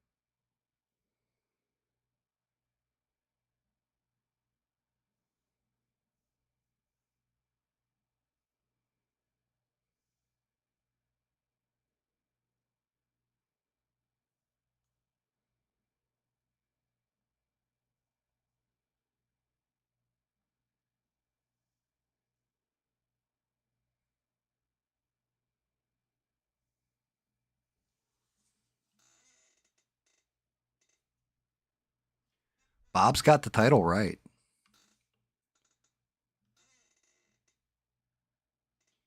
So it's easy to think it's the Eagles because the Eagles played it on one of their greatest hits albums, but it actually isn't the Eagles,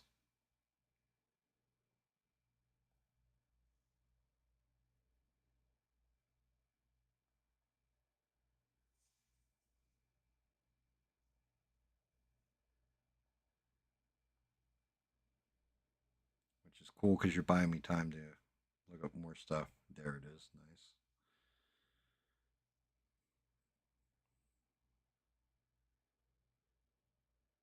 Mm,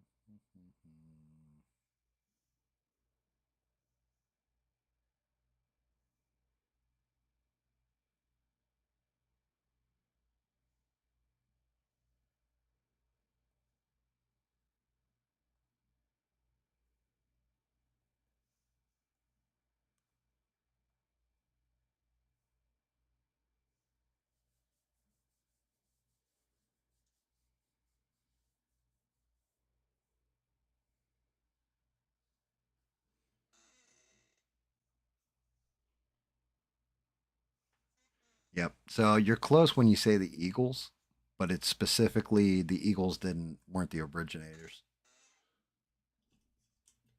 Guy played with the Eagles for a little while.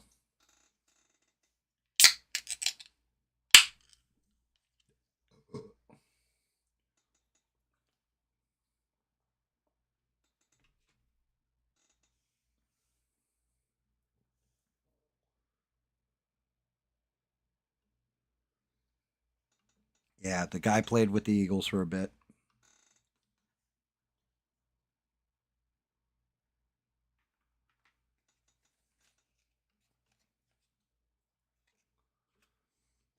I got a mansion, forget the price. Ain't never been there, they tell me it's nice. I live in hotels, tear out the walls. I have accountants pay for it all. They say I'm crazy, but I have a good time. I'm just looking for clues at the scene of the crime. Life's been good to me so far. Yep, yeah, Beans is on the right track.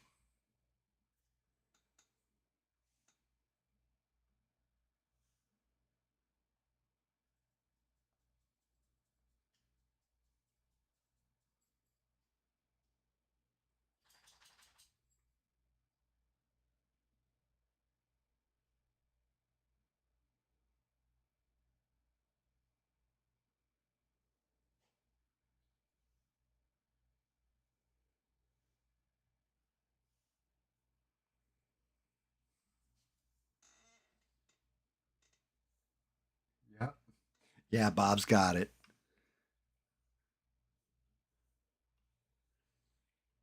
My Maserati does 185. I lost my license, now I don't drive.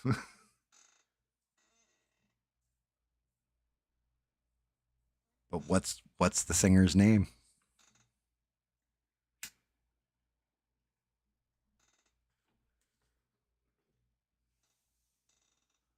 Lucky I'm sane after all I've been through. They say I can't complain, but sometimes I still do. Life's been good to me so far.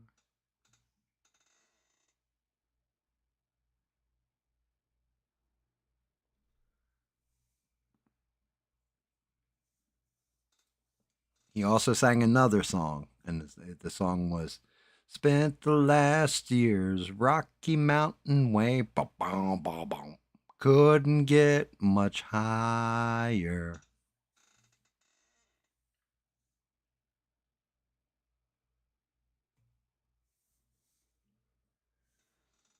Guys, give up on the name.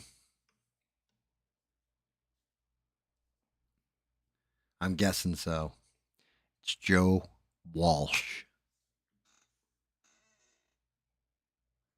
That's why you have Hotel California, any other Eagles song in your head, because it's Joe Walsh.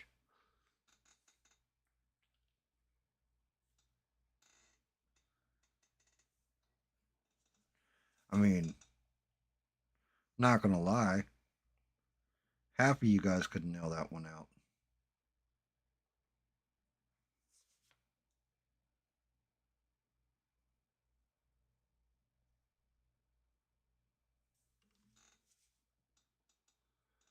Yes,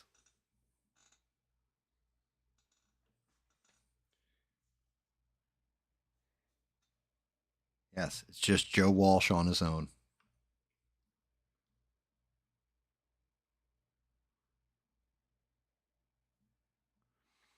Okay, ready for the next one? One of my favorite damn songs from back then. Ah, whiskey bottles and brand new cars. Oak tree, you're in my way. There's too much coke and too much smoke. Look what's going on inside you.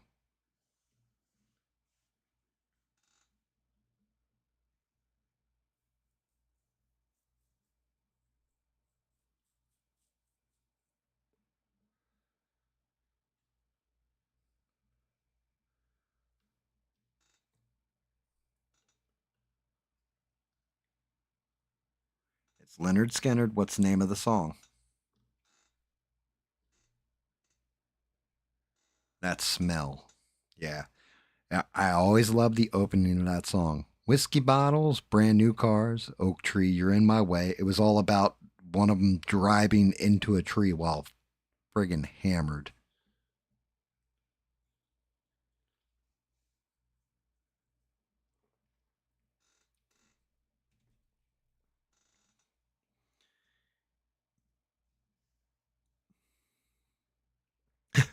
There's only one verse, the rest of the song is all chorus and music.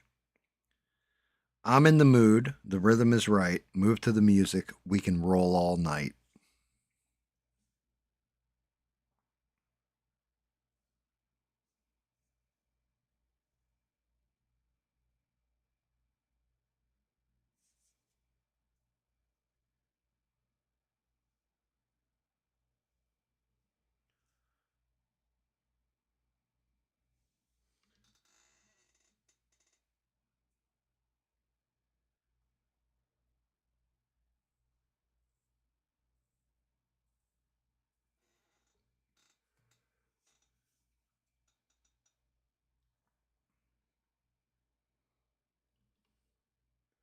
You guys know this one?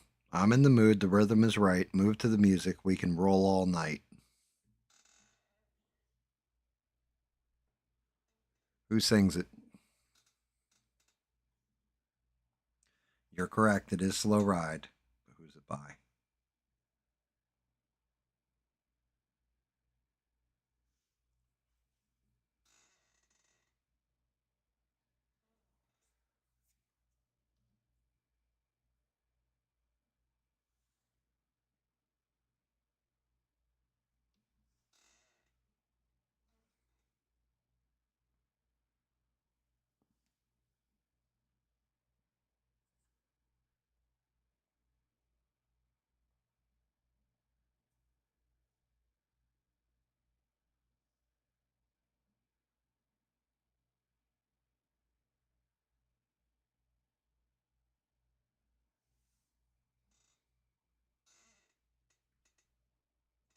Not Skinnerd. It's funny. While I'm at it, might as well do this.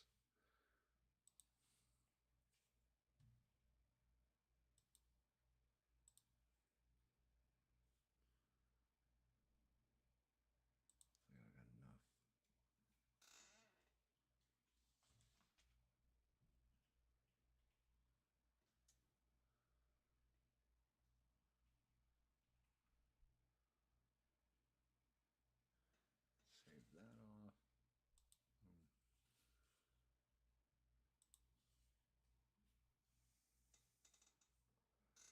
Slow ride, take it easy. All you know is they're British.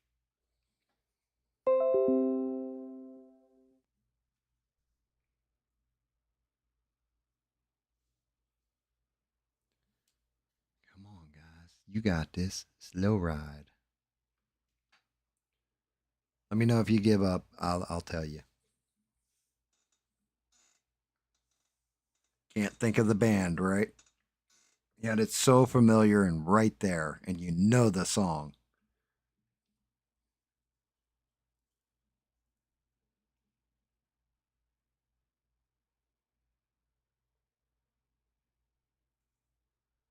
All right, everybody giving up on the name. Six, you giving up on the name.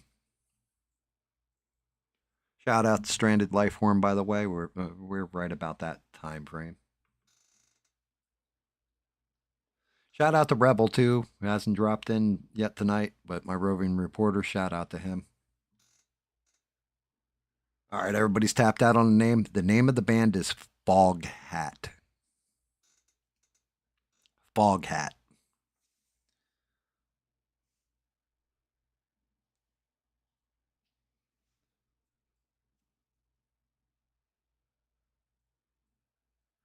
All right, here we go.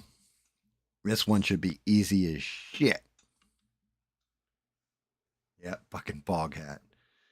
With a purposeful grimace and a terrible sound, he pulls the spitting high tension wires down. Helpless people on a subway train scream bug eyed as he looks in on them.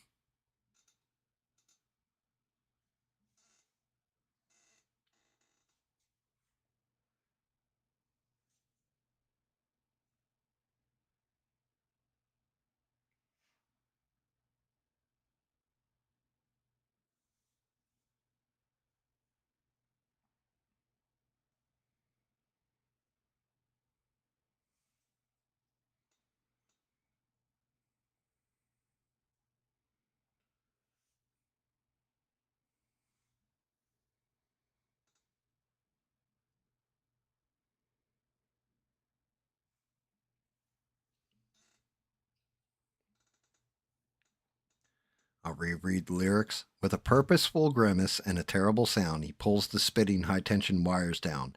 Helpless people on a subway train scream bug eyed as he looks in on them. He picks up a bus and throws it back down as he wades through the buildings towards the center of town.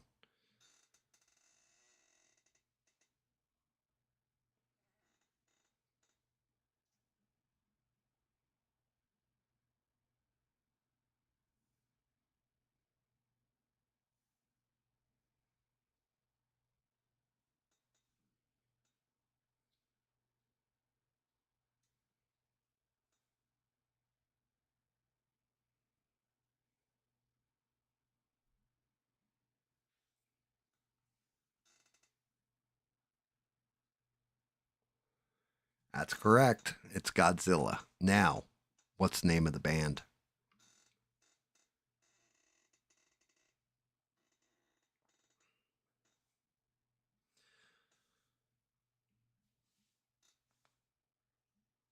With a purposeful grimace and a terrible sound, he pulls the spitting high tension wires down.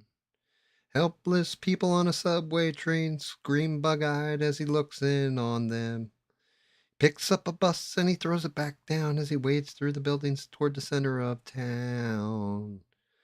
Oh no, they say he's got to go. Go, go, Godzilla.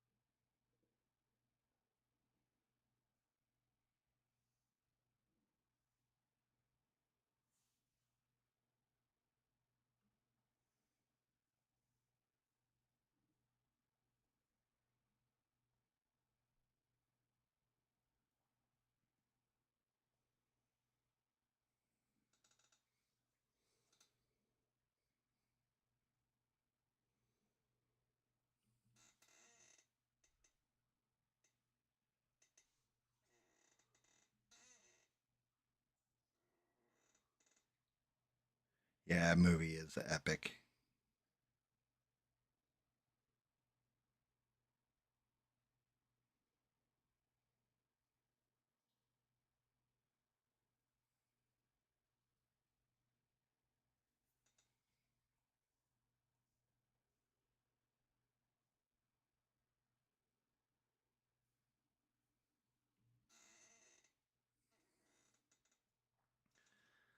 How about that one? I don't want to know your name because you don't look the same the way you did before. Okay, you think you got a pretty face, but the rest of you is out of place. You looked all right before.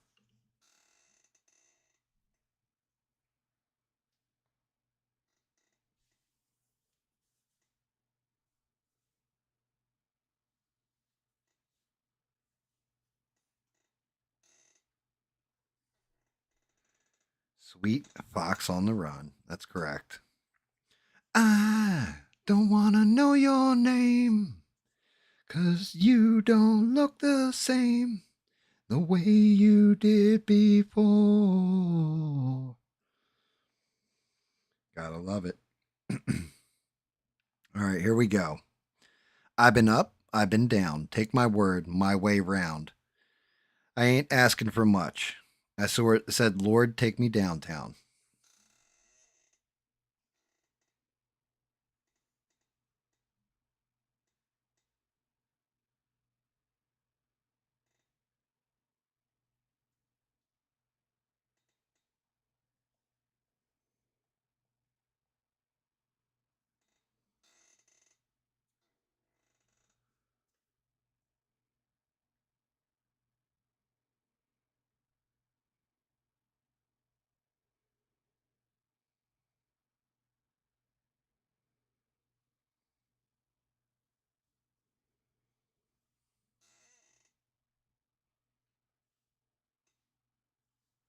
Yep. Tush by ZZ Top.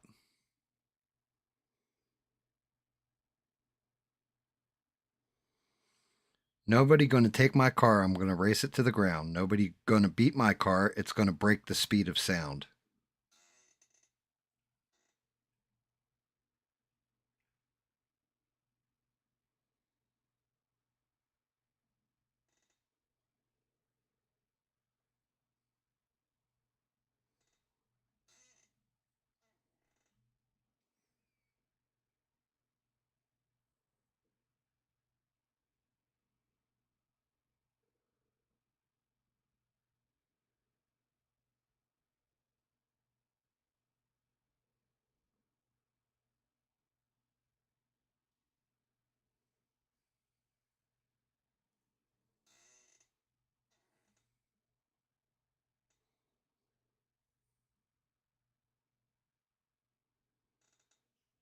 Nobody gonna take my car. I'm gonna race it to the ground. Nobody gonna beat my car. It's gonna break the speed of sound.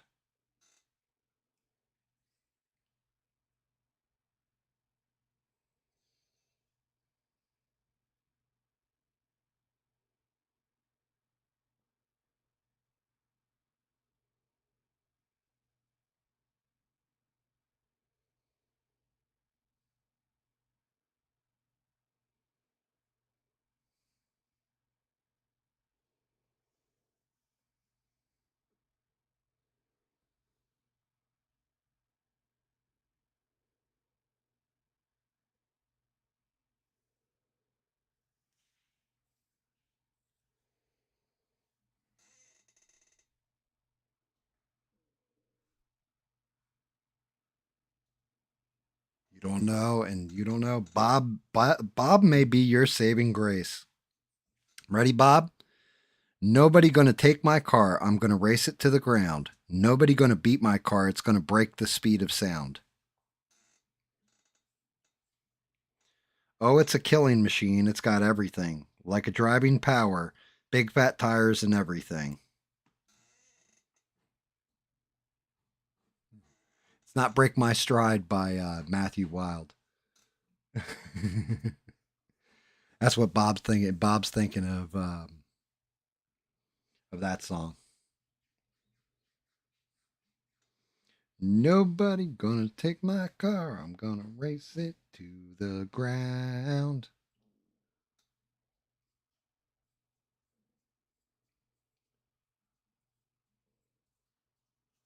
Classic.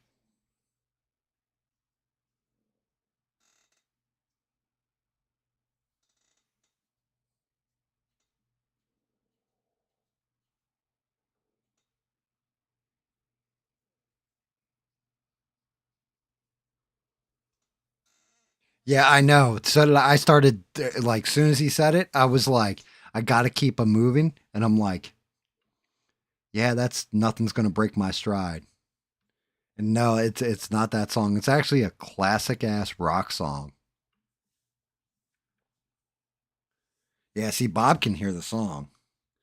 I mean, okay, so the actual music goes, and honestly, it'll probably tip six when I do it, but it goes, nobody's gonna take my car. I'm gonna race it to the ground. Nobody's gonna beat my car. It's gonna break the speed of sound. Ooh, it's a killing machine. It's got everything like a driving power, big fat tires, and everything. I love her. I need her. I bleed it. Yeah, it's a wild hurricane. All right, hold tight. I'm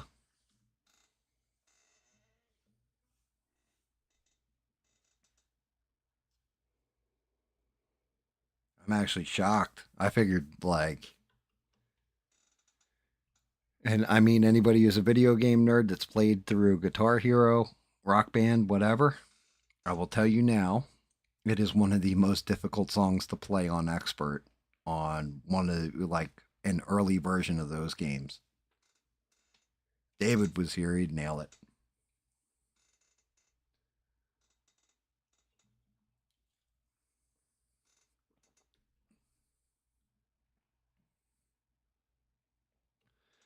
The song is called Highway Star, and the band is called Deep Purple.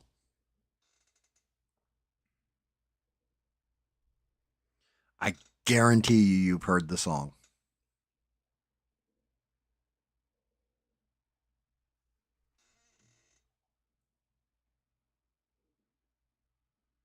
Well, you can play all the songs on like easy or medium. Playing it on expert though, it's like ridiculous. Bob's like big miss for me. Yeah, it's Highway Star by Deep Purple. Should be an easy one here. I say that now. Well, Johnny was a schoolboy when he heard his first Beatles song. Love Me Do, I think it was, and from there it didn't take him long. Got himself a guitar he used to play every night. Now he's in a rock and roll outfit. Everything's all right.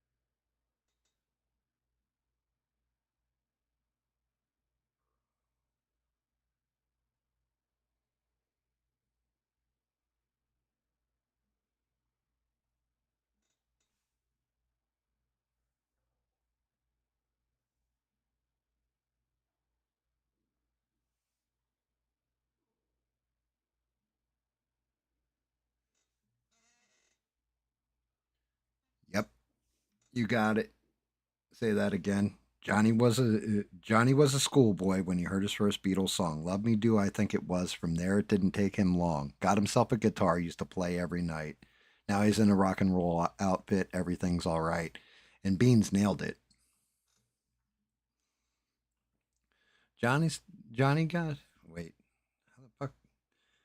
Johnny was a schoolboy when he heard his first Beatles song. Love Me Do, I think it was. And from there, it didn't take him long. Got himself a guitar, used to play every night. Now he's in a rock and roll outfit, and everything's alright, don't you know?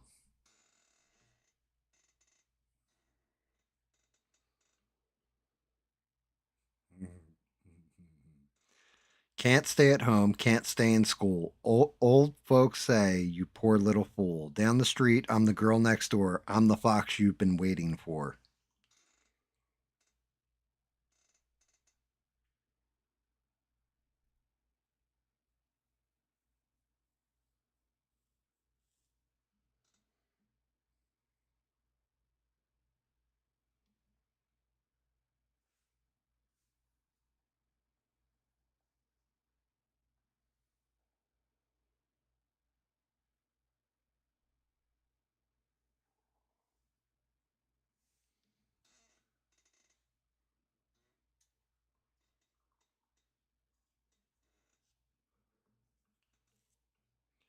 So our new song is Can't Stay at Home, Can't Stay in School. Old folks say, you poor little fool. Down the street, I'm the girl next door. I'm the fox you've been waiting for.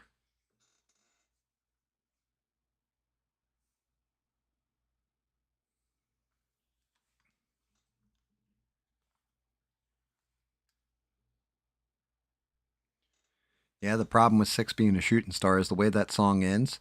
Johnny ends up with an empty um, pill bottle next to his head, dead. So yeah, let's not wish that on Six.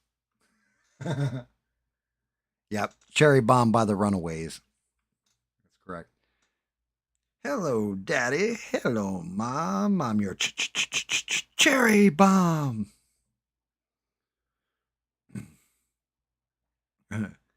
Here I come again now, baby, like a dog in heat. You tell it's me by the clamor now, baby. I like to tear up the street. Now I've been smoking for so long, you know I'm here to stay.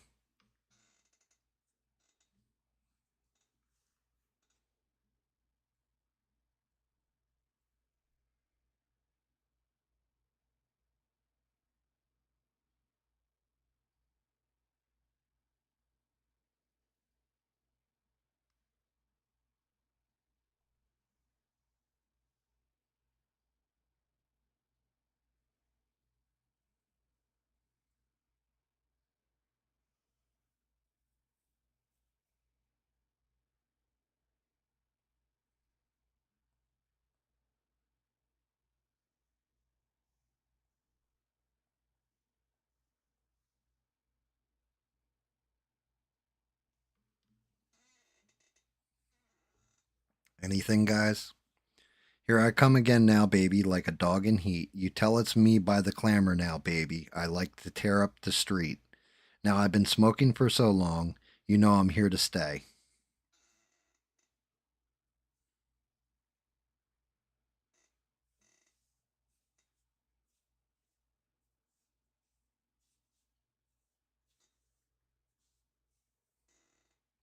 Beans doesn't know.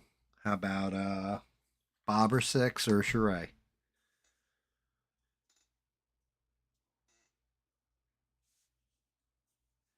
Yeah, this is another one of GAM's favorite songs from the 70's. Like Sultans of Swing is one, Immigrant Song's another, and this song, like, just amazing. The guitar in this song is unfucking real.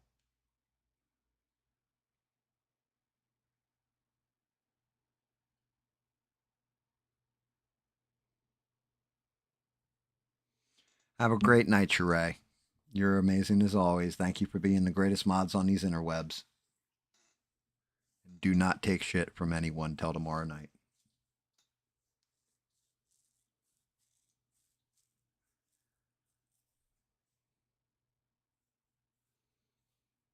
I'll hit you guys with the lyrics one last time. Here I come again now, baby, like a dog in heat. You tell it's me by the clamor now, baby.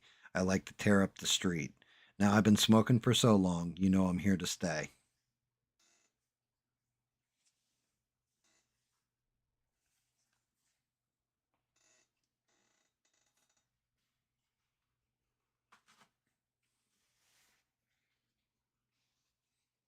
Yeah, C6 knows it.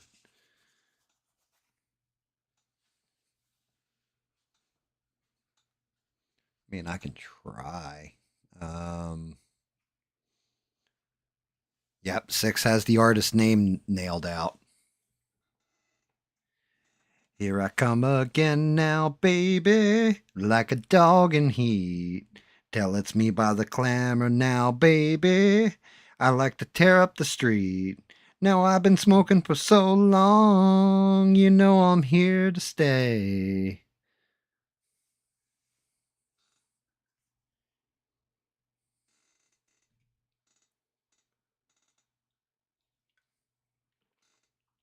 The Motor City Madman, Ted Nugent. What's the name of the song?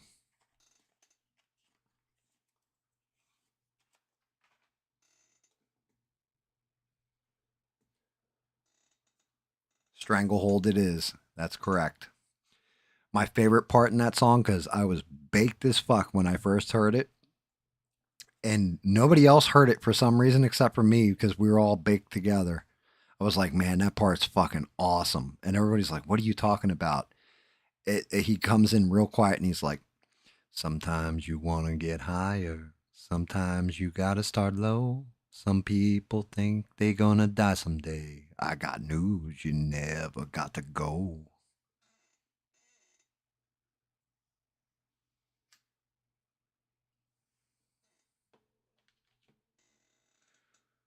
Road I cruise is a bitch now, baby. You know you can't turn me round. And if a house gets in my way, baby, you know I'll burn it down.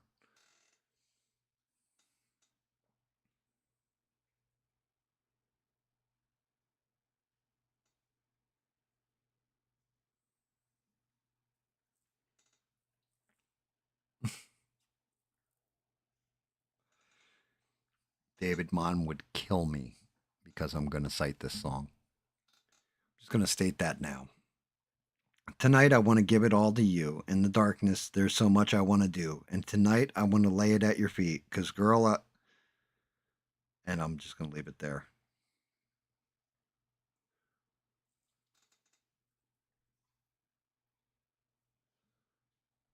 Tonight, I want to give it all to you.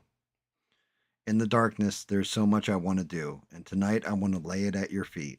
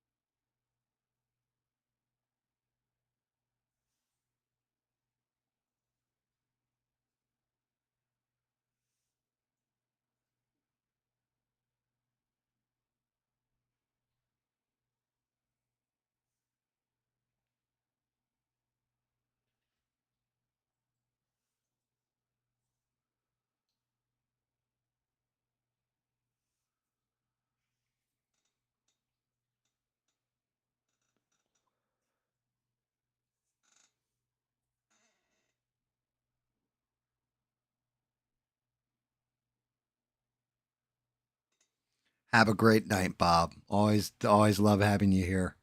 Good job, too, brother. You nailed out a couple of the harder ones. I was made for loving you, baby. You were made for loving me. Yeah, I always joke that David looks like Paul Stanley, and yeah, that's me completely taking the piss out of him. And he actually went and saw Kiss live too, by the way, guys. David actually, for as young as he is, has an appreciation for the older music.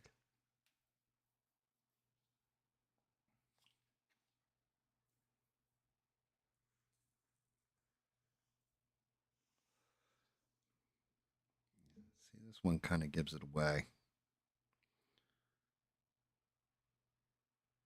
I'm cutting out one part of this opening lyric.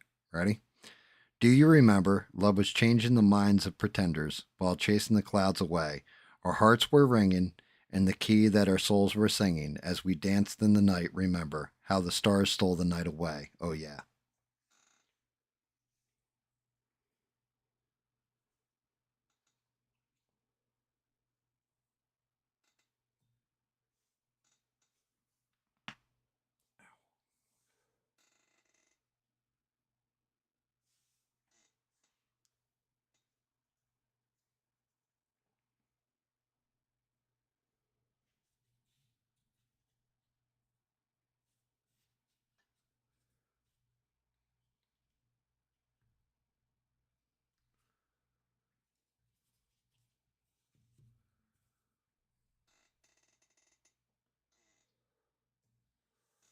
So I admitted the first part, but do you remember? Love was changing the minds of pretenders while chasing the clouds away. Our hearts were ringing, and the key that our souls were singing as we danced in the night. Remember how the stars stole the night away. Oh, yeah. What's the name of the song?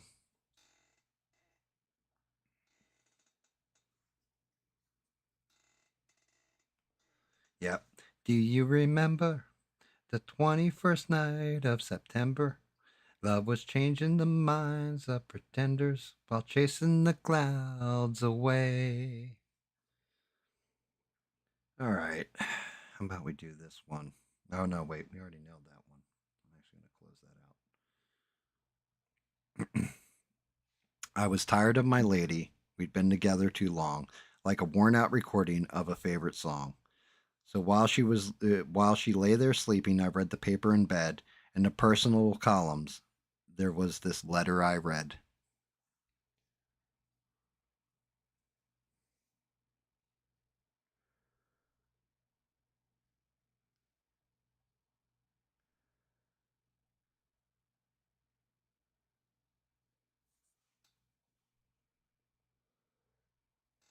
Yep, yep, that's correct, Six. It's Pina Colada song.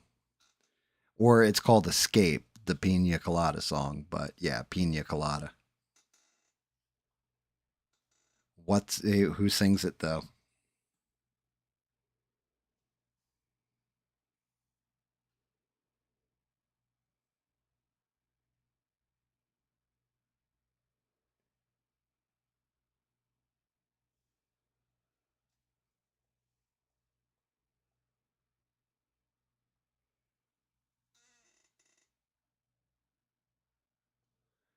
Yeah, six beat the hell out of you to the name of the song, but who sings it? Yep. Everybody always remembers. I was tired of my lady. We'd been together too long, like a worn out recording of a favorite song. So while she lay there sleeping, I read the paper in bed. And in the personal columns, there was this letter I read. If you like pina coladas and getting caught in the rain, if you're not into yoga, if you have half a brain. You guys give up on the names?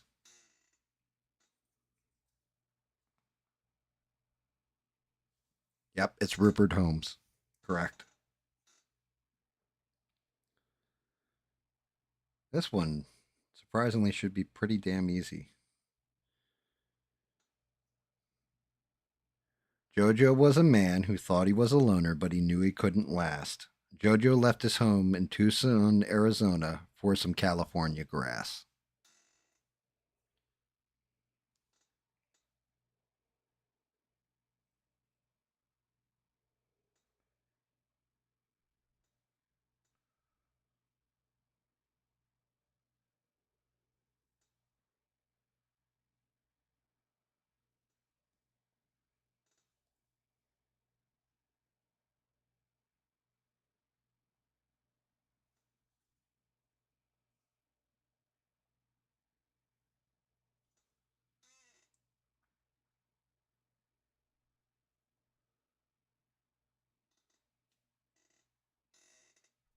Yep, and that song is about cheating six, and yeah, you got it.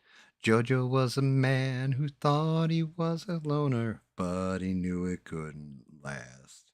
Jojo left his home in Tucson, Arizona for some California grass. Get back, get back to where you once belonged.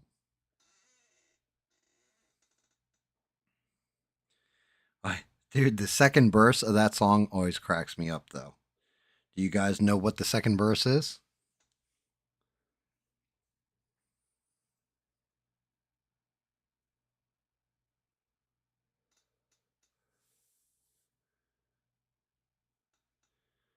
Sweet Loretta Martin thought she was a woman, but she was another man. All the girls around her say she's got it coming, but she gets it while she can. Yep, sweet Loretta Martin. Thought she was a woman, but she's just another man. Yep, yeah, yeah, yeah. Yep, good old sweet Loretta Martin was a drag queen.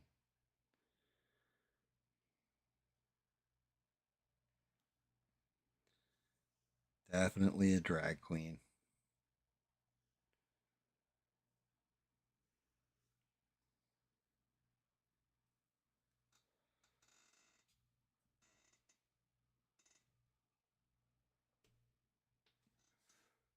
Yeah, Get Back's actually one of my favorite Beatles songs.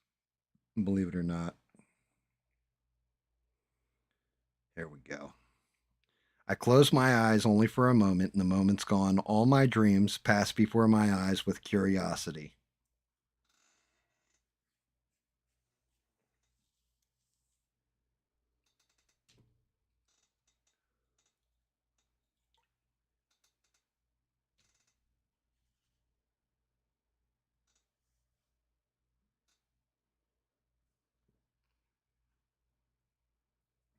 Hell yeah, six. What's the name of the band? I close my eyes only for a moment, and the moment's gone. All my dreams pass before my eyes with curiosity. Dust in the wind. All they are is dust in the wind.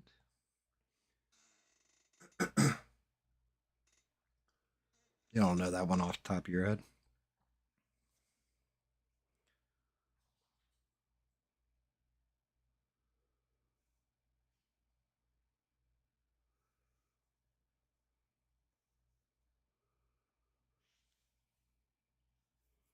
I think this was 70s, might be 80s. No, 79. I'm right there. Good.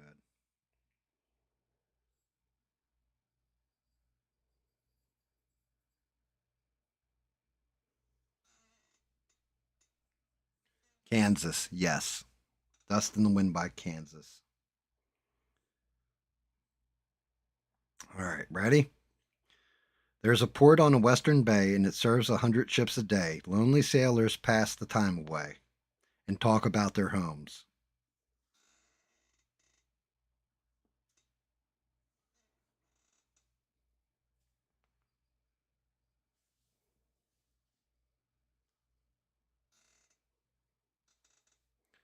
There's a port on a western bay and it serves 100 ships a day. Lonely sailors pass the time away and talk about their homes. Correct. Who sings it?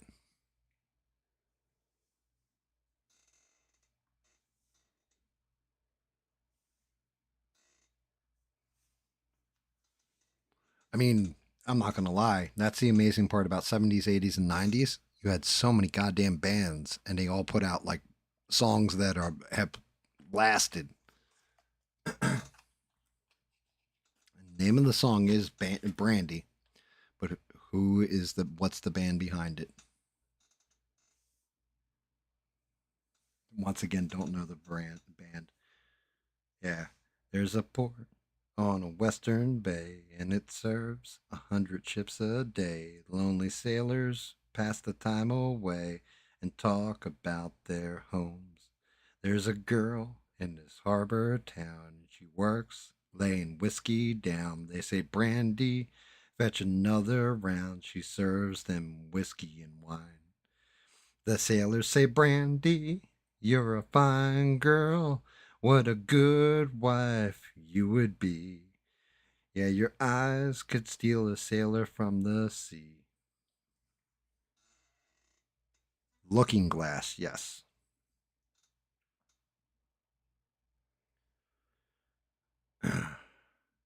Taking away the moments that make up a dull day. You fritter and waste the hours in an offhand way. Kicking around on a piece of ground in your hometown, waiting for someone or something to show you the way.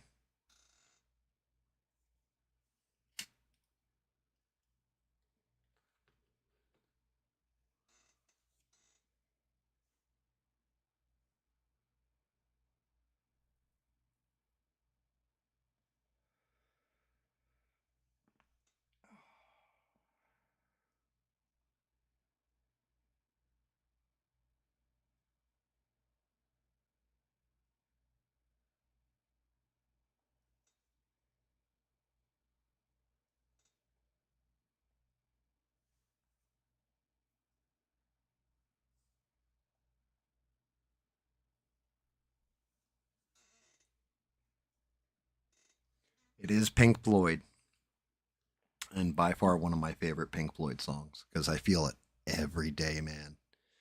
50 years old, you definitely feel that song. And yes, it's time. Yep. Taking away the moments that make up a dull day. You fritter and waste the hours in an offhand way. Kicking around on a piece of ground in your hometown. Waiting for someone or something to show you the way. Tired of lying in the sunshine, staying home to watch the rain.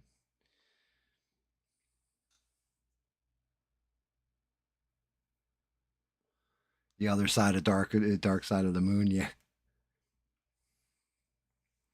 Yeah, it's off Dark Side of the Moon, yes. Definitely one of my favorites. Definitely one of my favorites. Saturday night and you're still hanging around. You're tired of living in your one horse town. You'd like to find a little hole in the ground for a while.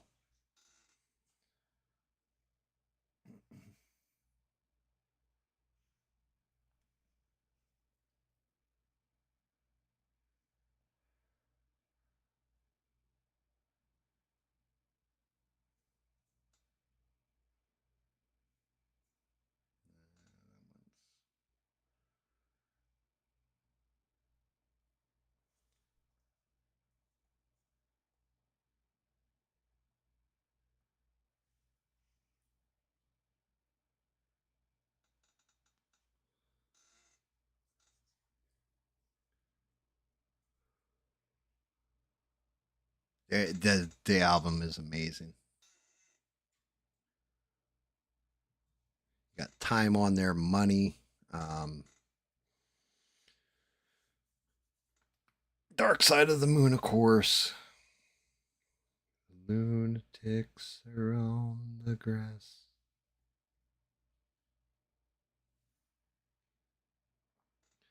Saturday night and you're still hanging around. You're tired of living in your one horse town. You'd like to find a little hole in the ground for a while. Yep, Captain Jack by Billy Joel. So you go to the village in your tie dye jeans and you stare at the junkies and the closet queens.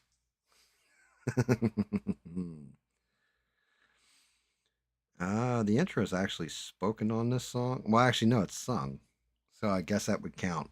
Oh, mama, I'm in fear for my life from the long arm of the law. Lawn man has put an end to my running, and I'm so far from my home.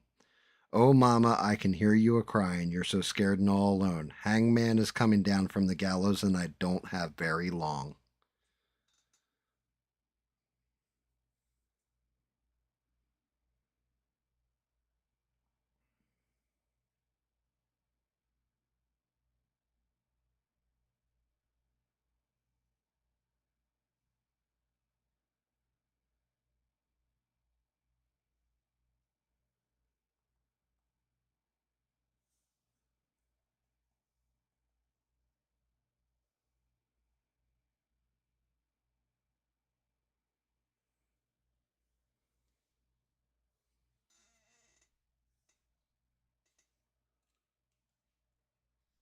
That's pretty badass. Did you ever sync it up with Wizard of Oz? That's always an interesting one, too, a little experiment. Yep, Styx Renegade. The jig is up, the news is out, they finally found me. The renegade who had it made, retrieve for a bounty. Never more to go astray. This'll be the end today of the wanted man.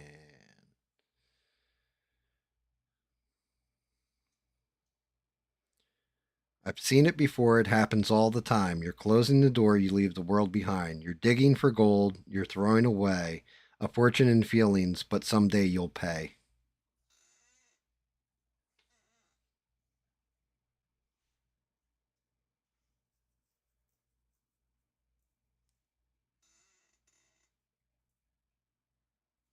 Very nice.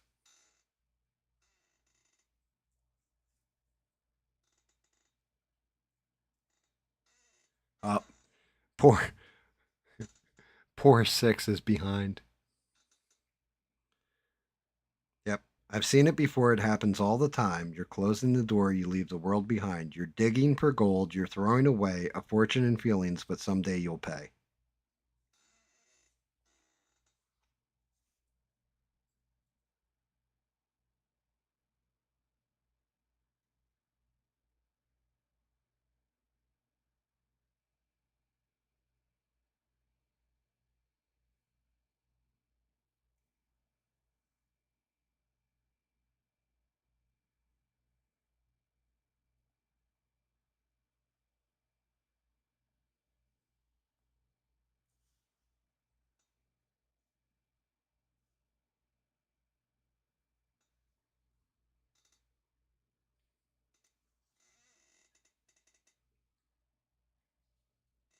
Yep, there you go, six. Six nailed it. You're as cold as ice, Fry Man. This one might be a little tricky. I can't seem to face up to the facts. I'm tense and nervous, and I can't relax. I can't sleep because my bed's on fire. Don't touch me. I'm a real live wire.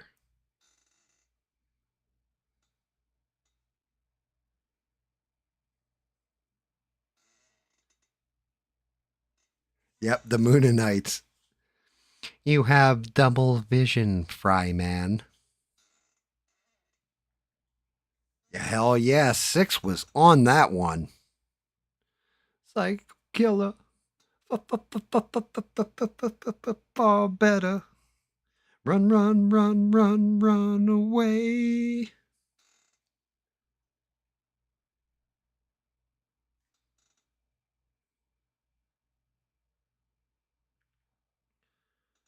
All right. I got to skip the entire first part of this because it has the name of the song in there. People dancing, people laughing, a man selling ice cream, singing Italian songs. Can you dig it? Yes, I can. And I've been waiting for such a long time for Saturday.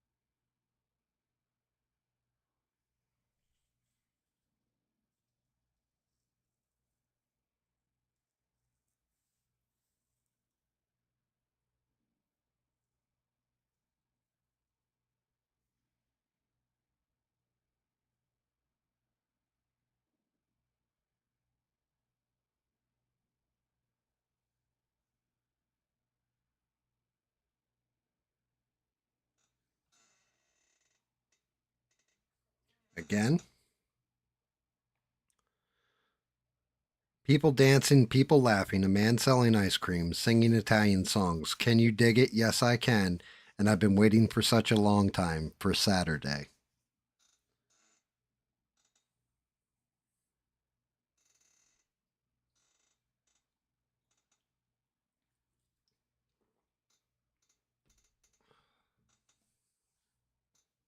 It's crazy. The painting show turned into a trivia show. What the fuck is going on though? Like my CPU is running at like 27% or something. It's just ridiculous. Should not be eating up that much.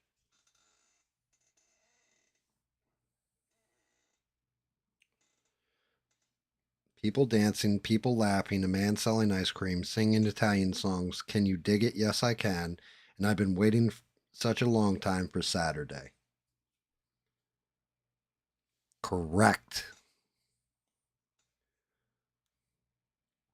Saturday in the park. I think it was the 4th of July. Saturday in the park. I think it was the 4th of July. People dancing, people laughing, a man selling ice cream, singing Italian songs. Can you dig it? Yes, I can. And I've been waiting such a long time for Saturday.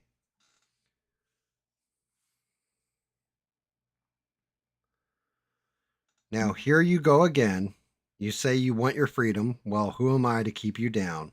It's only right that you should. Play the way you feel it, but listen carefully to the sound of your loneliness.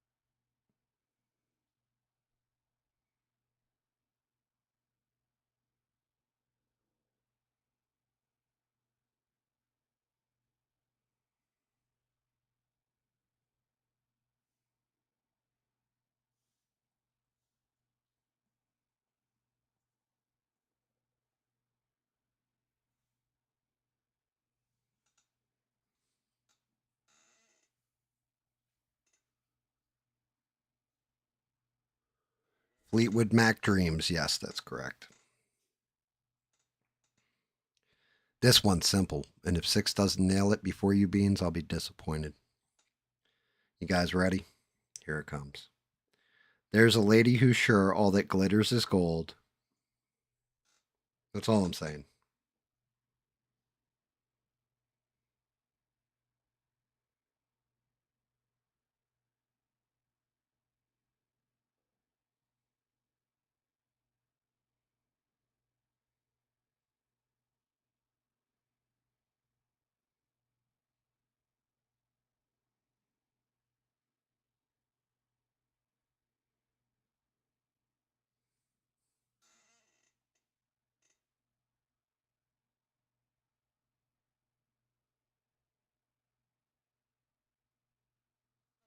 I don't know who Led Zine is.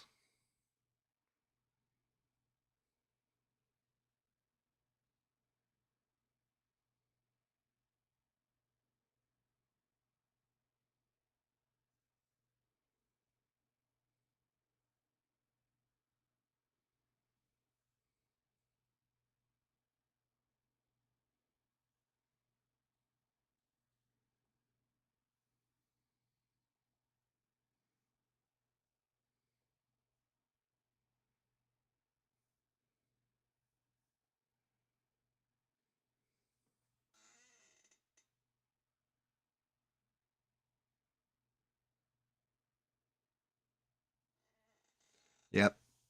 Yeah, of course, it's Zeppelin's Stairway to Heaven. Dear Lord. This one's easy too. Big wheels keep on turning, carry me home to see my kin, singing songs about the Southland.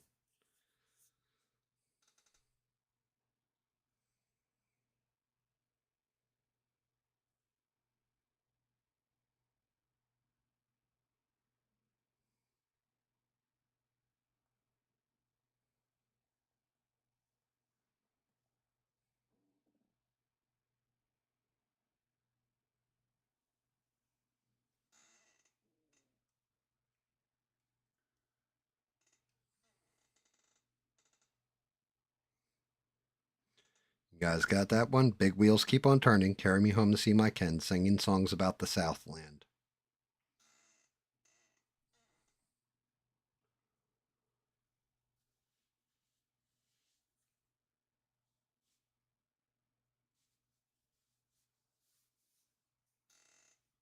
Hell yeah. Miss Alabama once again, I think it's sin. I said, doodle doo doo doo doo doo doo doo. Okay. This one, I always love this song for some fucking weird ass reason. I don't know why. I heard it when I was a little kid, and it always stuck with me. And it's a goofy fucking song. Hey girl, what you doing down there? Dancing alone every night while I live right above you. I can hear your music playing. I can feel your body swaying.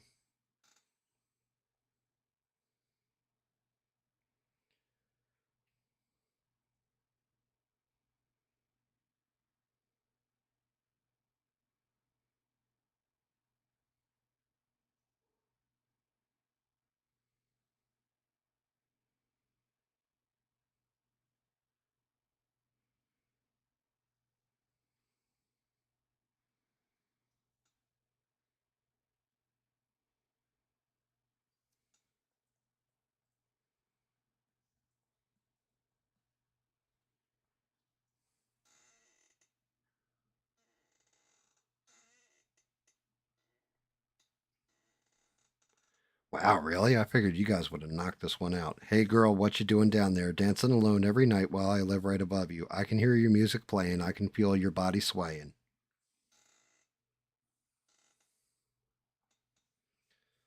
I doubt you guys will get the artist because I wouldn't have known the artist. But the song, yeah. Yeah, the song is definitely one when I give you the rest of the lyrics, you'll be like, "Oh yeah."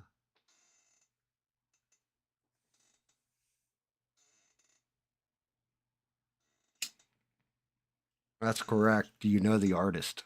I didn't know the artist. I had to look it up.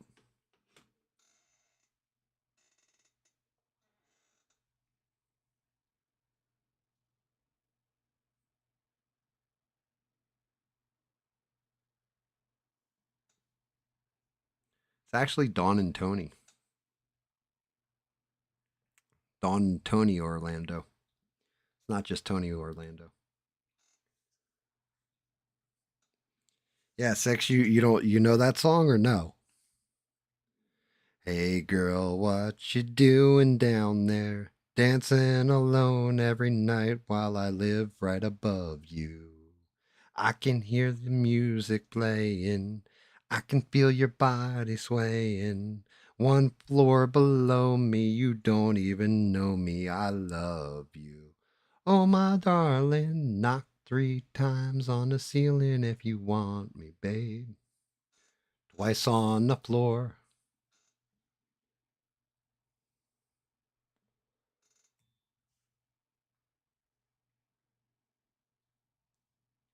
All right. How about this? Well, the south side of Chicago is the baddest part of town. And if you go down there, you better just beware. And I'm not going to read any further because, yeah.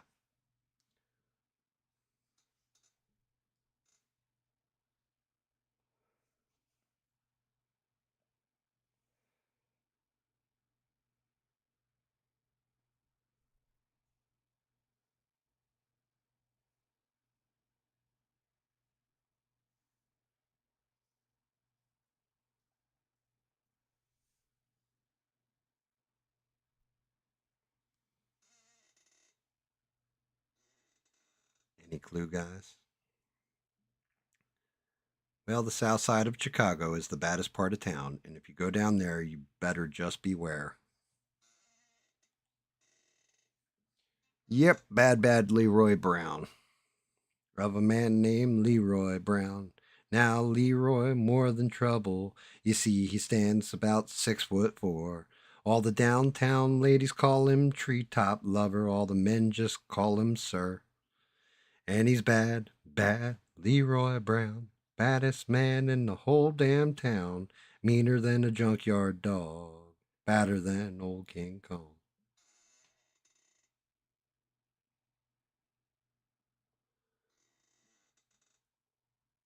Ugh. Out on the road for 40 days. Last night in Little Rock put me in a haze. Sweet Connie don't hurt doing her act. She had the whole show, and that's a natural fact.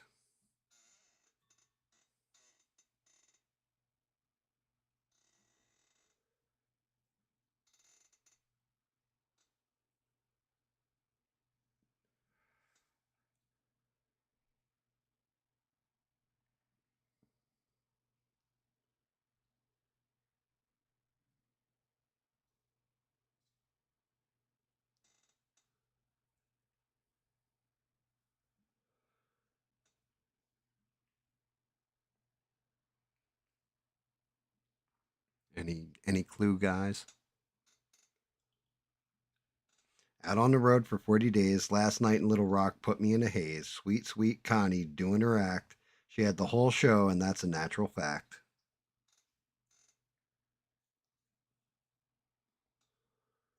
Yep, it's American band. Who sings it?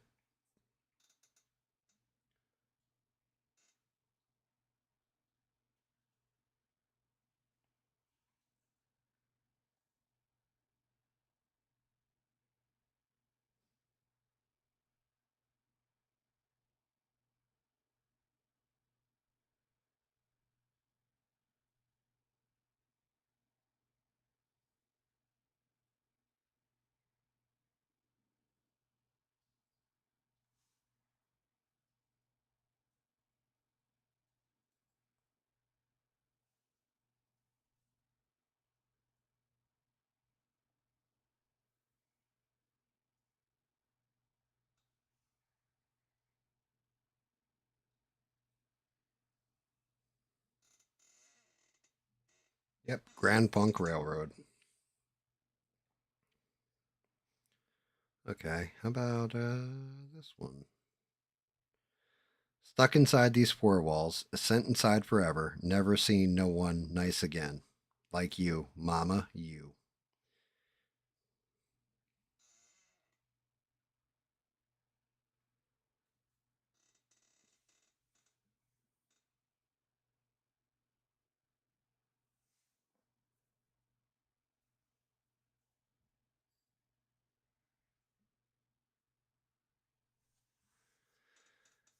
Stuck inside these four walls, sent inside forever, never seen no one nice again. Like you, mama, you.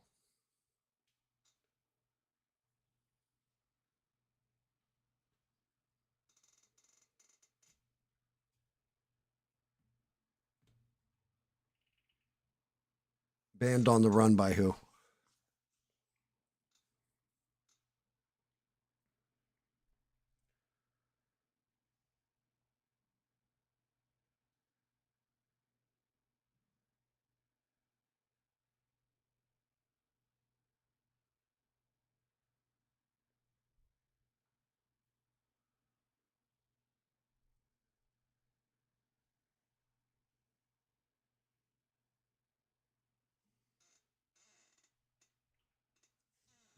It's that's not the name of the band.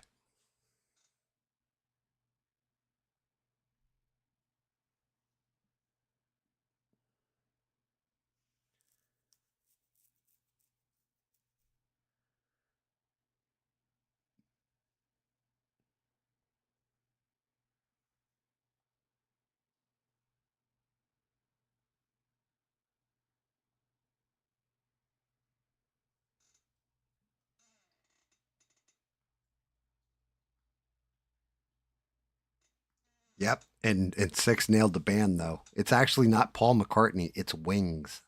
That's the name of the band. It's Paul McCartney singing, yeah, but the band's called Wings. If I ever get out of here. Actually, here's another one of my old favorites. I can see her lying back in her satin dress in a room where you do what you don't confess. Nope, just Wings.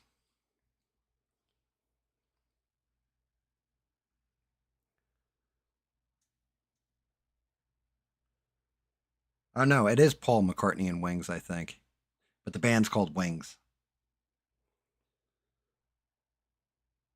Everybody always screws it up. I thought it was a Beatles song the first couple times I heard it.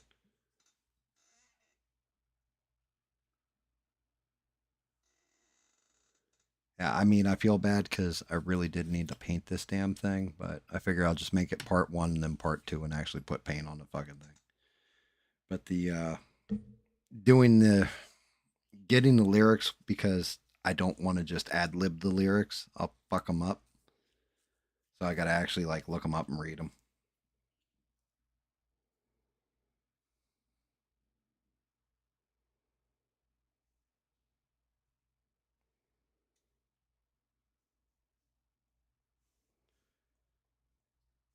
That's the only problem with doing the song trivia nights.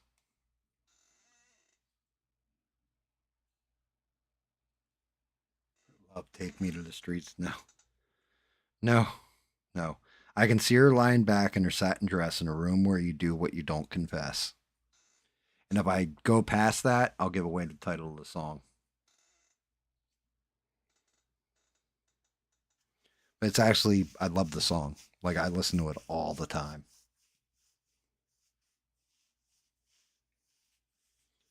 It goes like, if I were to put it to music, so you guys, because it's pretty much you and Six playing beans. There's other people watching, but they're not playing. And God bless them for watching. Thank you for watching, guys. But it kind of goes, I can see her lying back in her satin dress in a room where you do what you don't confess.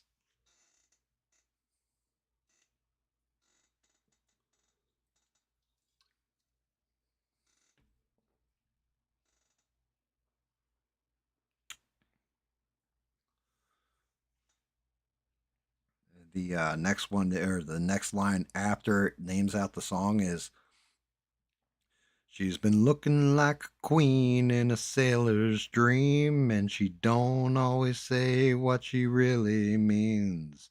Sometimes I think it's a shame when I get feeling better when I'm feeling no pain. There you go, Sundown. It's Sundown. Who's it by? Sundown, you better take care if I find you've been creeping round my back stair.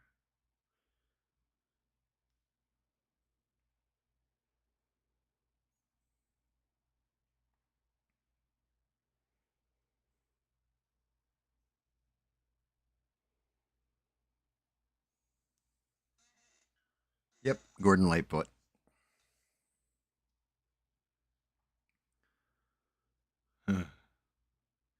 This one should be easy as shit. There were funky Chinamen from funky Chinatown. They were chopping them up, they were chopping them down. It's an ancient Chinese art, and everybody knew their part. From a feint into a slip and a kicking from the hip.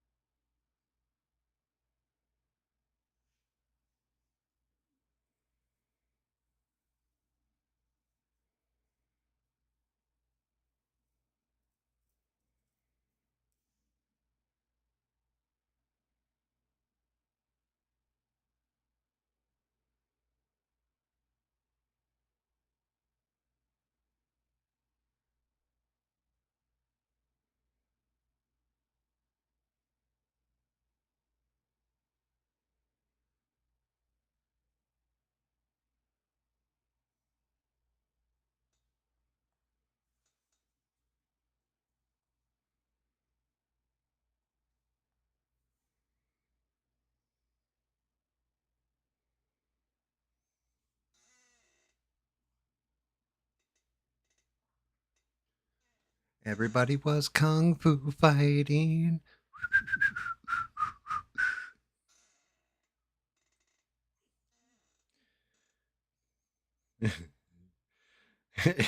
There was Funky Billy Chin and Little Sammy Chung. He said, "Here comes the big boss. Hey, oh, oh, let's get it on." We took a bow and made a stand, started swaying with our hands. A sudden motion made me skip. Now we're into a brand new trip. Everybody was kung fu fighting.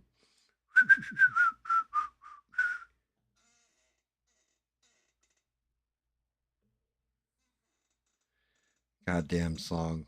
Get in your head. Here you go. I met a devil woman. She took my heart away. She said I had it coming to me, but I wanted it that way.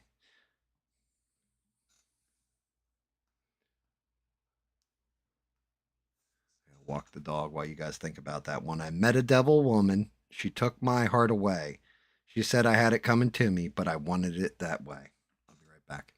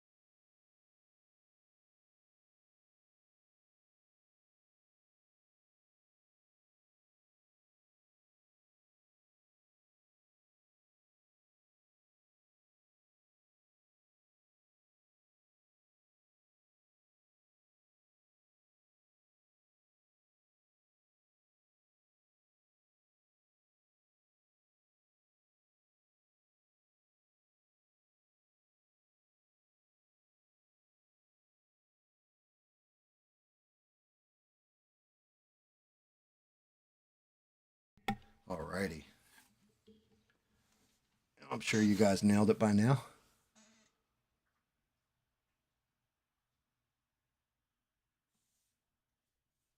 Yep. And who did the song?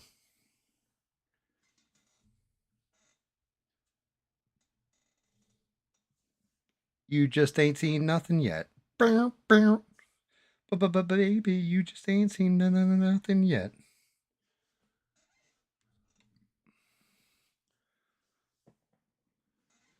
Who sang it? Did you guys mention? Let me see. Nope, you didn't. So, what group did that song?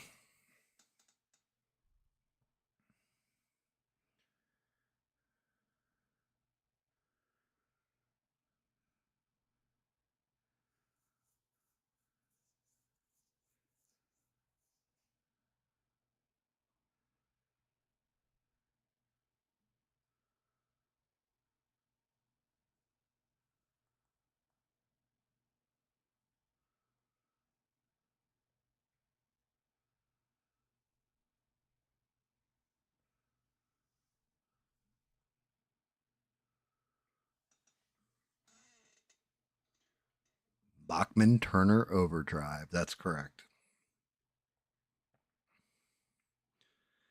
Ready? Feeling better now that we're through. Feeling better because I'm over you. I learned my lesson. It left a scar. Now I see how you really are.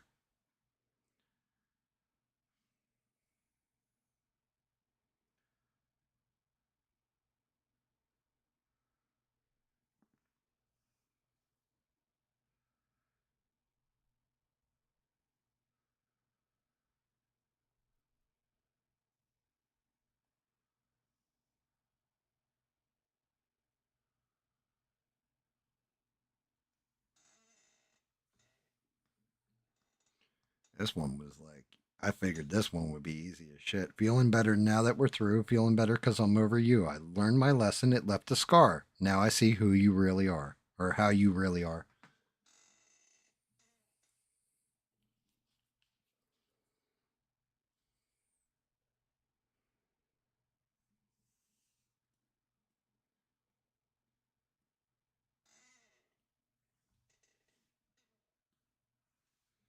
Yep, you're no good. Bye.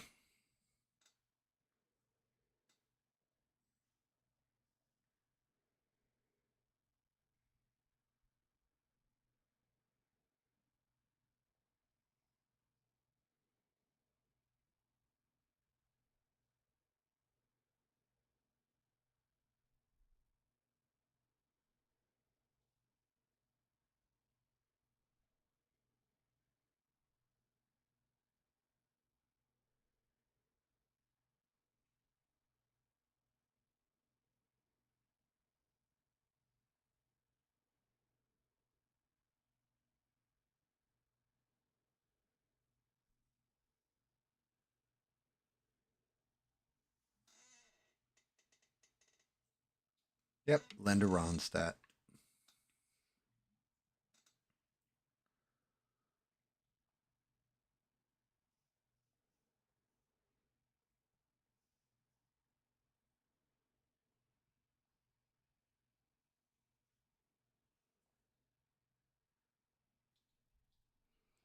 Friday night and the lights are low.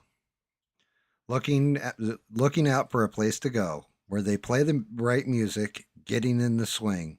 You come to look for a king.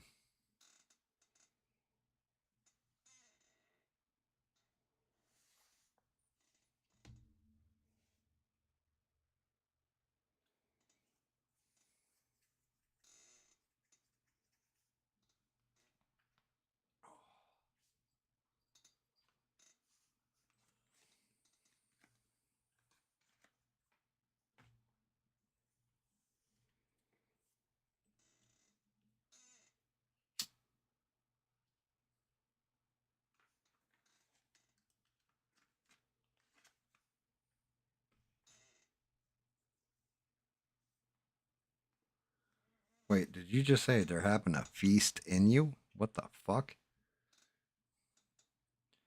Yeah, I maybe it's a bad time to mention this, But there's a new mosquito virus that's taking over China right now. That's like they're saying it might be another COVID type thing, but it's actually spread by mosquitoes, and it's called chikungunya. Chikungunya. Chikungunya mosquito virus. Yep, Dancing Queen.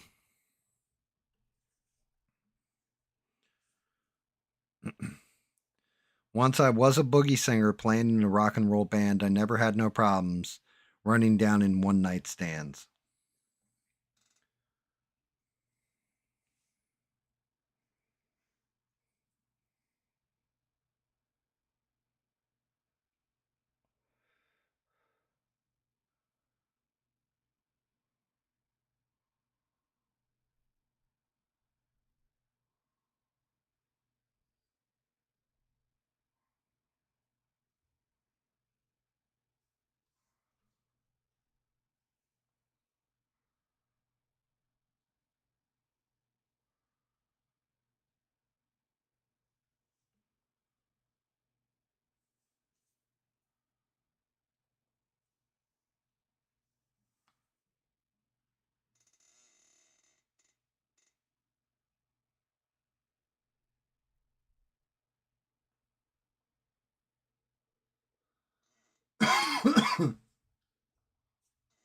Zaboomafoo.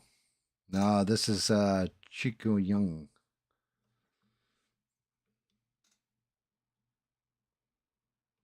Yeah, play that funky music, white boy. By who?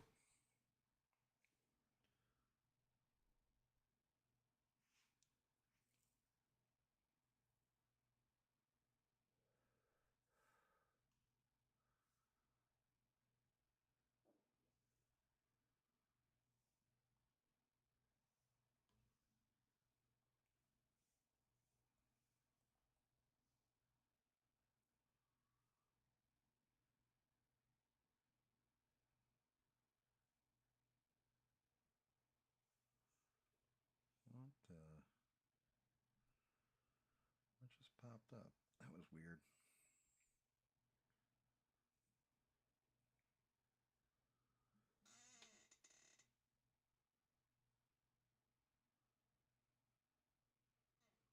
What's up, Smurf? We got a hard cutoff tomorrow night too, Smurf, on gaming. I got to open the boys' store. I got to be there at 8 in the morning. So fun times, fun times. Getting towards the end of the run on this one. I didn't even really paint tonight. I started to paint and then doing the 70's music trivia. I've been doing it for like, Jesus, feels like 3 or 4 hours.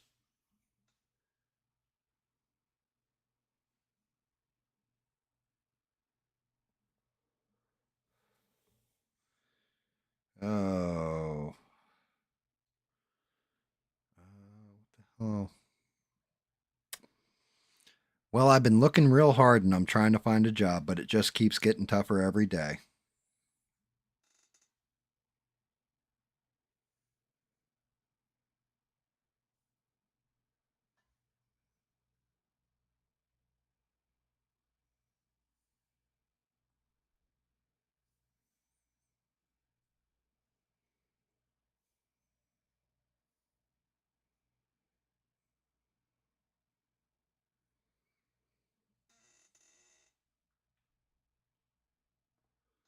That's right, Six. By who?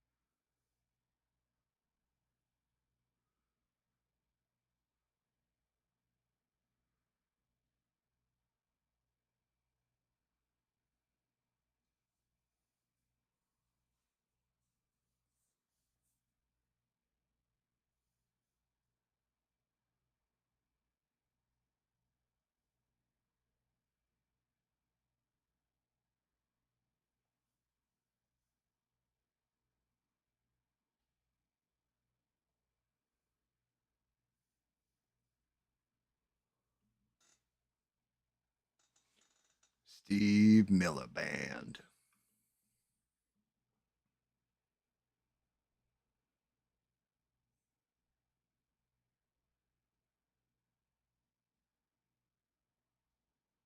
Hmm. That's interesting.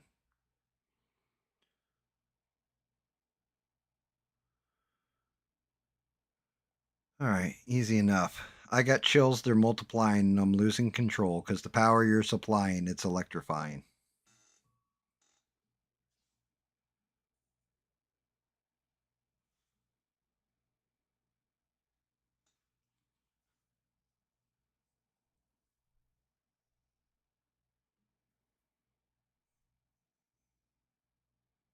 Shit, it was pre 80. No shit.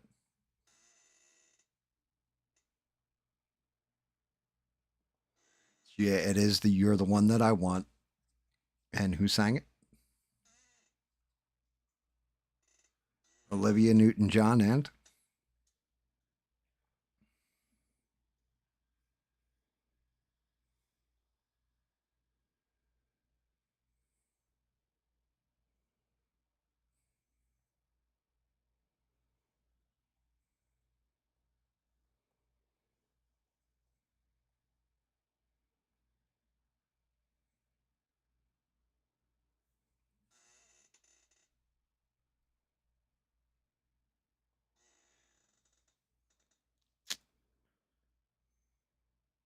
Madman Drummers Bummers, Indians in the Summer with the Teenage Diplomat, and the dumps with the mumps as the adolescent pumps his way into his hat.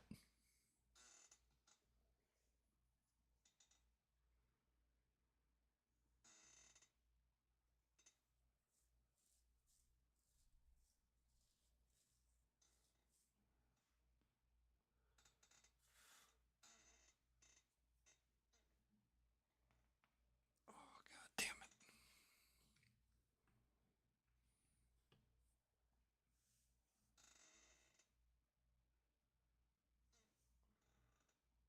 it. Ain't by, it's not by Springsteen.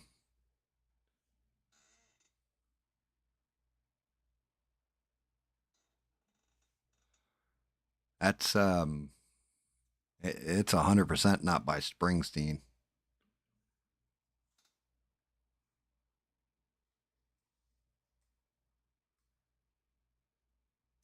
No, it's not by Bruce Springsteen. He did a cover of it, but it wasn't by Bruce Springsteen.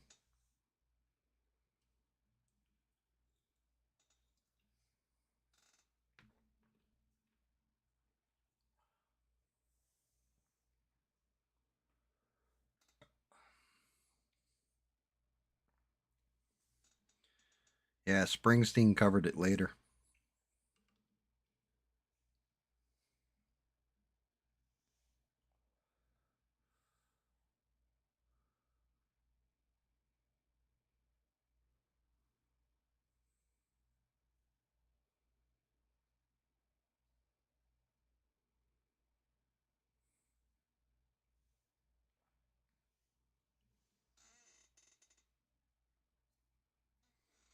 Manfred Mann's the first part of it. What's the rest of the band?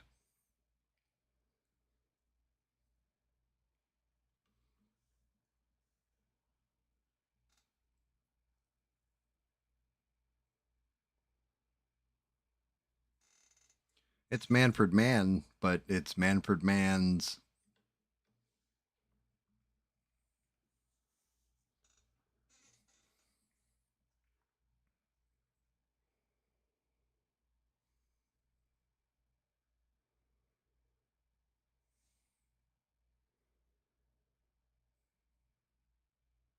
Cool, the boys officially on the train. Off to Vegas we go. Good shit.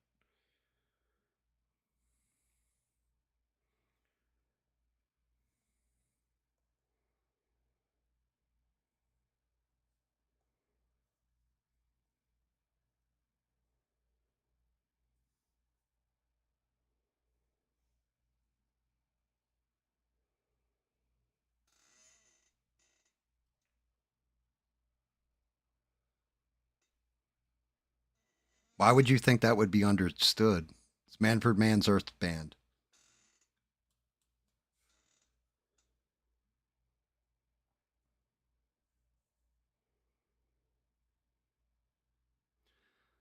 Hey, Smurf, there's a reason why I love you, brother. Because, we share a brain, I think, sometimes.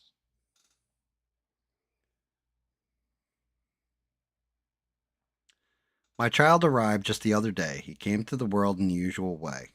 But there were planes to catch and bills to pay. He learned to walk while I was away.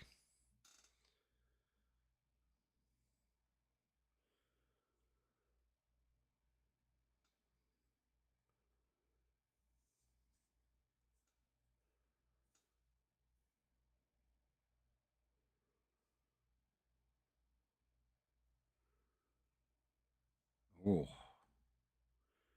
I was going to do that song, but I can't.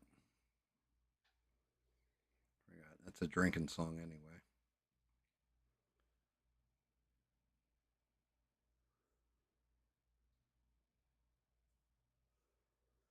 Try this one.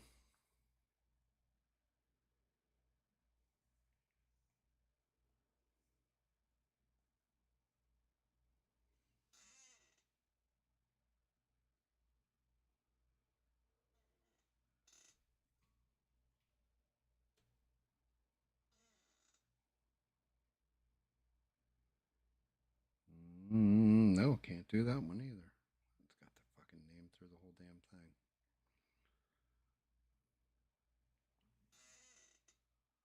Cats in the Cradle by who?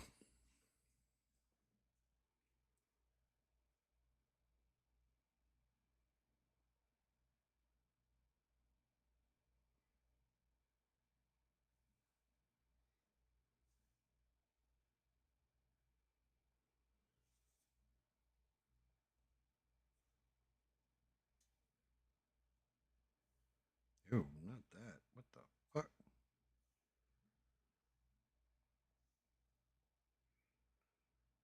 I had to specify.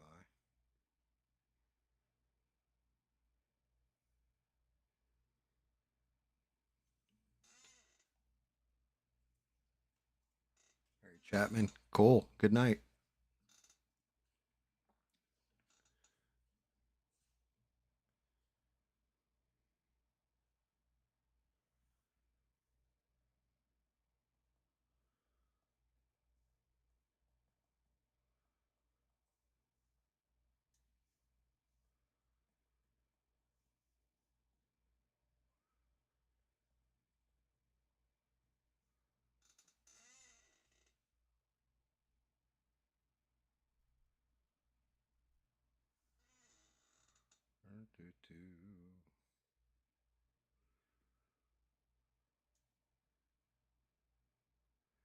Here's one for you. I can't believe this one came out in the 70's. I am just a new boy, a stranger in this town. Where are all the good times? Who's going to show this stranger around?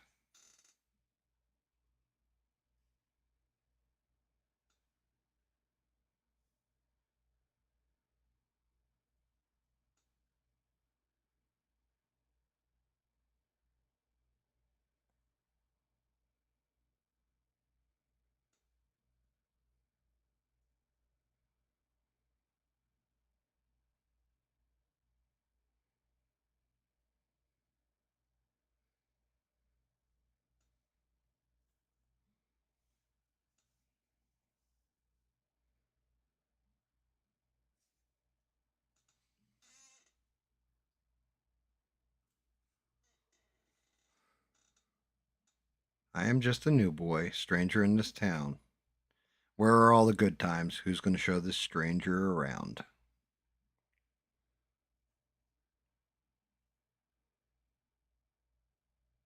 God damn it. That one's got the fuck.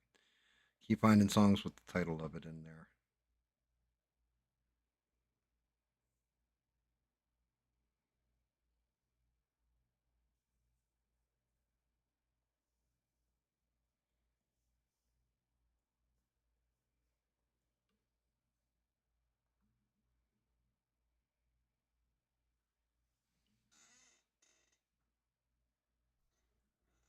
Anybody, anybody.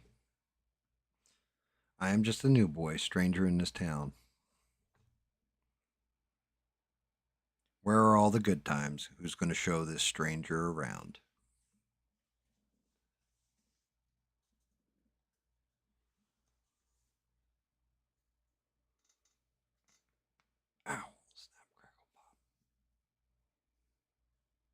No, not Let the Good Times Roll.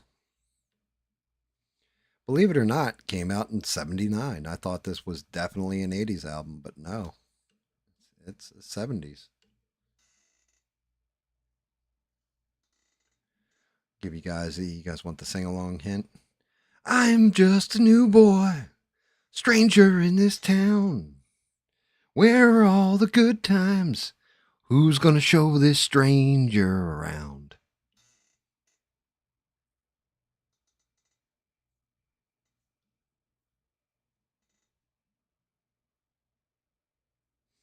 Ooh, I need a dirty woman. Ooh, need a dirty girl.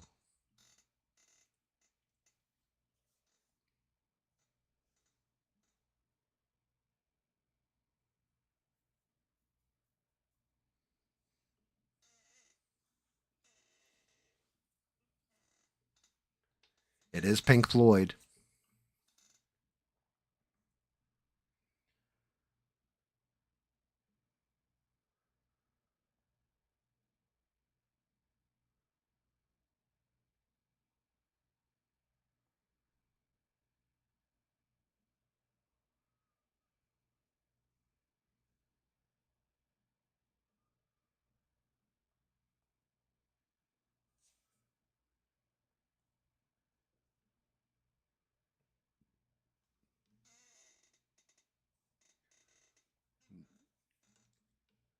No clue. It's called Young Lust. It's by Pink Floyd, and it's on the album The Wall. The Wall actually came out in 1979. I always thought it was 1980, but 79, Young Lust. It's if anybody has ever seen the movie The Wall, it's the part where the groupie, she performs fellatio on a guard to get in to see David Gilmour.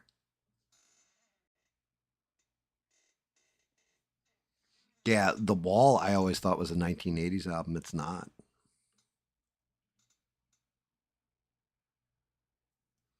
I'm actually shocked by that. I'm not going to lie a little bit. There's a reason for the sunshine in the sky, and there's a reason why I'm feeling so high. Must be the season when that love light shines all around us.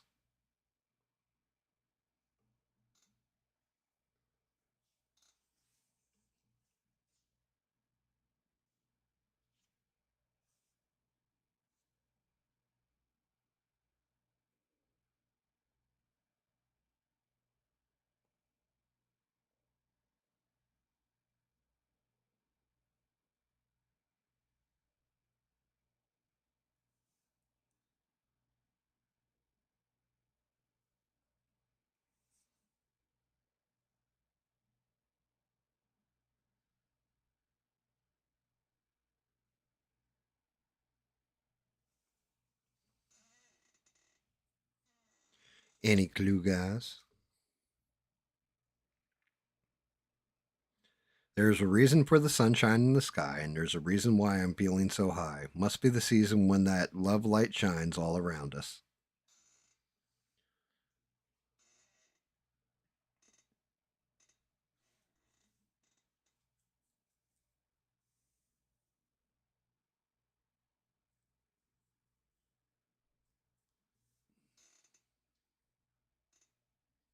No, no, no, sir, huh? I'll read the second verse. So let that feeling grab you deep inside and send you reeling where your love can't hide, and then go stealing through the moonlit nights with your lover.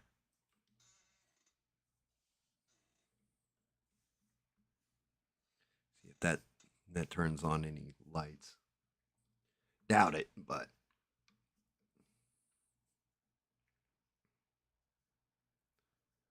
I'll give it like another minute.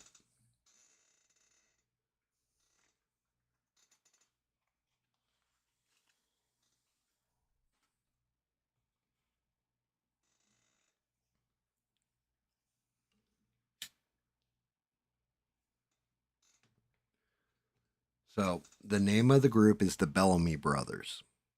The name of the song is Let Your Love Flow. Just let your love flow like a mountain stream and let your love grow with the smallest of dreams and let your love show. And you'll know what I mean, it's the season.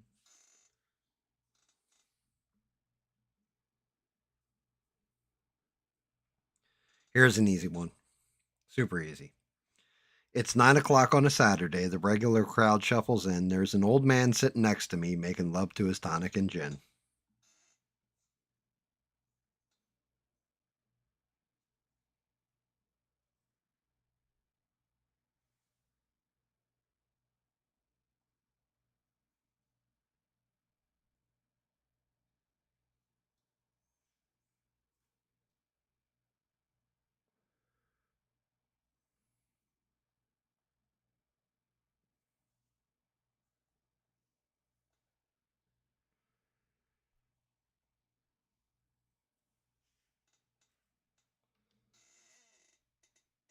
Piano Man Billy Joel, correct.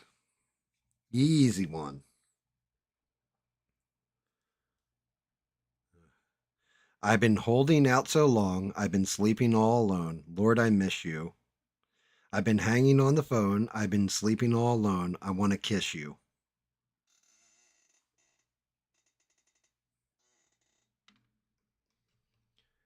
Shit, Smurf. I would have nailed that one in my sleep, I'm not going to lie. That one should have been fast. It's 9 o'clock on a Saturday. Regular crowd shovels in. There's an old man sitting next to me, making love to his tonic and gin.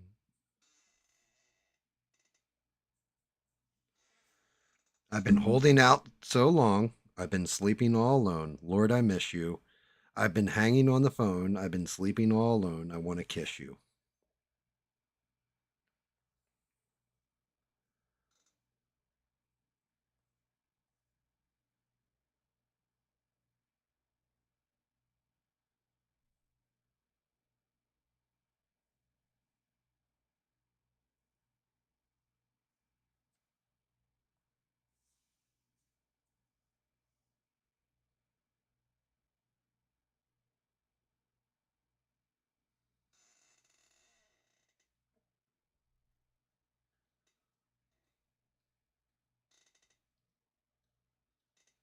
Don't know that one off the top of your head? Yep, I've been holding out so long, I've been sleeping all alone. Lord, I miss you. Been hanging on the phone, I've been sleeping all alone. I want to kiss you.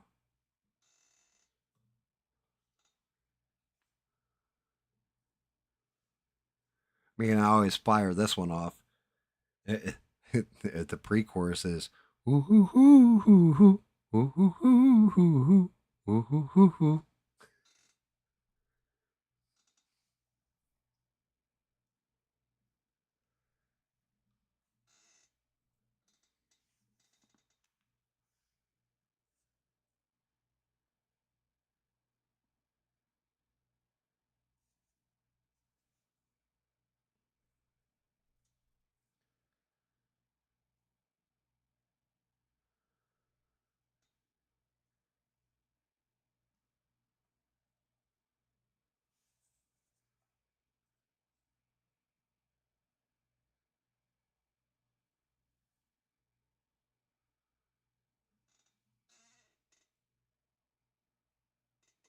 It is not Blondie.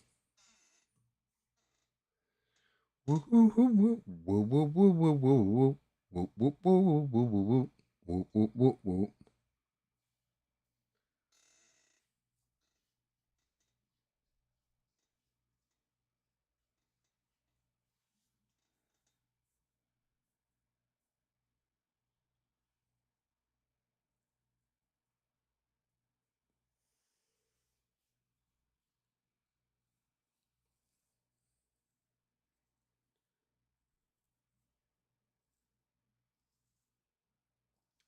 The song is by the Rolling Stones. It's called I Miss You.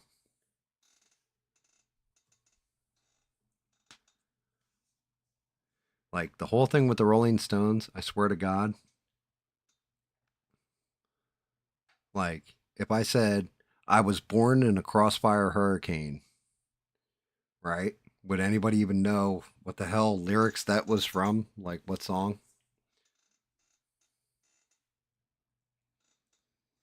Unless I got to the chorus and I'm like, it's all right now, jumping jack flashes a gas, gas, gas. Like, it's always their choruses, their regular lyrics. Mick Jagger just does like a cadence and you can't tell what the fuck they're singing.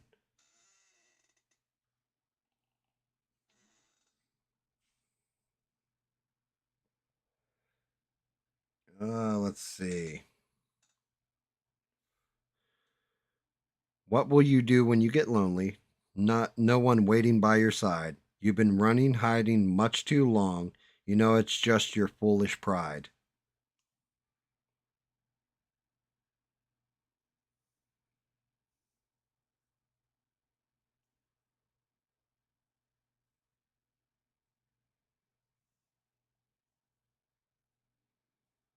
Shout out the Stranded, by the way.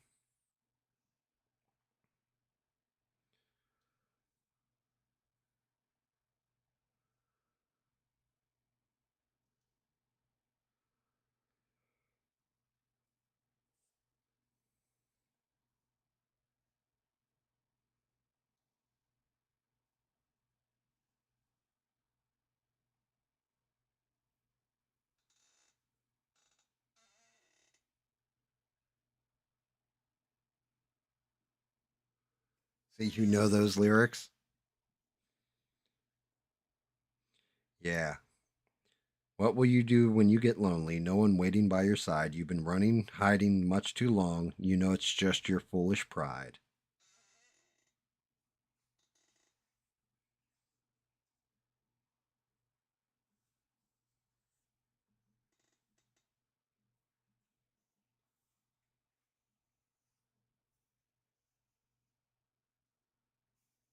Waiting to see if Six nails it. Oh. And anybody watching the replay, playing along with this shit.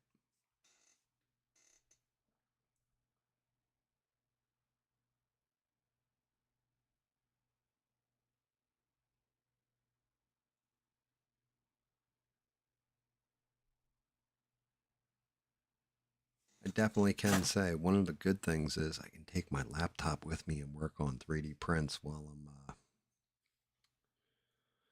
I'm sitting there in the boy's store because he has lull times customers. What will you do when you get lonely? No one waiting by your side. You've been running, hiding much too long. You know it's just your foolish pride.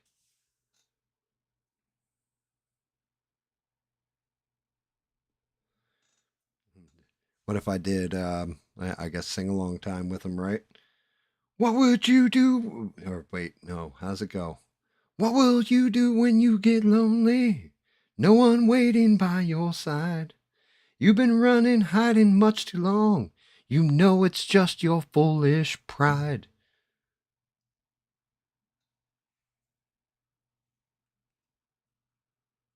Yep. It's Layla by Eric Clapton. You got me on my knees, Layla. And it was actually Eric Clapton.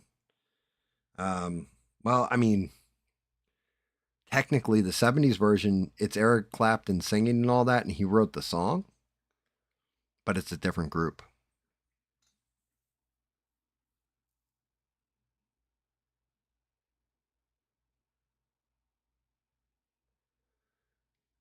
It's actually not Eric Clapton. It is Eric Clapton in the group, but the group has a different name.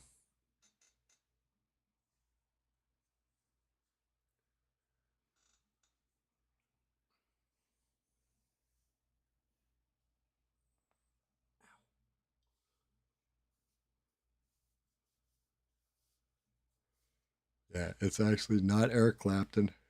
He did an acoustic version of it later on, but yeah, it was a band he was in.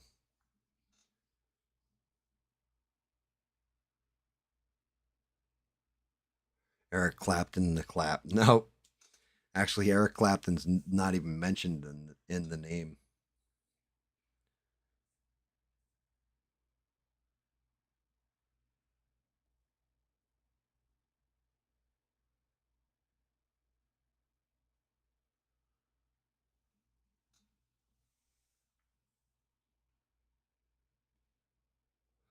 The name of the band is Derek and the Dominoes.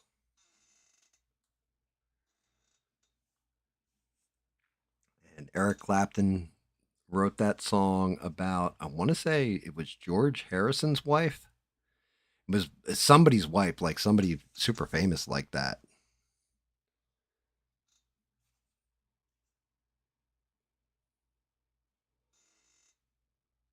But I think the song was actually, if I remember correctly, I think it was about, I think it was George Harrison's wife for some reason. Um,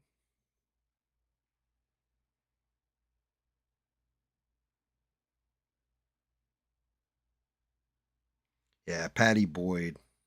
Yeah, the wife of friend George Harrison. Yep. Yeah, it was George Harrison's wife. He wanted to he wanted to do his buddy's wife.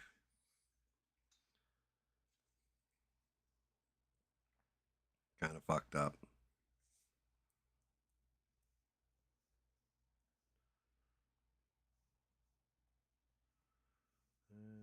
And oh, didn't know what time it was. The lights were low. I leaned back on my radio. Some cat was laying down some rock and roll. A lot of soul, he said.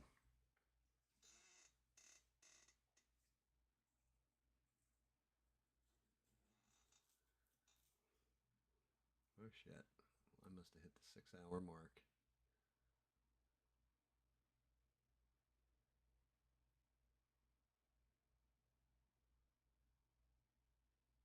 Shit.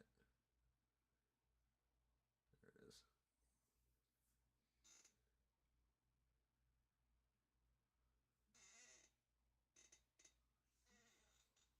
Yeah, didn't know what time it was. The lights were low. I leaned back on my radio. Some cat was laying down some rock and roll. A lot of soul, he said.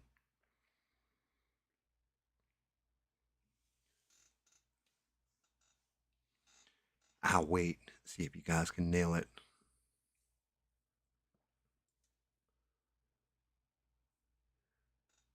Give you like a minute or two. Didn't know what time it was. The lights were low. I leaned back on my radio. Some cat was laying down some rock and roll. A lot of soul, he said.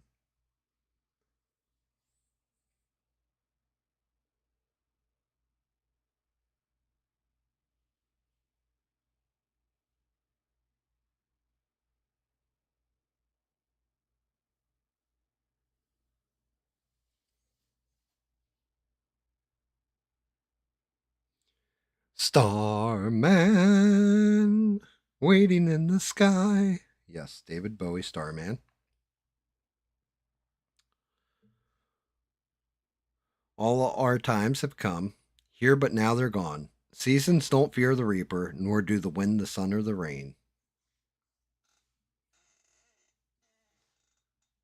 Hit you guys with a stupid easy one.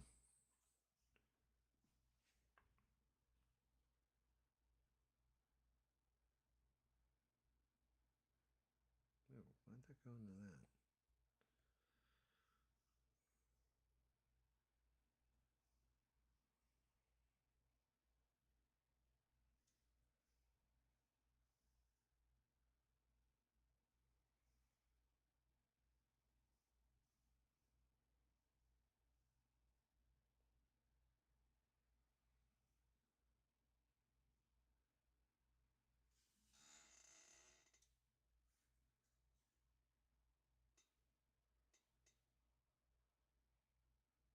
Crack 6, Blue Oyster Cult. Name the song. What's up, Bob? Welcome back. I told you you should start your own damn channel, bud.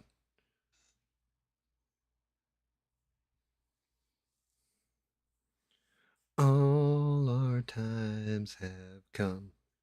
here, but now they're gone. Caesars don't fear the reefer, nor do the wind, the sun, or the rain. We can be like they are.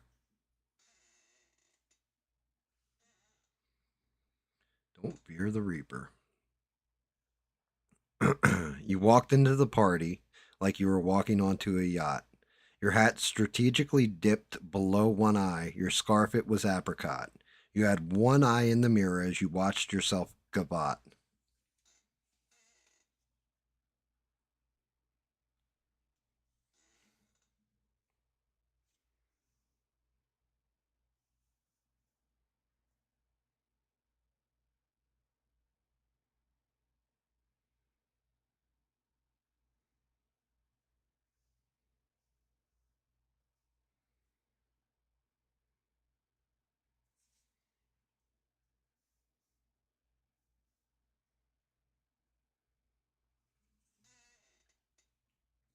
Correct, six. You're so vain. Who was it by? And who was the song about?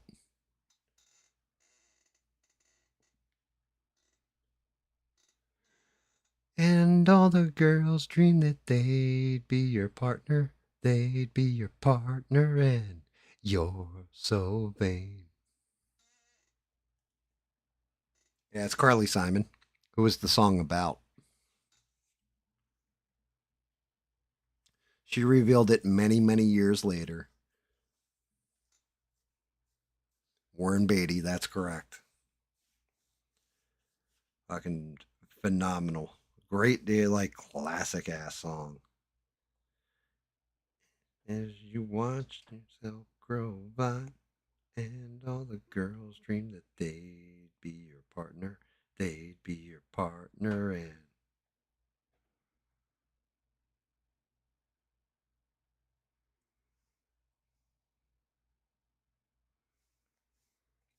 do do do. Dude, I love the fact that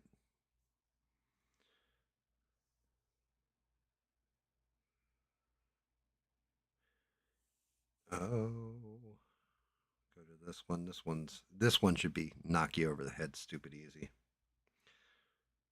Don't worry about a thing, cause every little thing gonna be all right. Singing, don't worry about a thing, cause every little thing gonna be all right.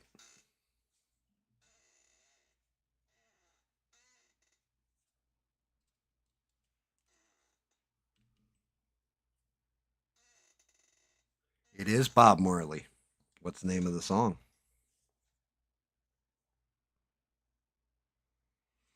Singing, don't worry about a thing.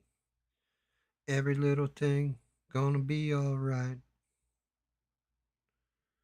Singing, don't worry about a thing. Cause every little thing gonna be alright. Woke up this morning, looked at the rising sun. Three little birds were by my doorstep. Yep, three little birds.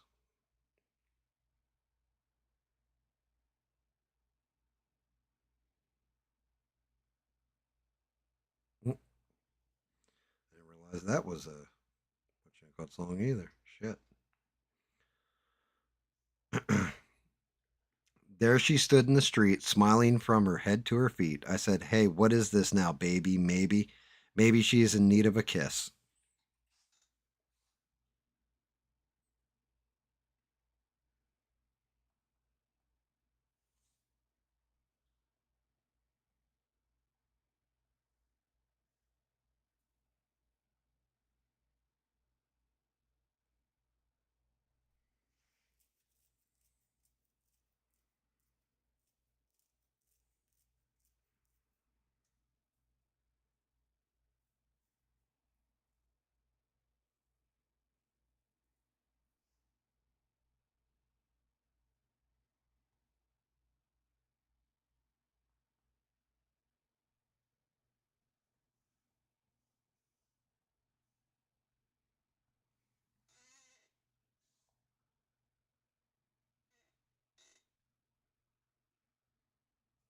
Yep. All right now. Bye, free.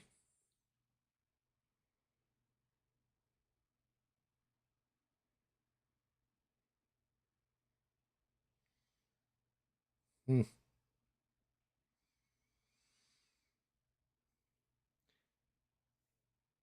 He came from somewhere back in her long ago, the sentimental fool don't see, trying hard to recreate what had yet to be created once in her life. She musters a smile for his nostalgic tale.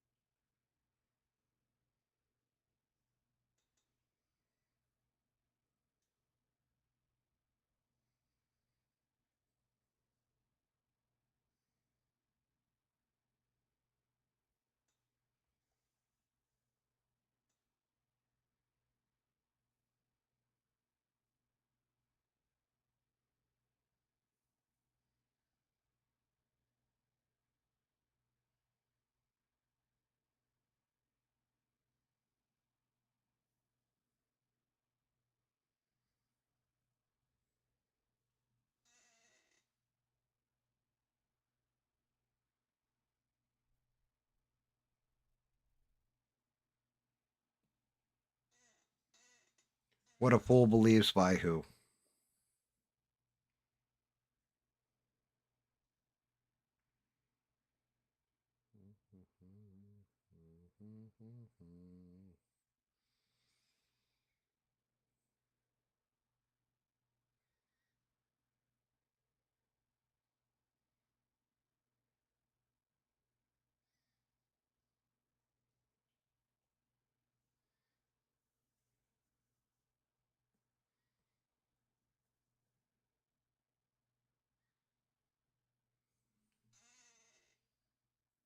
Doobies. Cool.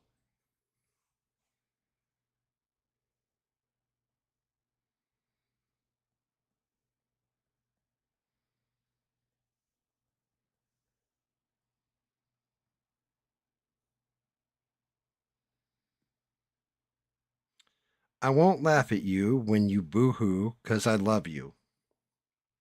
I can turn my back on the things you lack because I love you. I just like the things you do. Don't you change the things you do.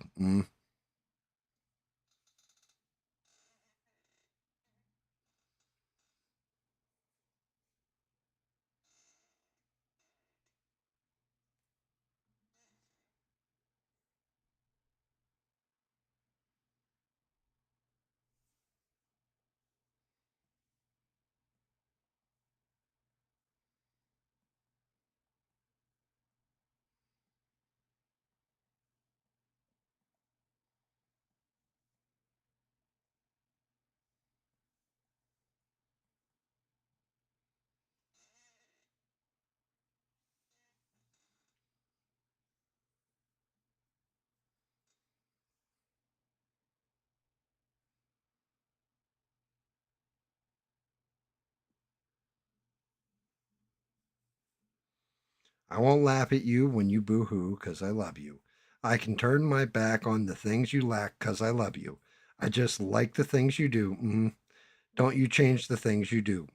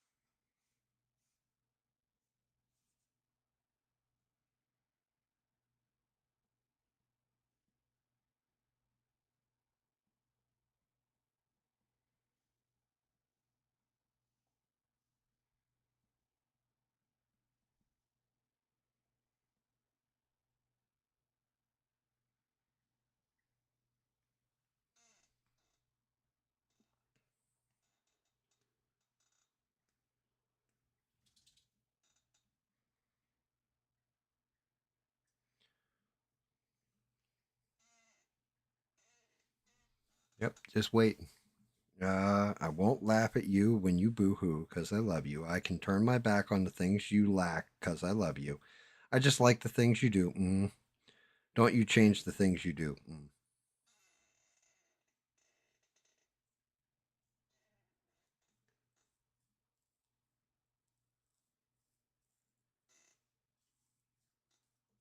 Yeah, it's an obscure one.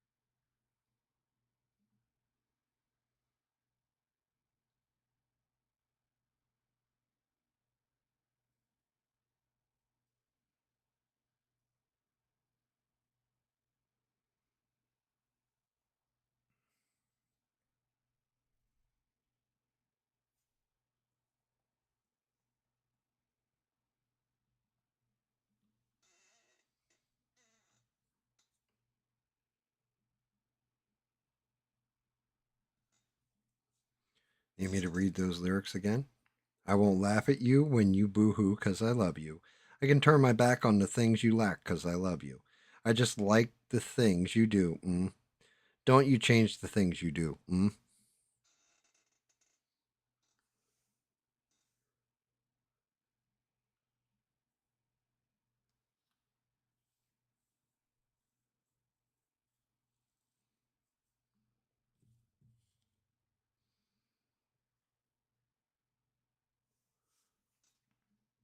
Snap, crackle, pop the back.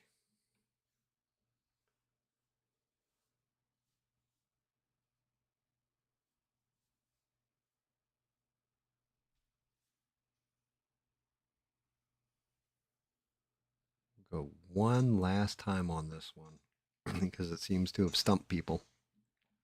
I won't laugh at you when you boohoo because I love you. I can turn my back on the things you lack because I love you.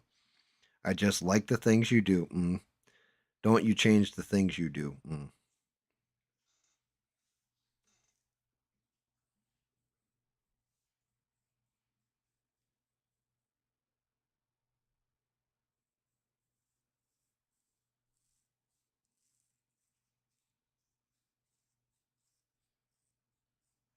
Give it another minute and then I'll kill it. Man, can't think of it.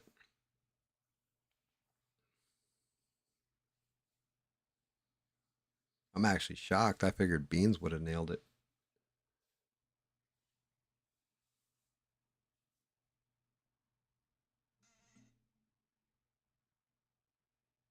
Dude, I told you, bro. Like I started painting it, and then when I picked up the thing.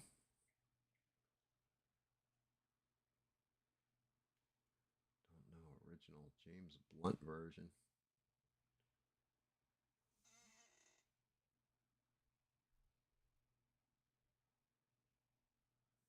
Bob, you're not stepping on the stream. You're part of the stream, brother.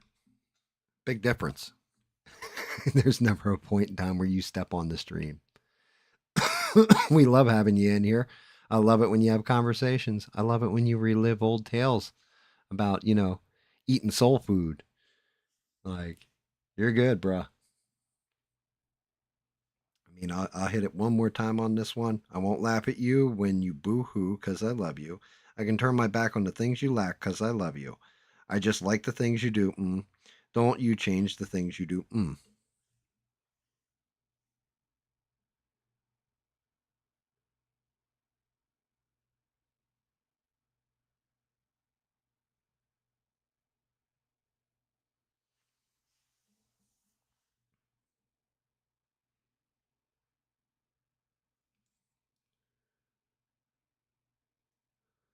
Believe it or not, the song is from a movie in the 70's called Velvet Goldmine. The name of the band was Slade UK. The name of the song is Cause I Love You. It's a rare one.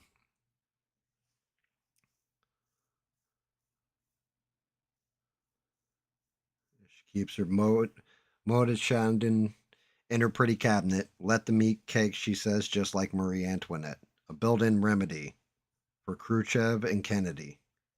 At any time, an invitation you can't decline.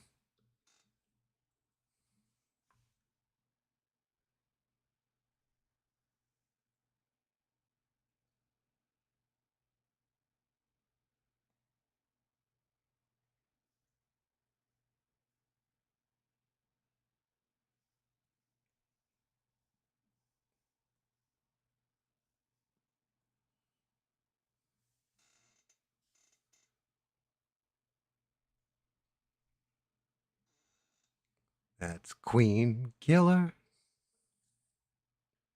She's a killer queen. That's correct, six. Yeah, who the fuck is going to remember that? Exactly. That's why I threw it in there. Yeah, because that song is so rare and obscure. I've got it somewhere, I'm sure, but it's only on. It's not in like most of the databases, so it's a good one to throw out there. Yeah, Killer Queen, correct. Just yesterday morning, they let me know you were gone. Suzanne, the plans they made put an end to you. I walked out this morning and wrote down this song. I just can't remember who to send it to.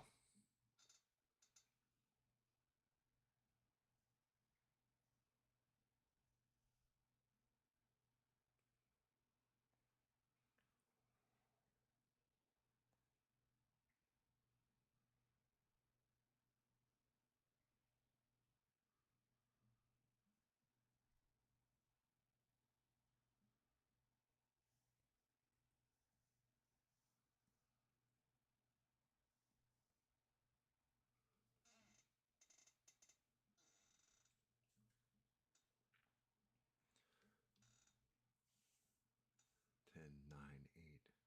Yep, Fire and Rain by James Taylor.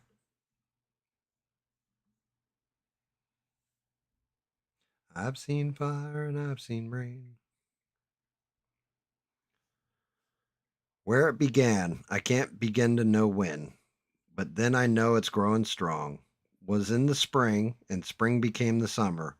Who'd have believed you'd come along?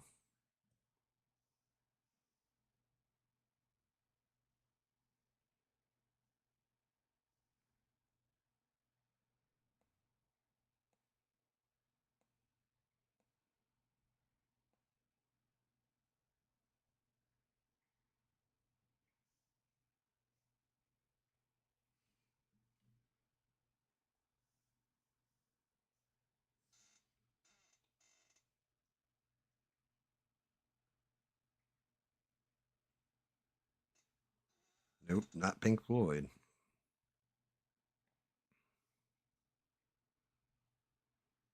Where it began, I can't begin to know when, but then I know it's growing strong. Was in the spring, and spring became the summer. Who'd have believed you'd come along? Yep, Sweet Caroline by Neil Diamond.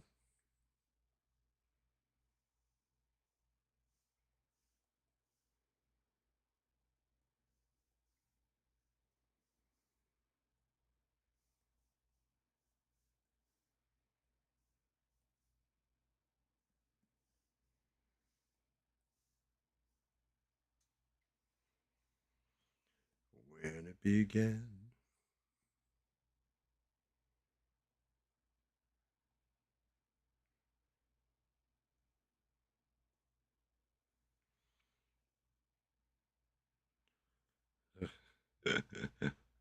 I heard you. I heard you on the wireless back in '52, lying awake, intently tuning in on you. If I was young, it didn't stop you coming through.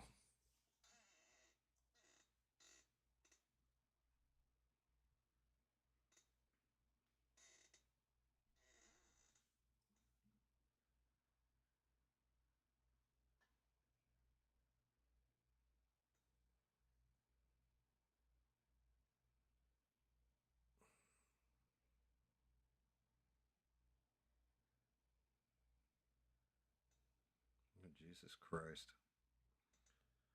I said the name of this song earlier and was wrong.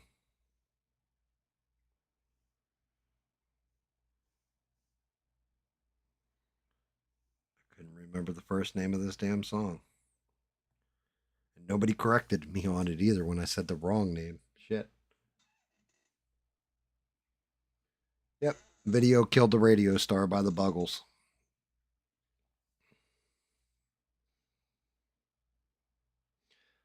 This one I got to omit the actual verse because it's the title of the song, and I'm amazed nobody corrected me on the goddamn title of this song at all.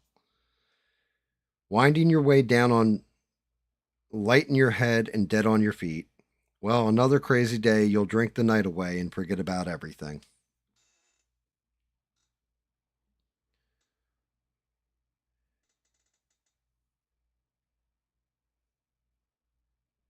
I can't believe I screwed up the name of this song earlier.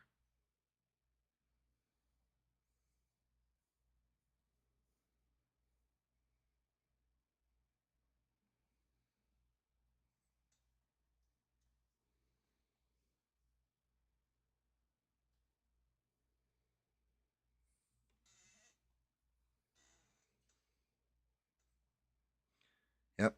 Winding your day way down on light in your head and dead on your feet. Well, another crazy day, you'll drink the night away and forget about everything. Yep, you're right, Six. And like I said it earlier, I said the artist and got the name of the song wrong.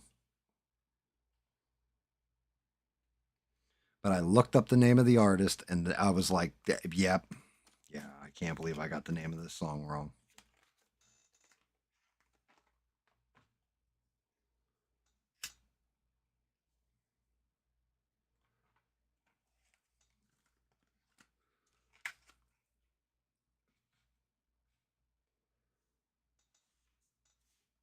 Yep, you get everybody can hear the.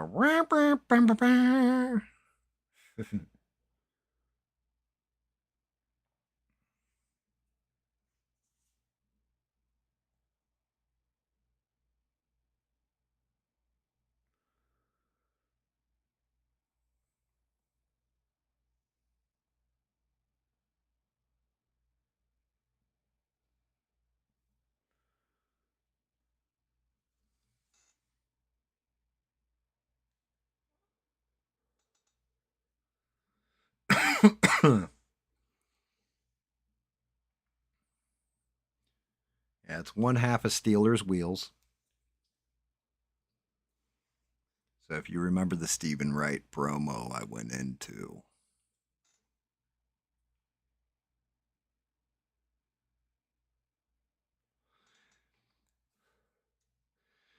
Well, you got the song right.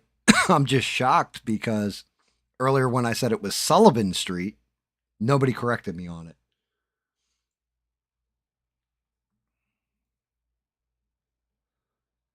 Because I definitely said dude's name too. Because, like I said,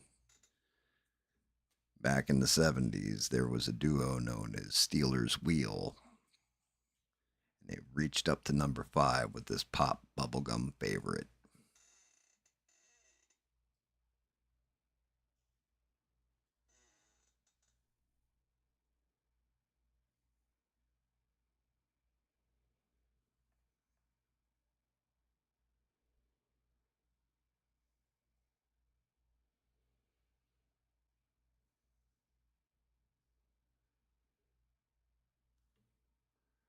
One half of the duo was known as Joe Egan.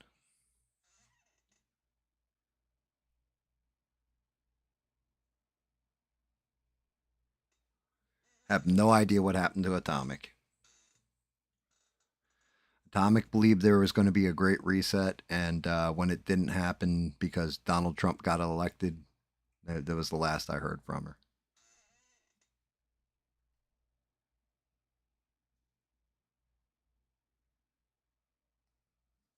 But I have no idea what happened to her. One of the places you could check, Bob, if she's not showing up in ABL lives, you can check. There's a YouTube channel called Creature Features, and she hangs out there sometimes. Worst case, just send her a text. She gave you her number for a reason, you know? Like when I don't hear from Smurf for a while, all I do is I call up our mutual buddy. His name's Gargamel, and then he just sends out his cat Azrael, and he goes and hunts down Smurf for me.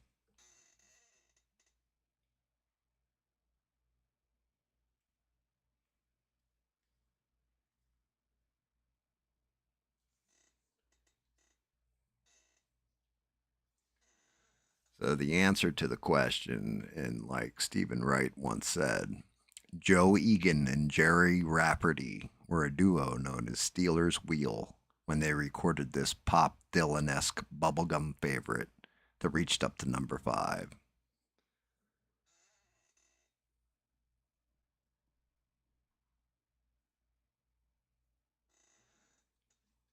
Hey, like I'm out there and I'm chilling and, I'm trying to play my games. I'm playing Abiotic Factor. I'm getting kind of far in the damn thing.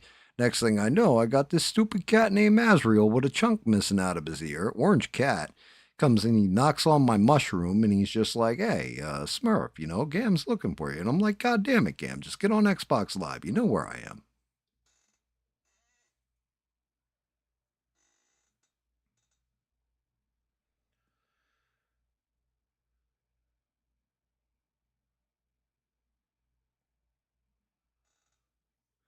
I really want to see you, really want to be with you, really want to see you, but it takes so long.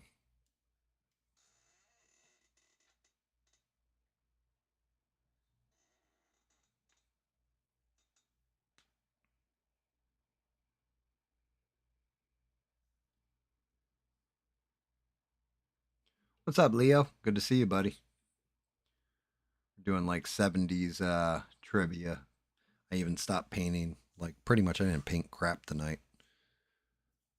Oh, which is fine. Gives me something to do on Sunday night show when I'm dead on my feet from work.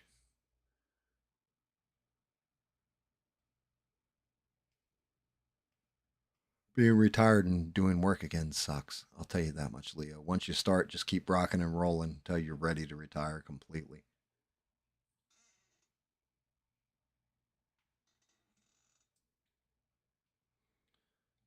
So the clue is I really want to see you, really want to be with you, really want to see you, but it takes so long.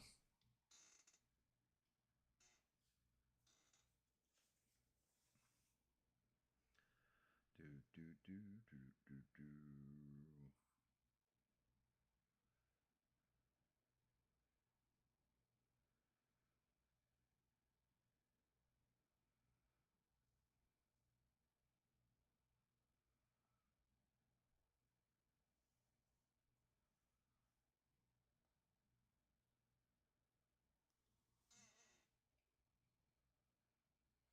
My dear Lord.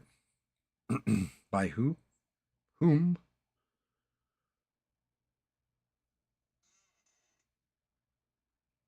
George Harrison, correct. My sweet Lord. Holly, Holly.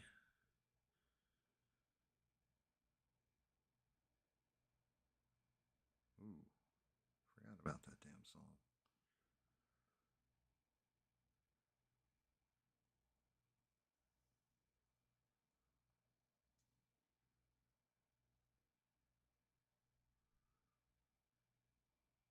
Mm-mm-mm.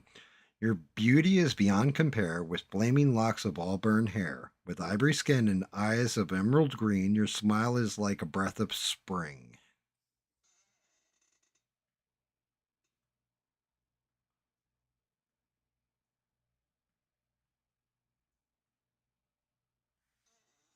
Yeah, I remember my buddy Sam and my buddy Brett, the two brothers. One played bass, one guitar. Sam had his master's degree in guitar. Brett has his in bass from Philadelphia School of Music, and they played like a whole concert on my 21st birthday, and I'll never forget they did While My Guitar Gently Weeps, and half the people there didn't know what the hell they were playing, And the other half were all like, oh, yeah, hell yeah. Yep. Jolene by Dolly Parton. Good call, 6. Good job, buddy. I will be king, and you will be queen. Though nothing will drive them away, we can beat them just for one day.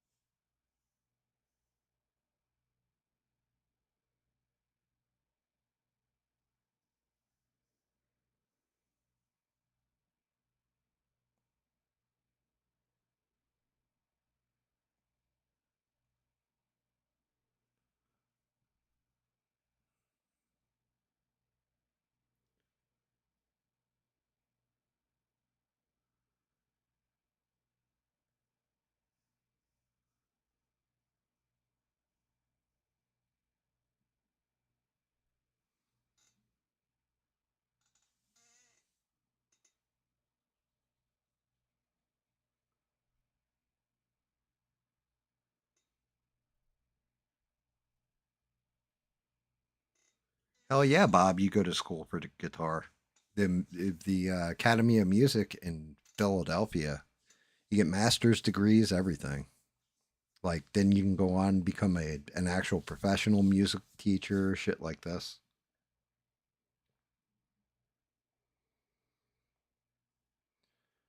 Yeah, that's no joke.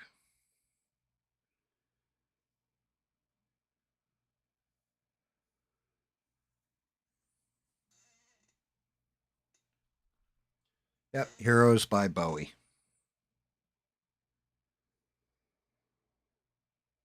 Loving you isn't the right thing to do. How can I ever change things that I feel?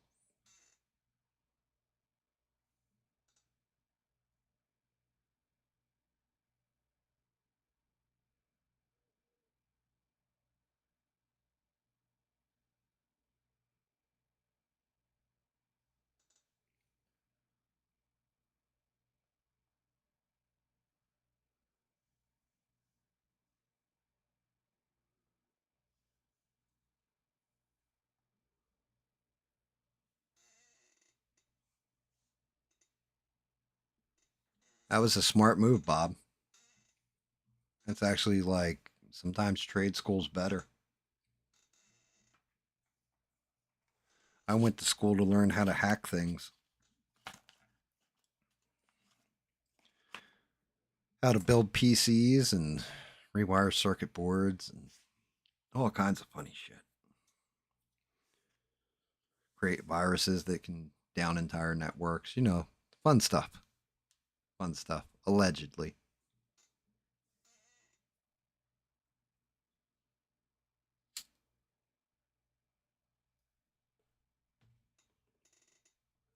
Yep, Fleetwood Mac, you can go your own way.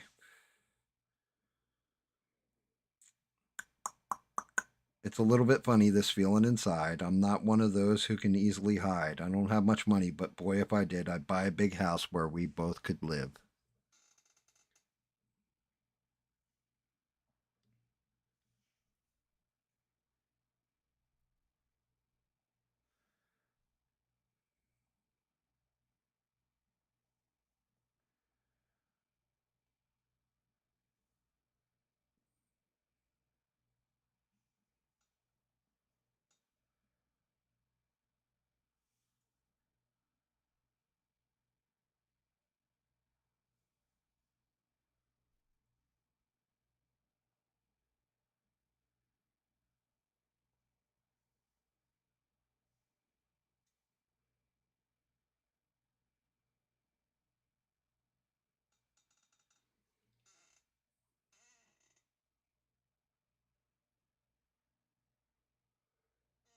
I have not. I have not heard of that software, Bob. It is Elton John. It's not How Wonderful.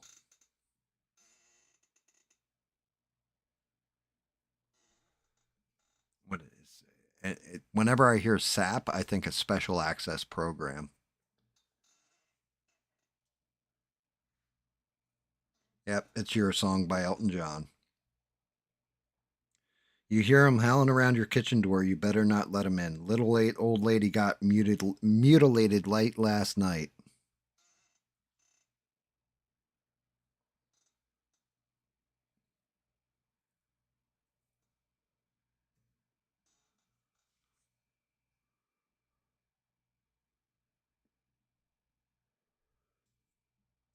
There you go. Here's a better verse from that song. He's the hairy-handed gent who ran amok in Kent. Lately, he's been overheard in Mayfair. You better stay away from him. He'll rip your lungs out, Jim. Huh, I'd like to meet his tailor.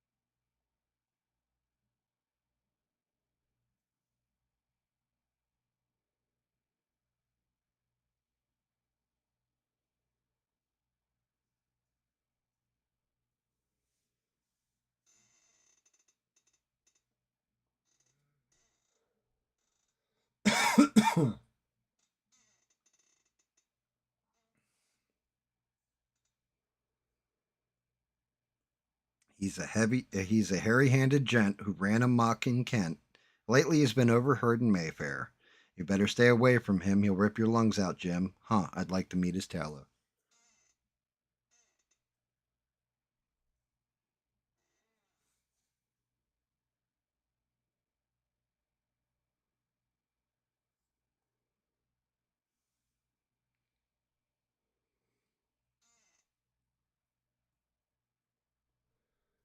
So it's a database accessing program.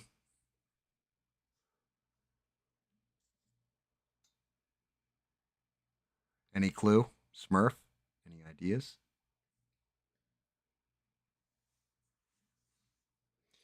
He's a hairy-handed gent who ran amok in Kent. Lately, he's been overheard in Mayfair. You better stay away from him. He'll rip your lungs out, Jim. Huh, I'd like to meet his tailor.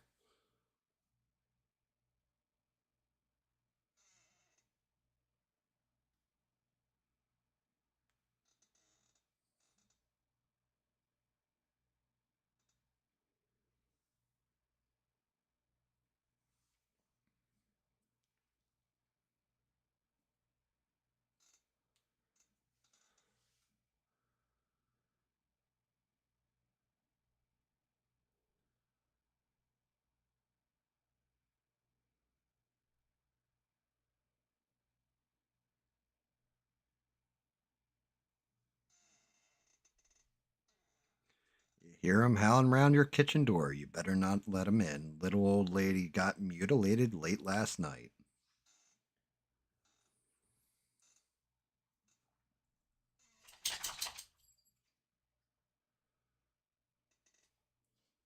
I mean, I've heard weirder stuff, Bob. Definitely heard weirder stuff. Yeah, try a guy who was a carpenter who ended up becoming a biochemist. Interesting dude. Can frame your house and design a virus to kill you instantly, allegedly.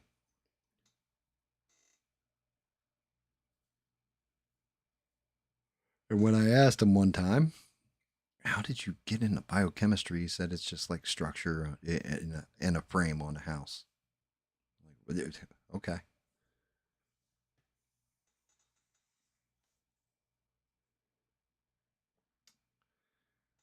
The name of the artist, by the way, is Warren Zevon.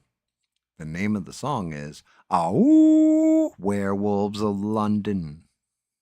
Ow.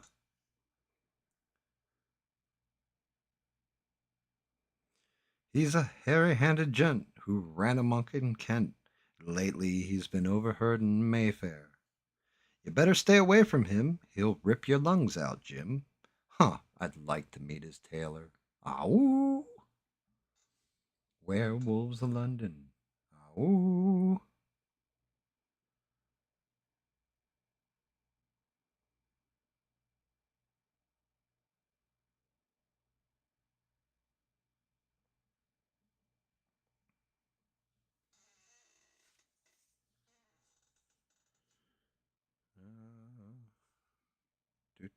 do. I was once out strolling one very hot summer's day when I thought I'd lay myself down to rest. In a big field of tall grass, I lay there in the sun and felt it caress my face as I fell asleep and dreamed.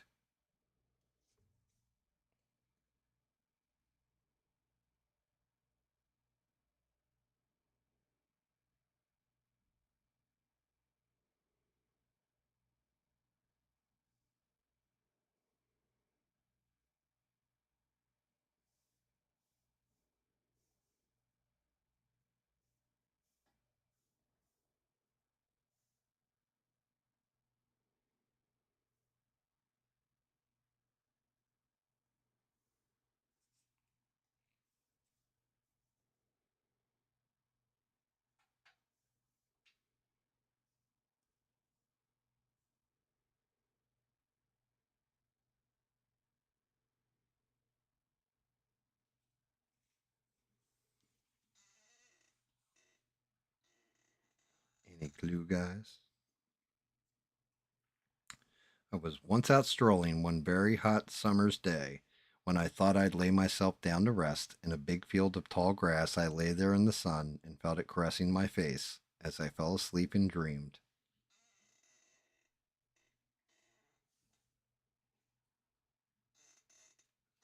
Yep, war spill the wine.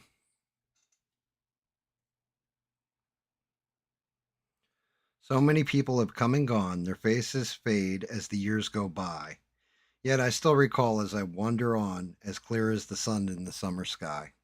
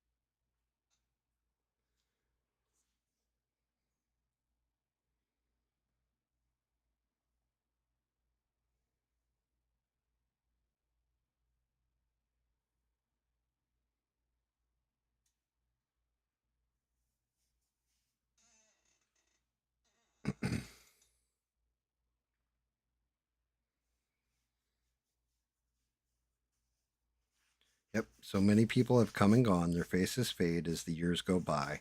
Yet I still recall as I wander on, as clear as the sun in the summer sky.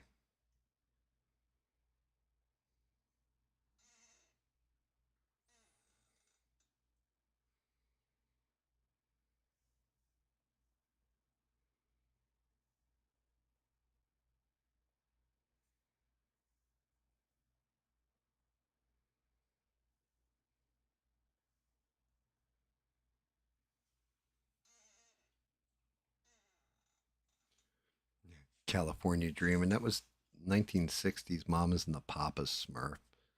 All the leaves are brown and the sky is gray.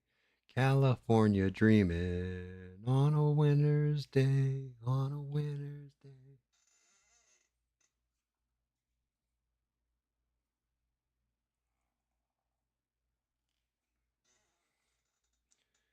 But yeah. Yeah, any guesses? So many people have come and gone. Their faces fade as the years go by, yet I still recall as I wander on, as clear as the sun in the summer sky.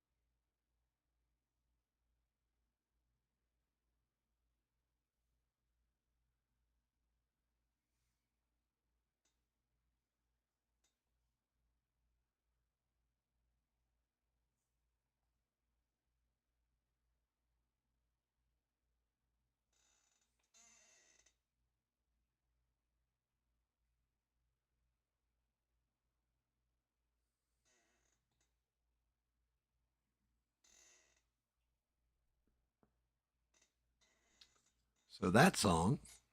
So many people have come and gone. Their faces fade as the years go by, yet I still recall as I wander on, as clear as the sun in the summer sky.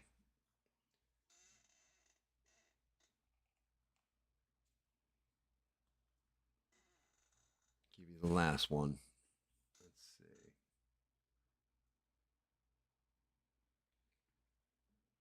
Let's see if anybody gets that. Pretty well known song. Like, super well known song, actually.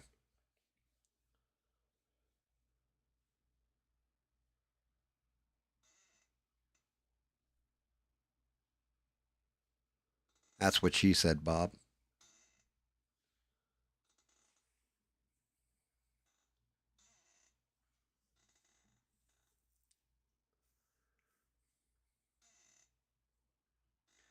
So many people have come and gone. Their faces fade as the years go by. Yet I still recall as I wander on, as clear as the sun in the summer sky. Ding, ding, ding, ding, ding, ding, ding, ding, ding, ding, ding, ding, ding, ding, ding, ding.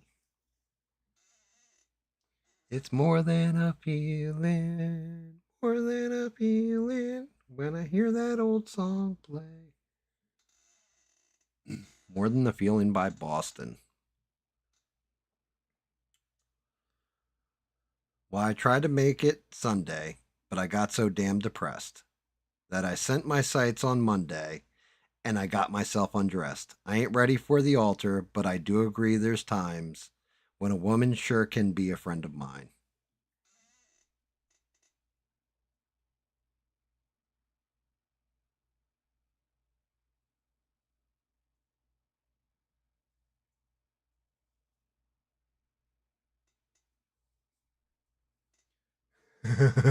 San Francisco, cocksucker! Is that what you're talking about, Smurf? I'm glad I taught you that word, woo. San Francisco, cocksucker. Yes, woo. San Francisco, cocksucker. What, woo? Yeah, Deadwood's like one of my all-time favorites. I'm not gonna lie. Swearingen is just he's evil, but he's a good man too, and it's weird.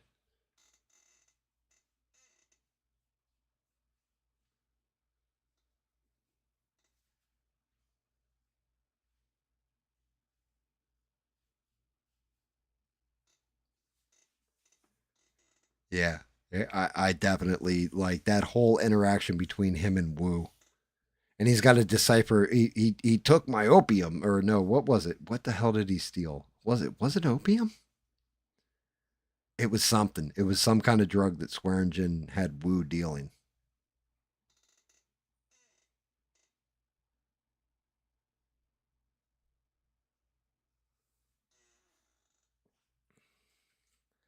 Well, I tried to make it Sunday, but I got so damn depressed that I set my sights on Monday and I got myself undressed. I ain't ready for the altar, but I do agree there's time when a woman sure can be a friend of mine.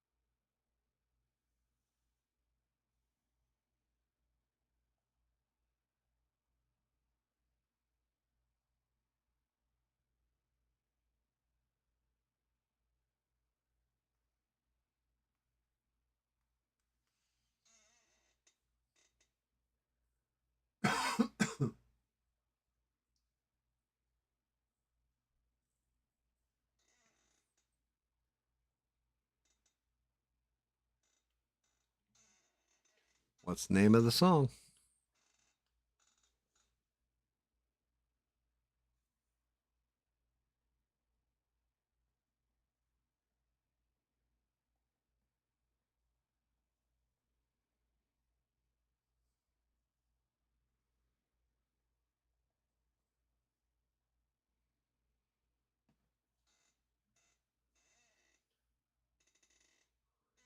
Sister Golden Hair by who?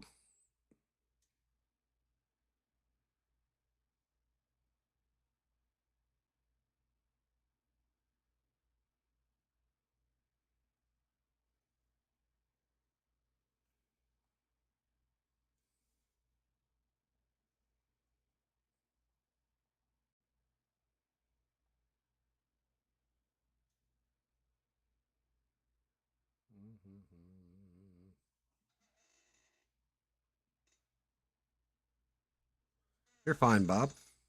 You don't have to be silent, buddy.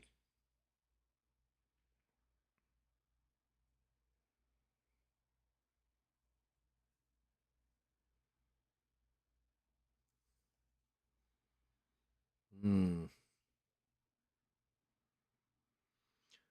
Okay, here we go. And if you're taking your girlfriend out tonight, you better park the car well out of sight, because if they catch you in the back seat trying to pick her locks, they're going to send you back to mother in a cardboard box. With who? It's like almost 3 in the morning here. I'm just popping lyrics out. I ain't upset with anybody. If anything, I'm more upset with myself for not painting more. I'm just cracking them out.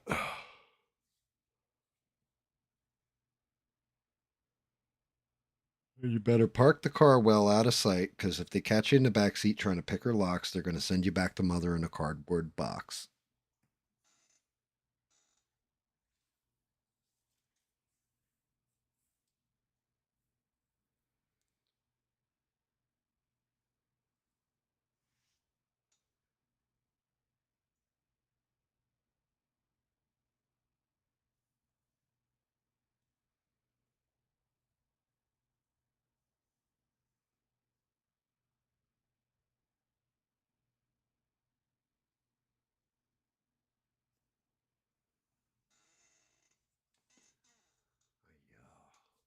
Oh, snap, crackle, pop. Rice Crispy back. It's like one of my favorite damn lines off that album, too.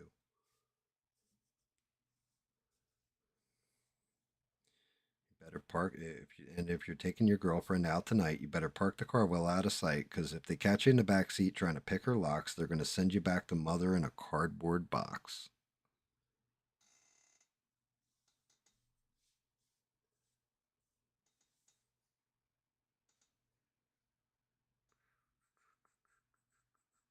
Actually, this one's going to get changed.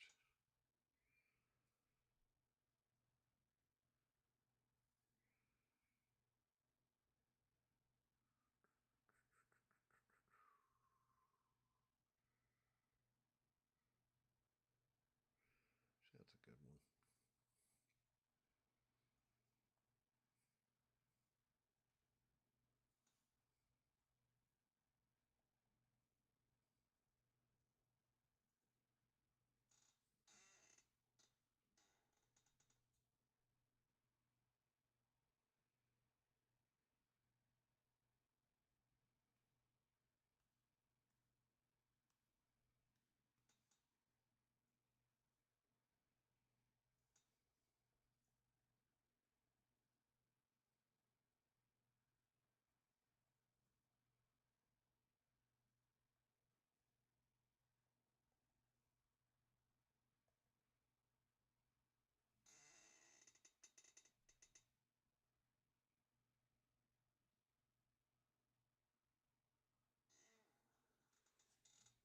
Yeah, it is Pink Floyd Run Like Hell. And Bob, you have caused no conflict. We're still just playing the trivia game like we were, buddy. You're good.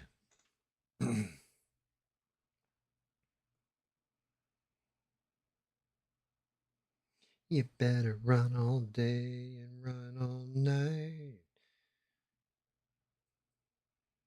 Better park the car well out of sight. 'Cause if we catch you in the backseat trying to pick her locks, we'll send you back to mother in a cardboard box. You better run. Let's see. I'll shine up my old brown shoes. I'll put on a brand new shirt. I'll get home early from work if you say that you love me.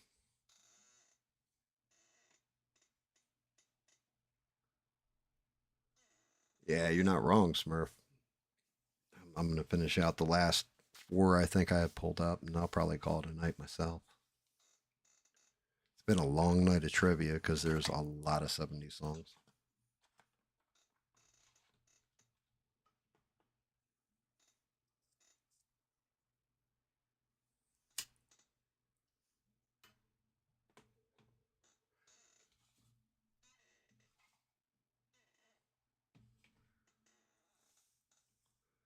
Blown through a good chunk of cigarettes doing this too.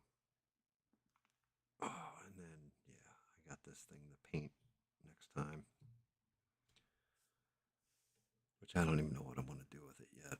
I'm like looking at the way the paint's laying and everything else. I'm like, eh.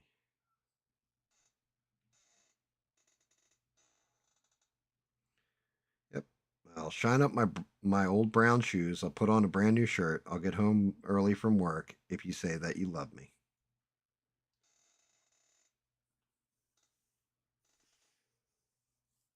Shout out Stranded Lifeform too, by the way. She's probably screaming the answer to these. Probably a good chunk of them. She's like, oh yeah, like yeah, yeah.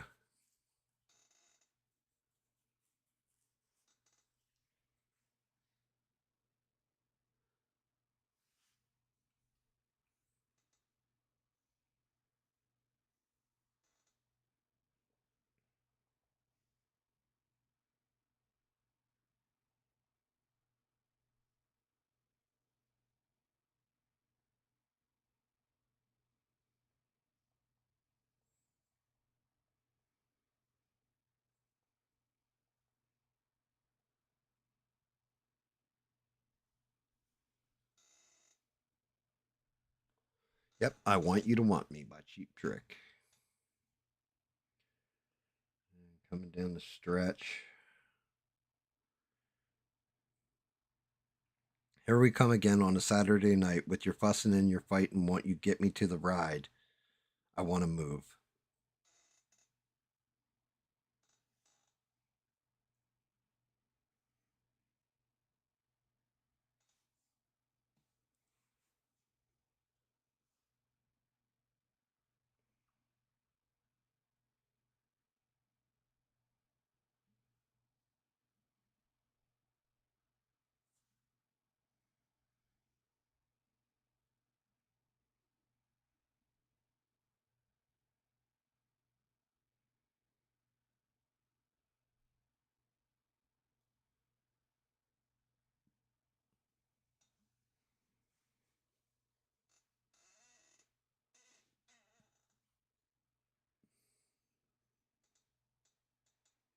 Yep, here we come again on a Saturday night with your fussing and your fighting. Won't you get me to the ride? I want to move.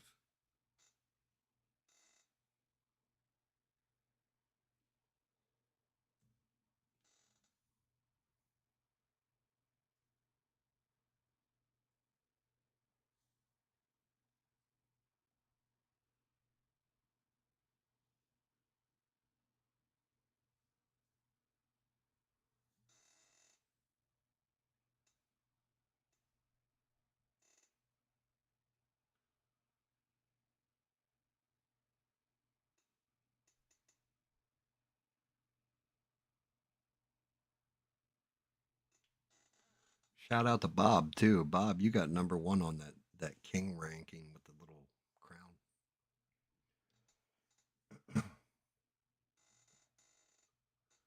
Which is I still don't know how that shit works.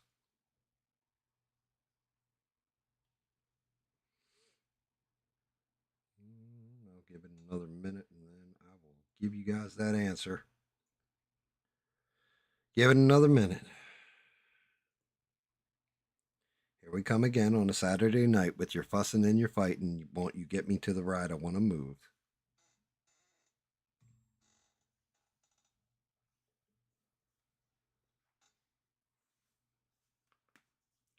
Snap, crackle, and pop.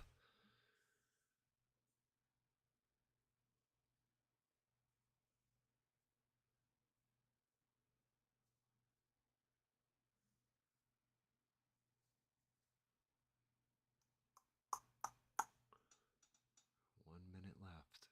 1 minute remaining. Here we come again on a Saturday night with your fussing and your fighting. Won't you get me to the ride? I want to move.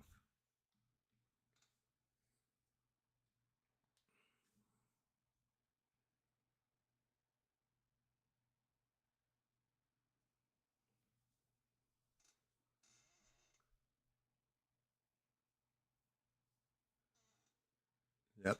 Creedence Clearwater Revival. Traveling band. Here I come again on a Saturday night with your fussing and your fighting. I want to move. Playing in a traveling band.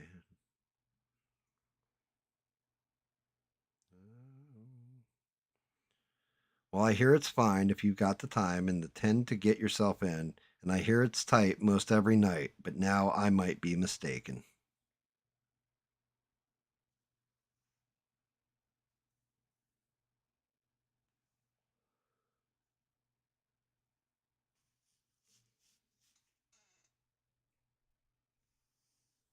Mm-hmm. Like I said, one more after this, and then, yeah, I think that's good. Been a long ass stream. Lot of music trivia. Barely painted thing that I definitely got to work on next time. Distracted showing off the wife's nails and shit and everything else, and just put this thing on the back burner, unfortunately. Because she's wearing like an odd dress. I've got to look that up too. I don't know if I want to go white poofs on the arm or what.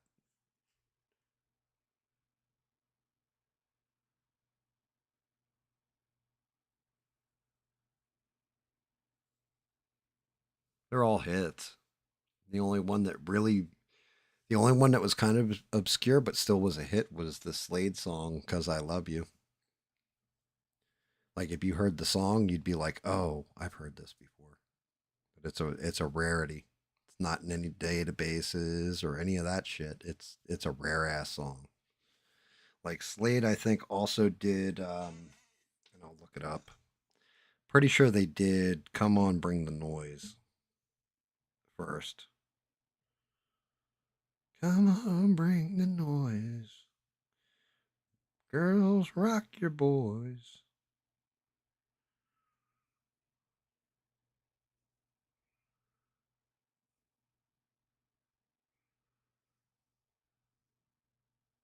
Or no, come on, feel the noise, rather. Jesus Christ.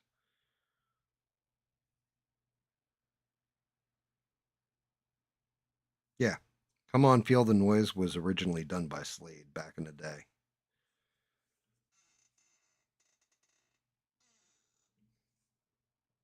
But yep, last one. Well, I hear it's fine if you've got the time and the 10 to get yourself in.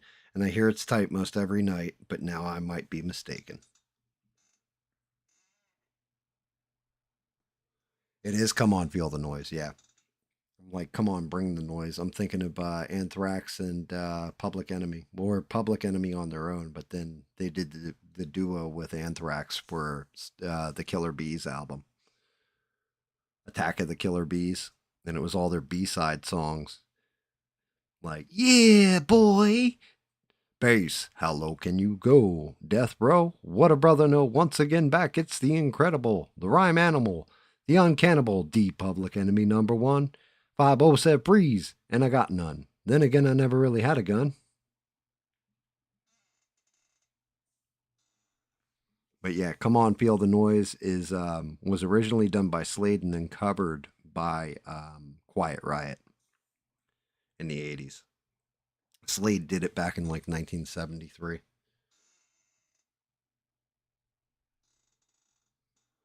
Next to last one, though.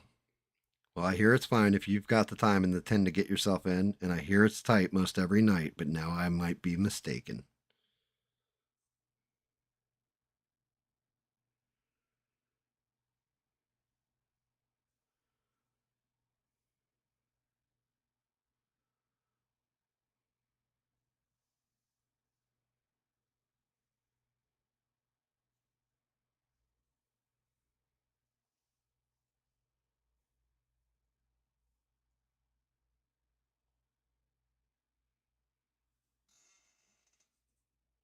It is ZZ Top. What's the name of the song?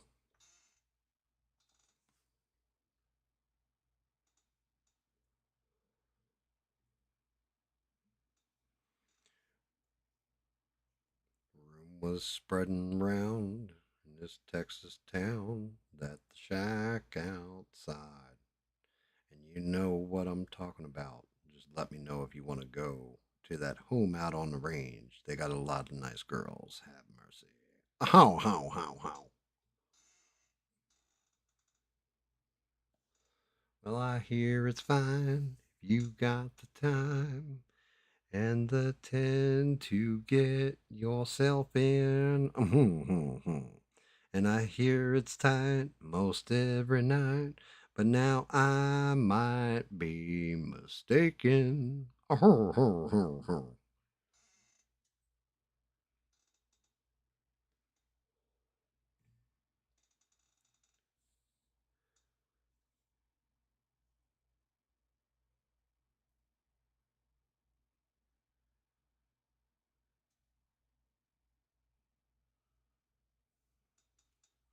Oh, I'm not going to do that. That won't be brutal. Song is called LaGrange.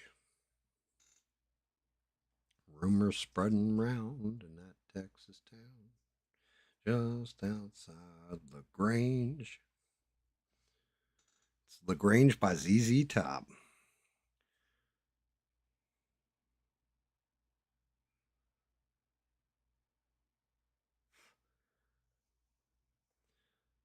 Ah, here we go. Last song of the night. To find a queen without a king, they say she plays guitar and cries and sings, la la la. Ride a white mare in the footsteps of dawn, trying to find a woman who's never, never, never been born.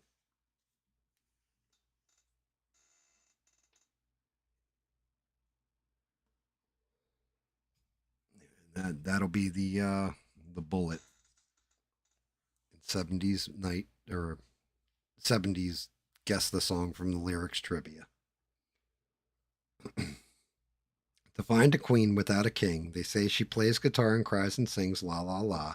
Ride a white mare in the footsteps of dawn, trying to find a woman who's never, never, never been born.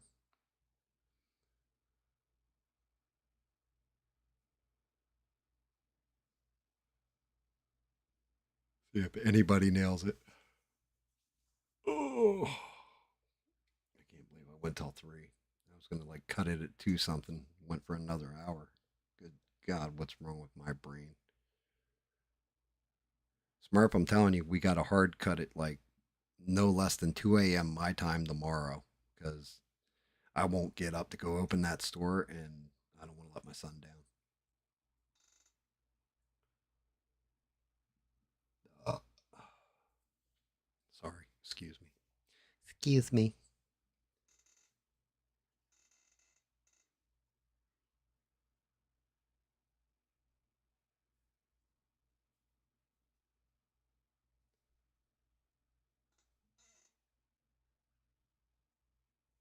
No clue, huh? To find a queen without a king, they say she plays guitar and cries and sings la la la. Ride a white mare in the footsteps of dawn, trying to find a woman who's never, never, never been born.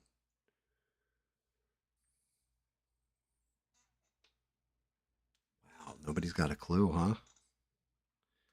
To find a queen without a king, they say she plays guitar and cries and sings la la la. Ride a white mare in the footsteps of dawn, trying to find a woman who's never, never, never never been born. Standing on a hill in my mountain of dreams, telling myself it's not as hard as it seems. Mm-hmm.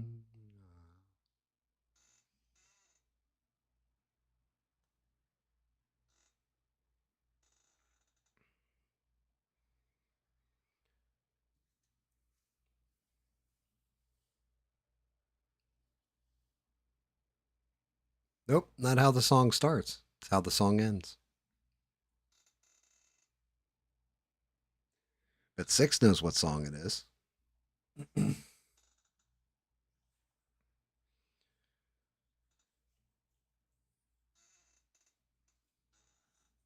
Six is like, I can hear it now. To find a queen without a king. They say she plays guitar and cries and sings. La la la. Ride a white mare in the footsteps of dawn. Trying to find a woman who's never been born. Standing on a hill in my mountain of dreams, telling myself it's not as hard as it seems.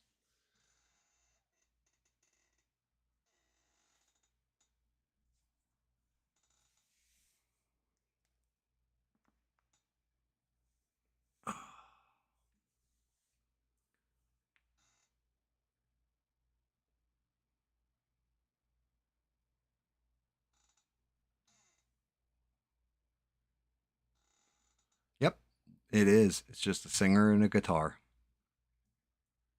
Now that I'm thinking about it, yeah, Six, you're right. I don't think there's any drums in that song.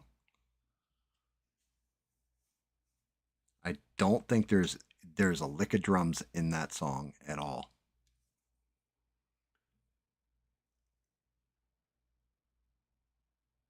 Yeah, no drums to it now that I'm thinking about it. I had to like I can hear the song in my head and yeah, I don't think I hear drums at all now. That's fucking weird. I never noticed that before. Just a singer and a guitar.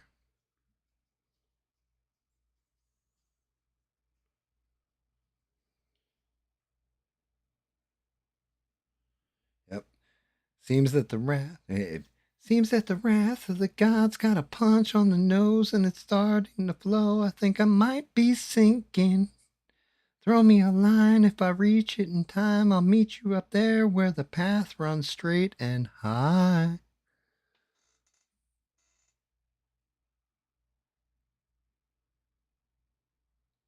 To find a queen without a king. They say she plays guitar and cries and sings. La la la. Ride a white mare in the footsteps of dawn, trying to find a woman that's never been born. Standing on my hill in my mountain of dreams, telling myself it's not as hard as it seems. Mm-hmm. Nobody's gonna nail the final one, huh?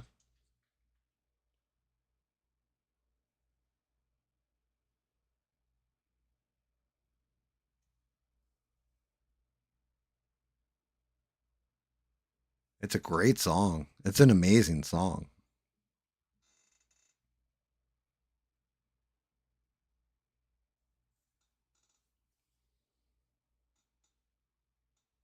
It is kind of some hippie stuff, not gonna lie. Especially when you consider what the title is and everything else. So, the final song of the night that nobody nailed is Led Zeppelin, Going to California.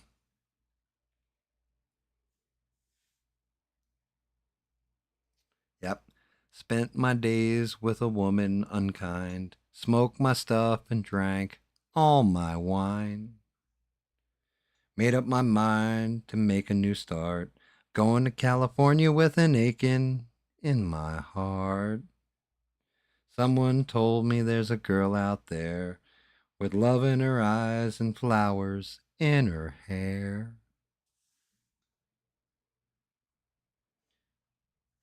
Took my chances on a big jet plane. Never let 'em tell you that they're all the same. Oh, the sea was red and the sky was gray, wondering how tomorrow could ever follow today. The mountains and the canyons start to tremble and shake.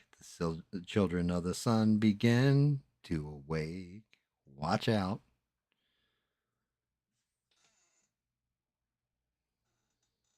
Yeah, dude. Now that I'm thinking about it, though, you're right, Six. It's just the guitar. It's just Jimmy Page playing guitar and Robert Plant singing. I never realized that before.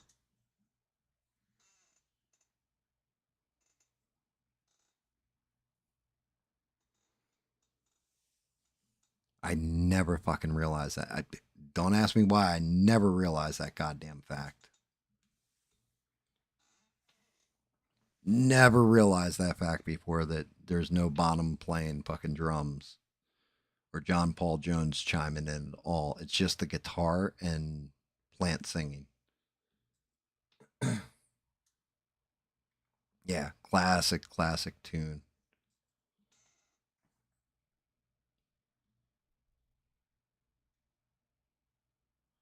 I mean, if I hadn't used it earlier, I probably would have ended with, and as we wind on down the road, our shadow is taller than our souls, and walks a lady that we all know, who shines bright light and wants to show how everything still turns to gold. I probably would have ended it like that. I probably should have ended it like that, but I used it earlier on.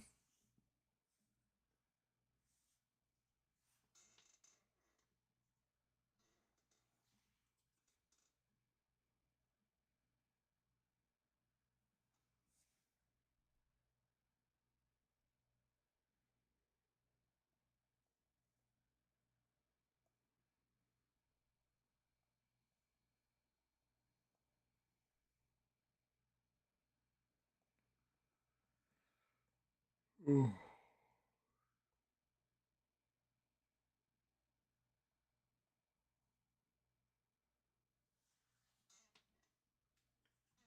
Yeah, the Zeppelin is, it's got to be my favorite band of the 70s, although I've listened to their shit so much on repeat that I think I've burned it. Like, it's like something will come on, I'll listen to the song a little bit and turn it off. And I mean, fortunately, before they were done, I saw them three times in concert, Page and Plant, that is. And the one time they had, I want to say it might have been Bonham's son. Actually, yeah. For some reason, I swear to God, it was like Bonham's son playing drums and John Paul Jones's son or something like that playing keyboards. I swear it was something like that. It was crazy because they did a tour called Walking into Clarksville, I think it was, and that was the last. It was the last stop on their tour. They were in Philly, and they came out for their second encore.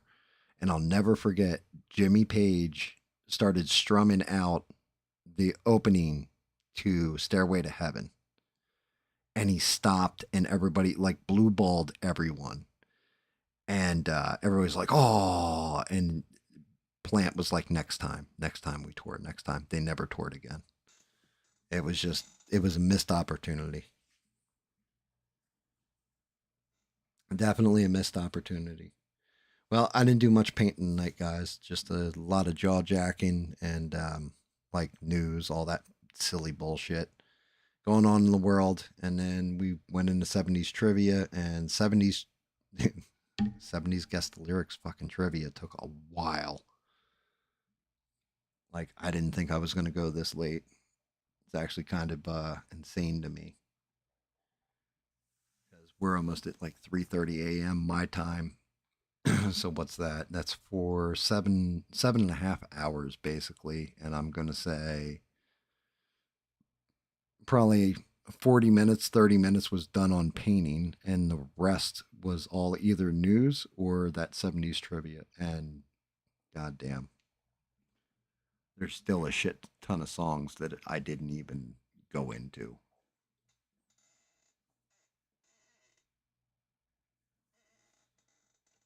Like the 70s definitely had like magical decade. What do we do the 60s? That shit's gonna be crazy. Actually, I'd like to do the 50s. Guaranteed, there's like songs that I'd pull lyrics out that even I'd just be like cross-eyed on, like shit. I didn't know those were the lyrics. I kind of know how to do it better next time. I won't just go for the intro to the song. I'll actually mix it up and go middle, end of the song, whatever. Seems to make it a little bit more difficult, which I don't want to make it where it's impossible, but difficulty always helps and makes it fun. All six. That was not like 90% of the show, so you're good. But shout out to Bob's Beans, six, um, Stranded, Sheree, Smurf, Steve Kerfuffle, all the regular crew of misfits. But yeah, I think it's time I take my merry old ass to bed because we are looking at like 3:30 in the morning. I gotta put myself on some kind of schedule. Tomorrow night, Smurf and I'll be on right at 8 o'clock my time, 7 o'clock Smurf's time. Yeah, Smurf time. 7 o'clock Smurf time, 8 o'clock my time. But the two of us will dive back into the Ashlands, and with any luck, we'll nail out fodder. I know last stream Smurf had something come up, he hopped off or what have you, and I fought fodder, but Joe like I was not geared for it. Anything else? I just tried beating him with a magical staff that I figured would not beat him. Like I was thinking maybe I might be able to chunk him down, but I didn't think it was going to work, and it didn't. So we have to go on a quest for flame metal tomorrow, all that kind of stuff. Gear up real good, and then go in there and smite that dragon across the mountain. But everybody, thank you for watching, tuning in, having fun, playing along. And if you're watching this on a replay, shout out to Stranded again. Hopefully, you guys get to play the musical trivia and knock some of that out of the park. It should be. That's always it's always a fun one when we do the trivia stuff.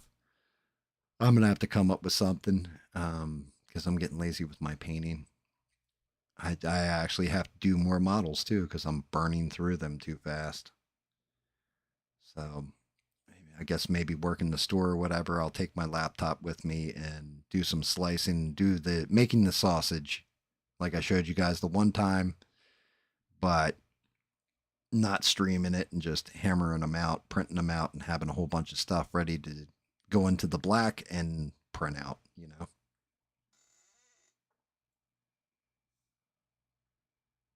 Everybody get some sleep. Everybody take it easy. I'll see you again tomorrow night. Smurf, I will definitely see you tomorrow night, brother. I'm sure I'll talk to you in a little bit because, it's one of them nights where we end up talking for another hour after the stream's done. Um, Again, thank you guys. I appreciate every last one of you. Hang in there. And until tomorrow, don't take shit from anybody. Good night, guys.